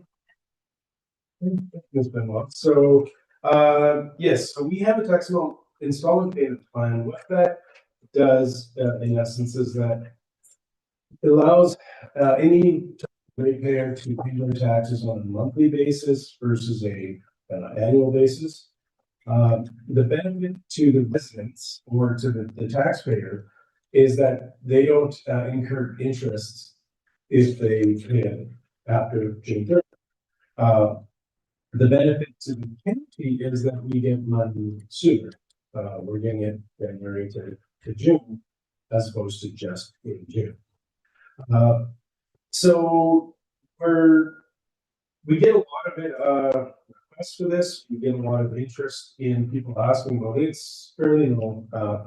But the problem with our bylaw is our bylaw only allows people to join once a year, January 1st. So if you purchase a property in March, you don't have the ability to join the plan. And you had some questions here a couple of years ago when you joined it, and it's like, how can I get joined? So what we're suggesting is that we open the time frame up when people can join a program. There's just a few minor amendments. So on page 233, we did a red line version, just like some of the changes we're suggesting. Again, this is in committee of the whole for discussion. Just talking about the 15th and wetlands. The number 8, so we have a little note here. Do we want to keep this or adjust it? That's, do we want to be able to continue to be able to cancel the privilege if somebody fails to make two installments a year? So we would like to do that, just to be able to have that authority, but again, that's up to council. On page 9, we'd like to remove the application form from the bylaw. It's not really a council needed to be approved thing, so we would just have that removed from that bylaw. Number 11 would be getting rid of that completely, that it was only on the 31st, January 1st. And that we would give the option to join at any time, that they must have the application, blank check, and that their tax account is current and paid in full. And then number 12 here in the red, basically what it would be. So say somebody joins in March, let's just use that as a reference. We would still can't calculate the annual amount, but they would have to pay January, February, March before they could program. So there was one other item that I found after we published this one. City of Edmonton they do this, but they have an admin fee of 2% for anything outstanding. So kind of helps us bridge that gap between, you paid last year's and you're joining in a year and you didn't get that benefit. It gives that little bit of okay, our our penalties are 20%, 10% in June and 20% in December. So dividing that by 12, just a little over 2. So, you know, we could say that whatever the outstanding amount is up to that, you pay the 2% admin fee, and then you can join and stay on it forever. So, and the one thing about this, some other municipalities that I've been in only allow this on residential parcels. Our bylaw doesn't specifically say residential, it can be anybody. So I know I have a gas customer that, you know, has a multi-million-dollar payments on this. There's really nothing bad about that. So it's you know, it is a way that some municipalities are saying that they're able to collect some of that oil and gas. That's outstanding. So I'm happy with not having it on there, like not limiting it to be residential. We can add the 2% fee if that's something the council's interested in to have a little bit of that penalty revenue. If you join January 1st, of course, there'd be no penalty on that. So. And then, of course, removing the application and the cancellation pages. Those are really more just administrative. So essentially, we want to find out, is council open to the idea of allowing anybody to join the TIP program at any time of the year? So again, is now, you know, I use March as an example. So say you join in August, you're gonna get penalized in June because you already got penalized, but you're gonna have to pay that January to August off before you can join the program. So it's I don't see any downside to the organization to doing this. The one good thing about the TIPS program is that we do get revenue, or we get cash flow on a more regular basis than just once a year. How much interest are you saying? 2%, 24% a year? Well, I just say roughly because we that's what we charge 20% per year. So sorry, it was just under 100%. So if you take that. But it's a benefit to us if they're making payments right through. We got Absolutely. so why would you push them making payments? That's why I was saying it's We don't want to do. absolutely. It's what the city benefit does. Yeah, well, that'd be good. Yeah. So what we put in the wording here was that that payments that they must be paid full up to that point, and that it would be the 12 months. So we don't want, I don't think, we can discuss this here, I don't think it'd be beneficial to do it over prorated. So say they joined in March, I don't know if it'd be beneficial for us to divide over 9 months. I think it'd be better to get those outstanding ones that they. So Yeah, previously and that way, because it could be a year, it could be just those. yes. That's very good. So. Yeah, and these are also every June, they're basically trued up for the new assessment and the new taxes. So what you're paying January to June, it's trued up in June so that you pay over 12 months. What percentage of the people are actually using this program? Is it very well? It's fairly well used, yeah. So And I use it, I went on it. Only question that doesn't really say it here is we don't have to keep reapplying every January. It just keeps consecutive. When you're already on it, it just keeps going. once you're on it, to get off it, you have to notify us. Or if we get a from the lawyer saying that the time has changed. Yeah. So whenever that happens, sometimes that happens even just with the mortgage company coming on. We get the notification, then we go and we contact So by January you pay for it. And Absolutely. January 1st is starting the next year, so January. So why would we charge interest rate or whatever? We're really not late. No, we're getting early, 6 months early. They got a whole year to pay. We're getting 6 months early. So basically that if you're joining late, then you know you get the penalty. I'm talking city of Edmonton. You know, if you're joining late, you get that penalty. If you join it the first year, there is no penalty because it's they don't shoot 2% down there. Yeah. I just wanted to make sure council was aware. Yeah, yeah. No, it is a good program. I joined it and it seems easier. It just, it comes out. You don't have to worry about having that penalty charge where like even right here. This was one of the reasons why I joined it is because on the next business day following the 15th or on a weekend, when you can't go through and your bank doesn't take it out, well, then you're penalized right off the bat. This way here, it's already taken out and you don't have to worry about getting those penalization charges, right? So it just was a no brainer for, this is an easy peasy one, just a direct withdrawal and it's gone.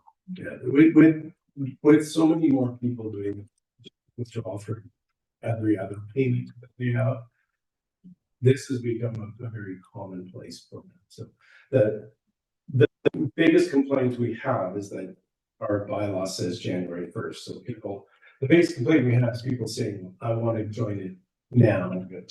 And the other thing that we weren't allowed to do, we weren't allowed to like we were giving money back at the end of the year. I believe we pulled that out. So that if you're just taking your payments, if that's what you want, then.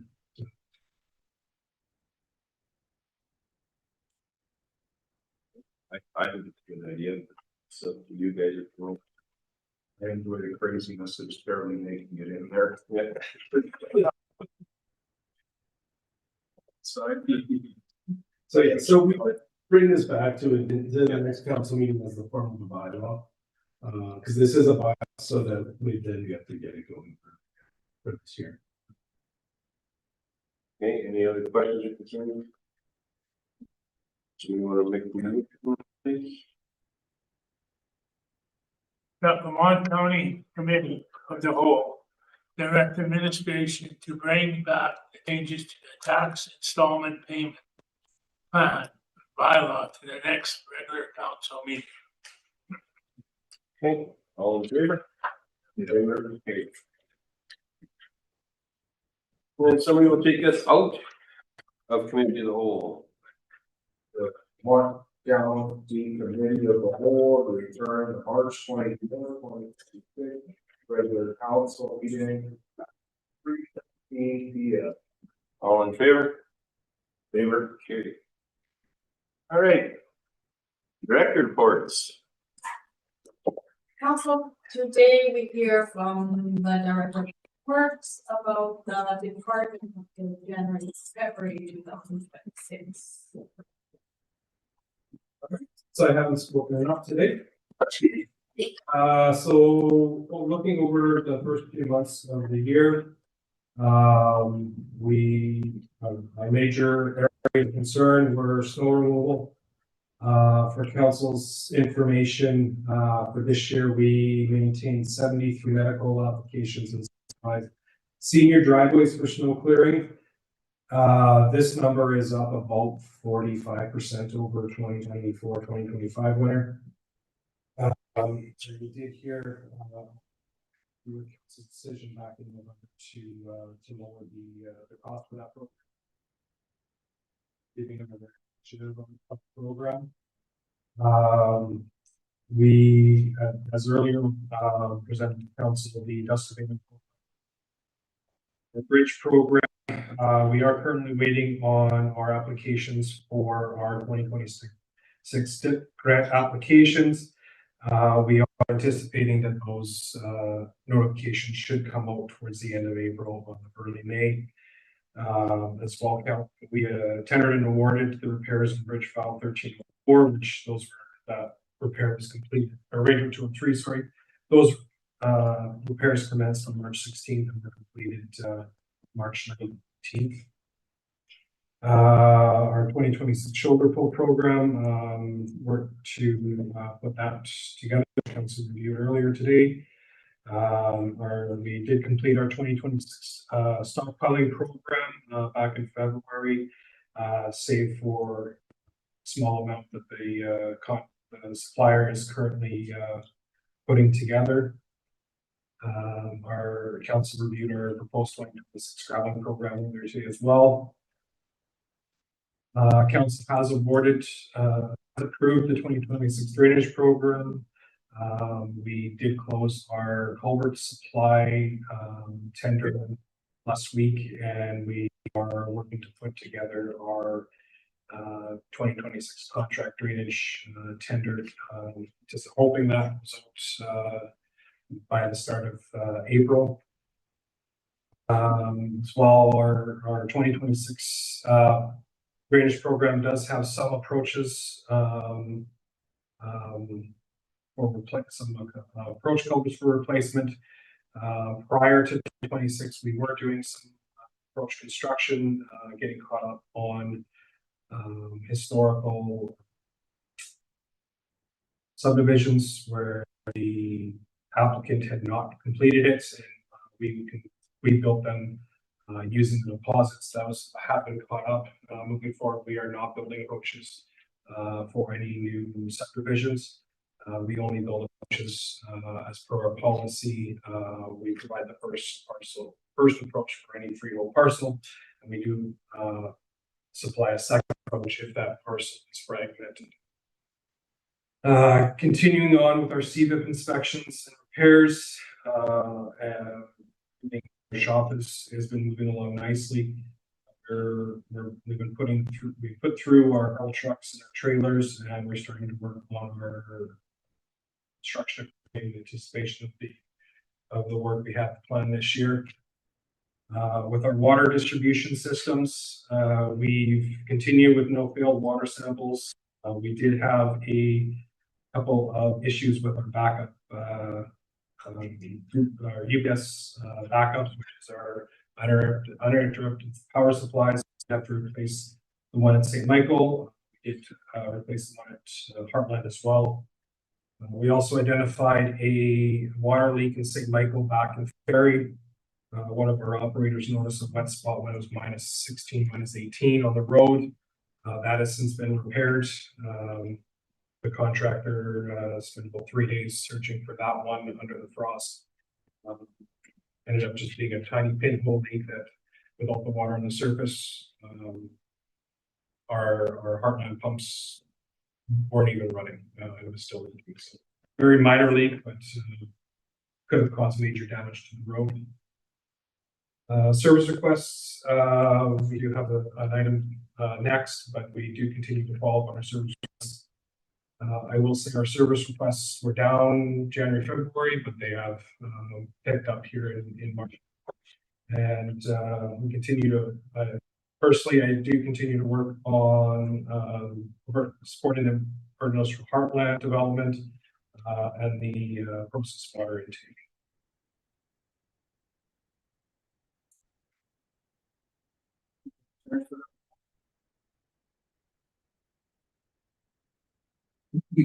Just went back to do your road signs.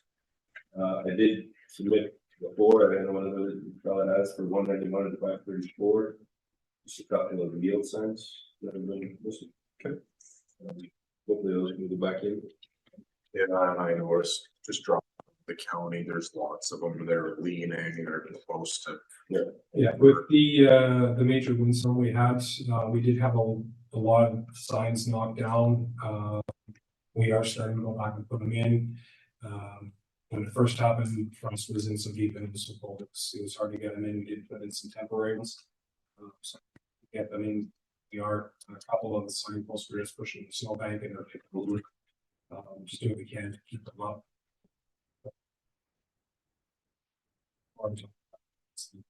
Weather warms up, we should be able to.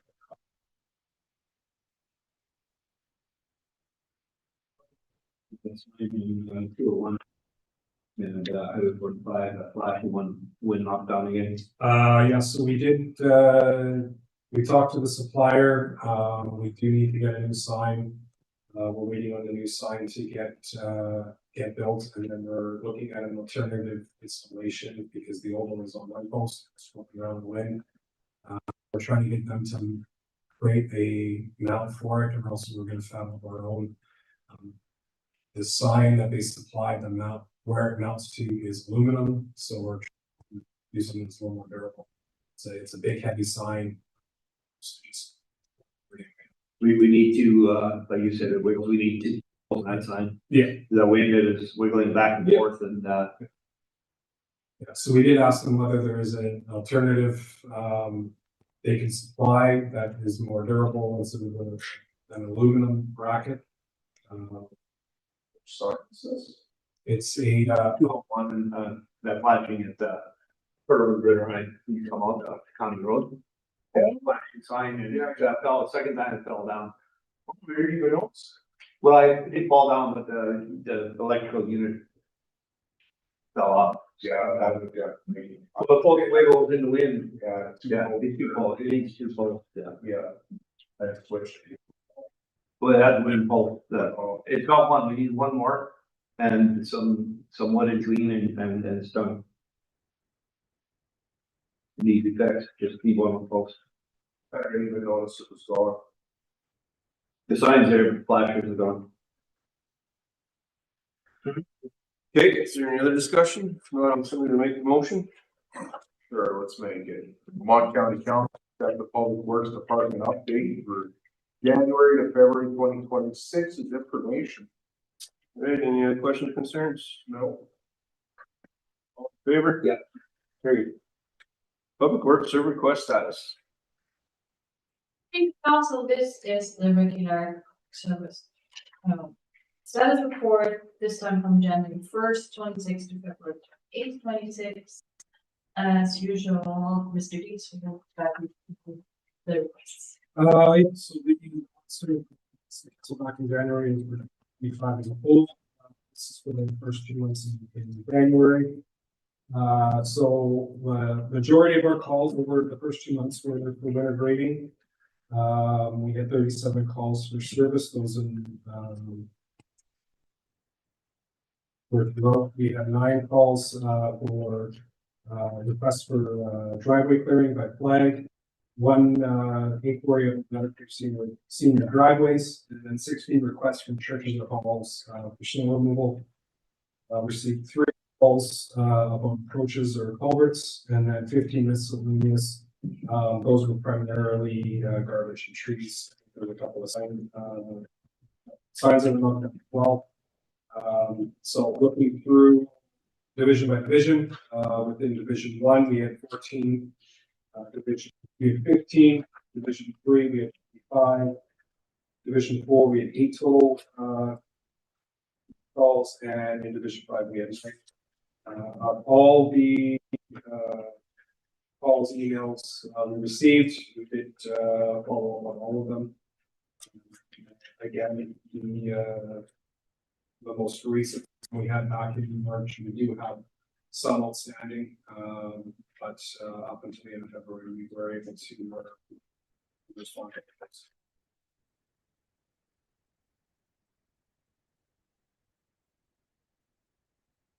One service request that was put in, and then I called into, as of this morning, it wasn't addressed yet, but it's water.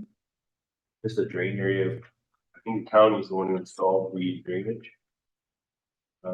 It's on 183 and 534 southeast corner.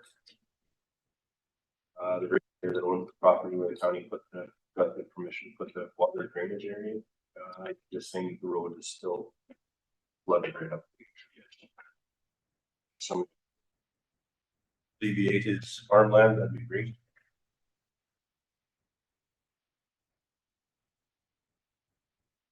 Any other questions or concerns?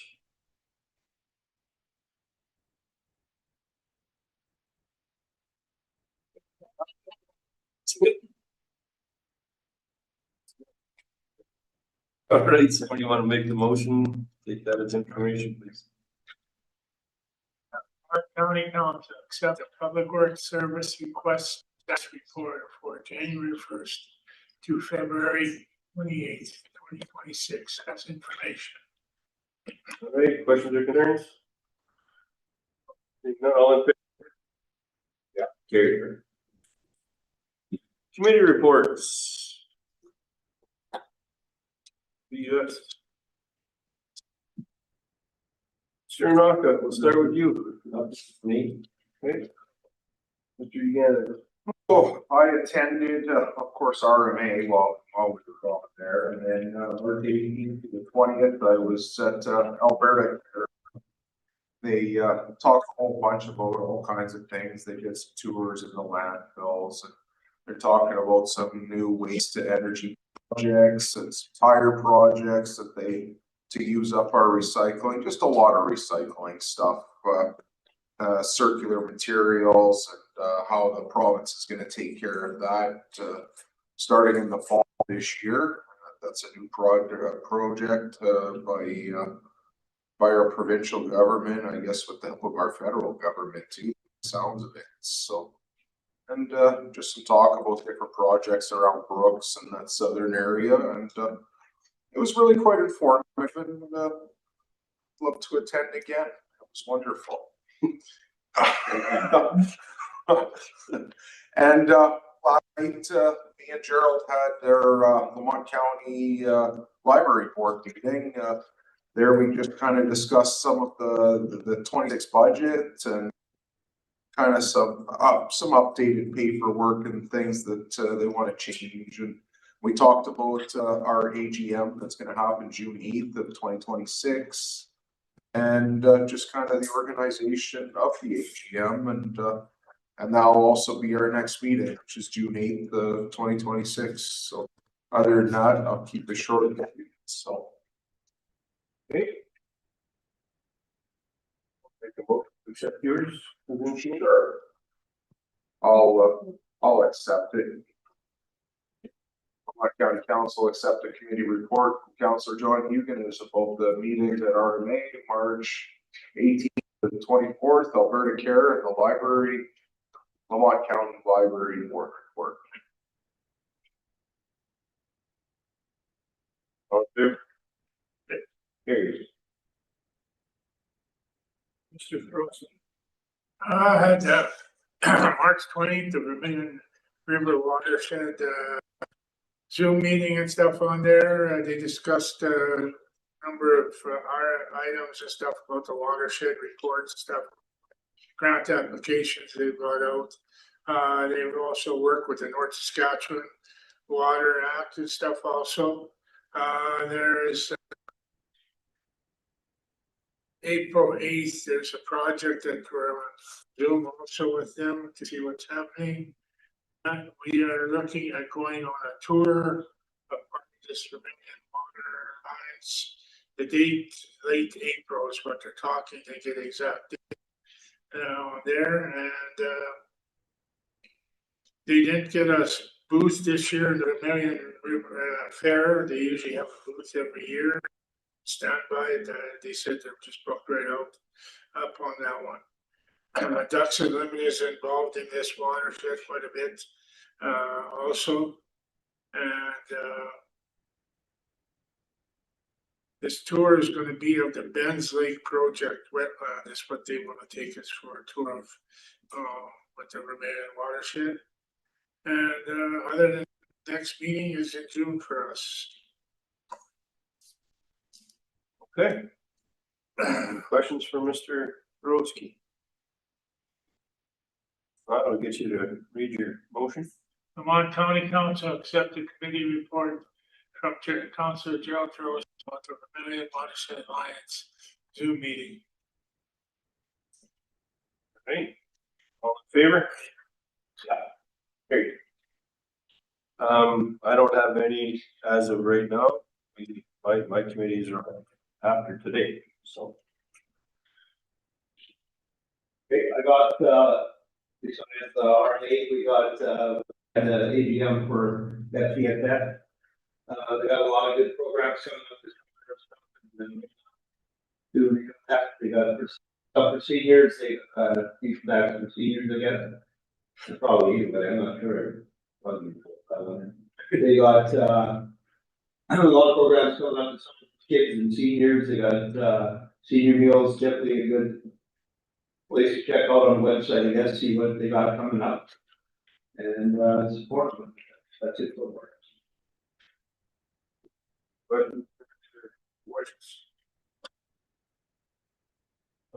Make your motion.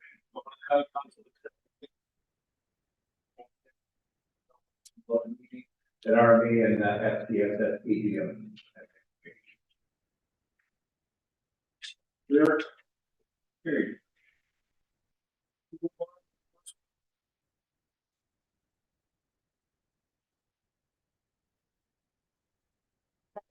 to correspondence for action. I think this one here, we were a little bit late to hang in the thirties this weekend, last week, and we missed, so we got their letter late. Yes, unfortunately, council, this was March 16th here. And, at the time, we called them and, to find out if they, only needed something for that event or if it's for a general donation. And we found in our records that, council had donated $500 to the, to this, for this, haying in the 30s event, in 2023. And so we brought this forward, just because they asked for a donation beyond this event.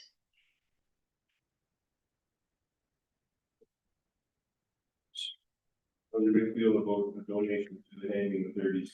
We missed it, seemed like. Yeah, no, they stopped. Not, we didn't give anything that we, after 2023. So 2023, we found the last donation was $500. Yeah, it's so wonderful. No, it's a good. Yeah. Yeah, I did too. I asked in accounting, and that's what the information I received. Although I thought we were leaving a year ago, so that. Oh, yeah, well, I knew we had missed it. We had. Well, that You were gone, so. Just to make a motion, you decide how much we'd like to donate. With 500. Yeah. 500, yeah. I think we should. Start every year for those folks. Okay, so there's a motion up there. If anybody'd like to read that one out. Move the Lamont County Council Director Administration to donate $500 to the community and district agricultural society for the haying in the 30s fundraising efforts. Perfect. Any questions or concerns? All in favor? Yeah. Carried. Thanks, guys. I think that was a great motion to make, so. Moving on to correspondence for information. Yeah. Items, also that we wanted to give to your attention. The first one, item number 1, is a letter from the Office of the Municipal Affairs, informing us that the grant application was approved.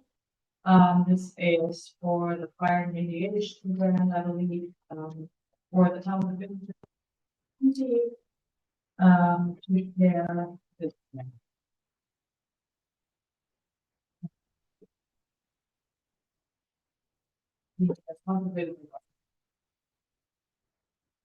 Then on item 13.2 is the update from the police commission, as they regularly inform us about their activities. The item 13.3 is an update for RMA about the property tax accountability strategy that they have developed to inform municipalities, versus the oil and gas taxes. It's a very complicated topic. If you want to go further into details here, and then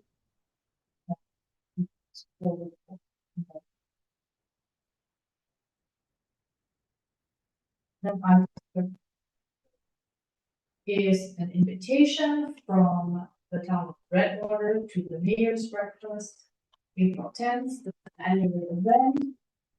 And the April 10th starts at 7 a.m. If you would like to attend the event.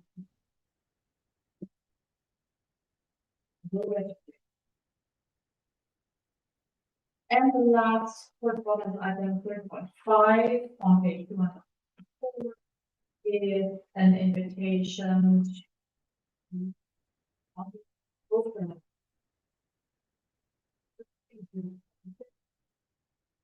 this is an announcement that is coming up, and if you'd like to have more information, I'm sure you will send out more details as they come.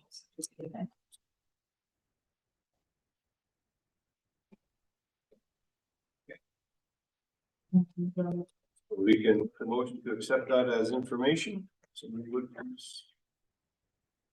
Sure, Lamont County Council accept all correspondence items for information. Questions or concerns? Carried. All right, you can see your calendar. There's nothing. Interrupted in your plan, your dates. So just keep in consideration for, where you're gonna be for your volunteer appreciation night, if you signed up. You are, I got ready to-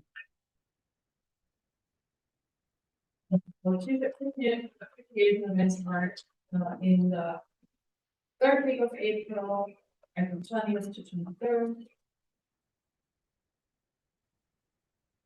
Okay, And we have a regular council meeting in the calendar, and we have officers.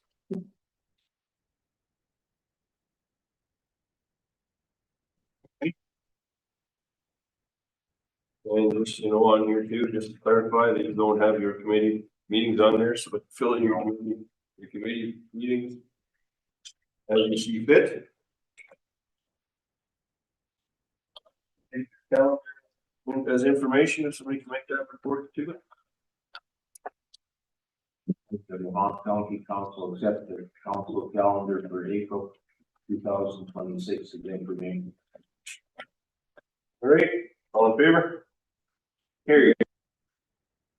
So at this time, we're gonna move into closed meeting again for ATIA 20-1 personnel matter. Somebody, or I'll make that motion that we move in at 3:38 PM. All in favor? Yep. Yeah. Carried. Yeah. Carried.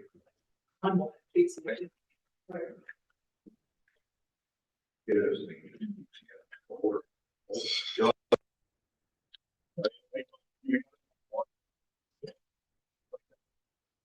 Fuck out. Yeah, you talk this time.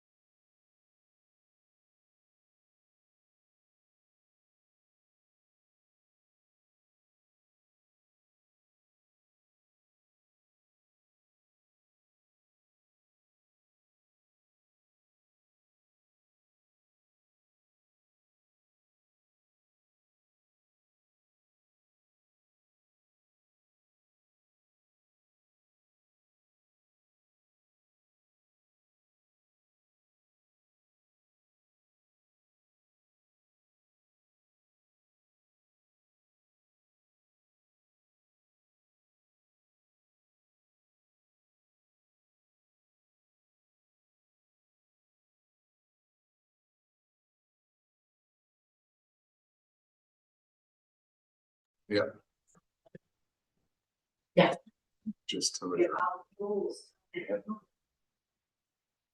Oh, not adjourn, recess. We have to recess this one? We have to recess, right? Remember first, not a jury, I recess the meeting and then we So, after the. yeah, that's what I thought. Thank you, welcome back. We have a motion to come out of closed meeting at 4:00. We are now just going to recess until 7:00 when our public hearing starts.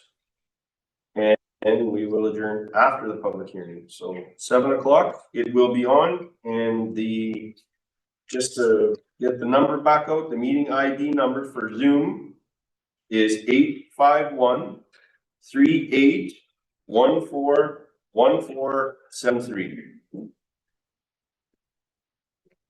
Recess the meeting at 4:02, 4:01. Thank you. Thank you.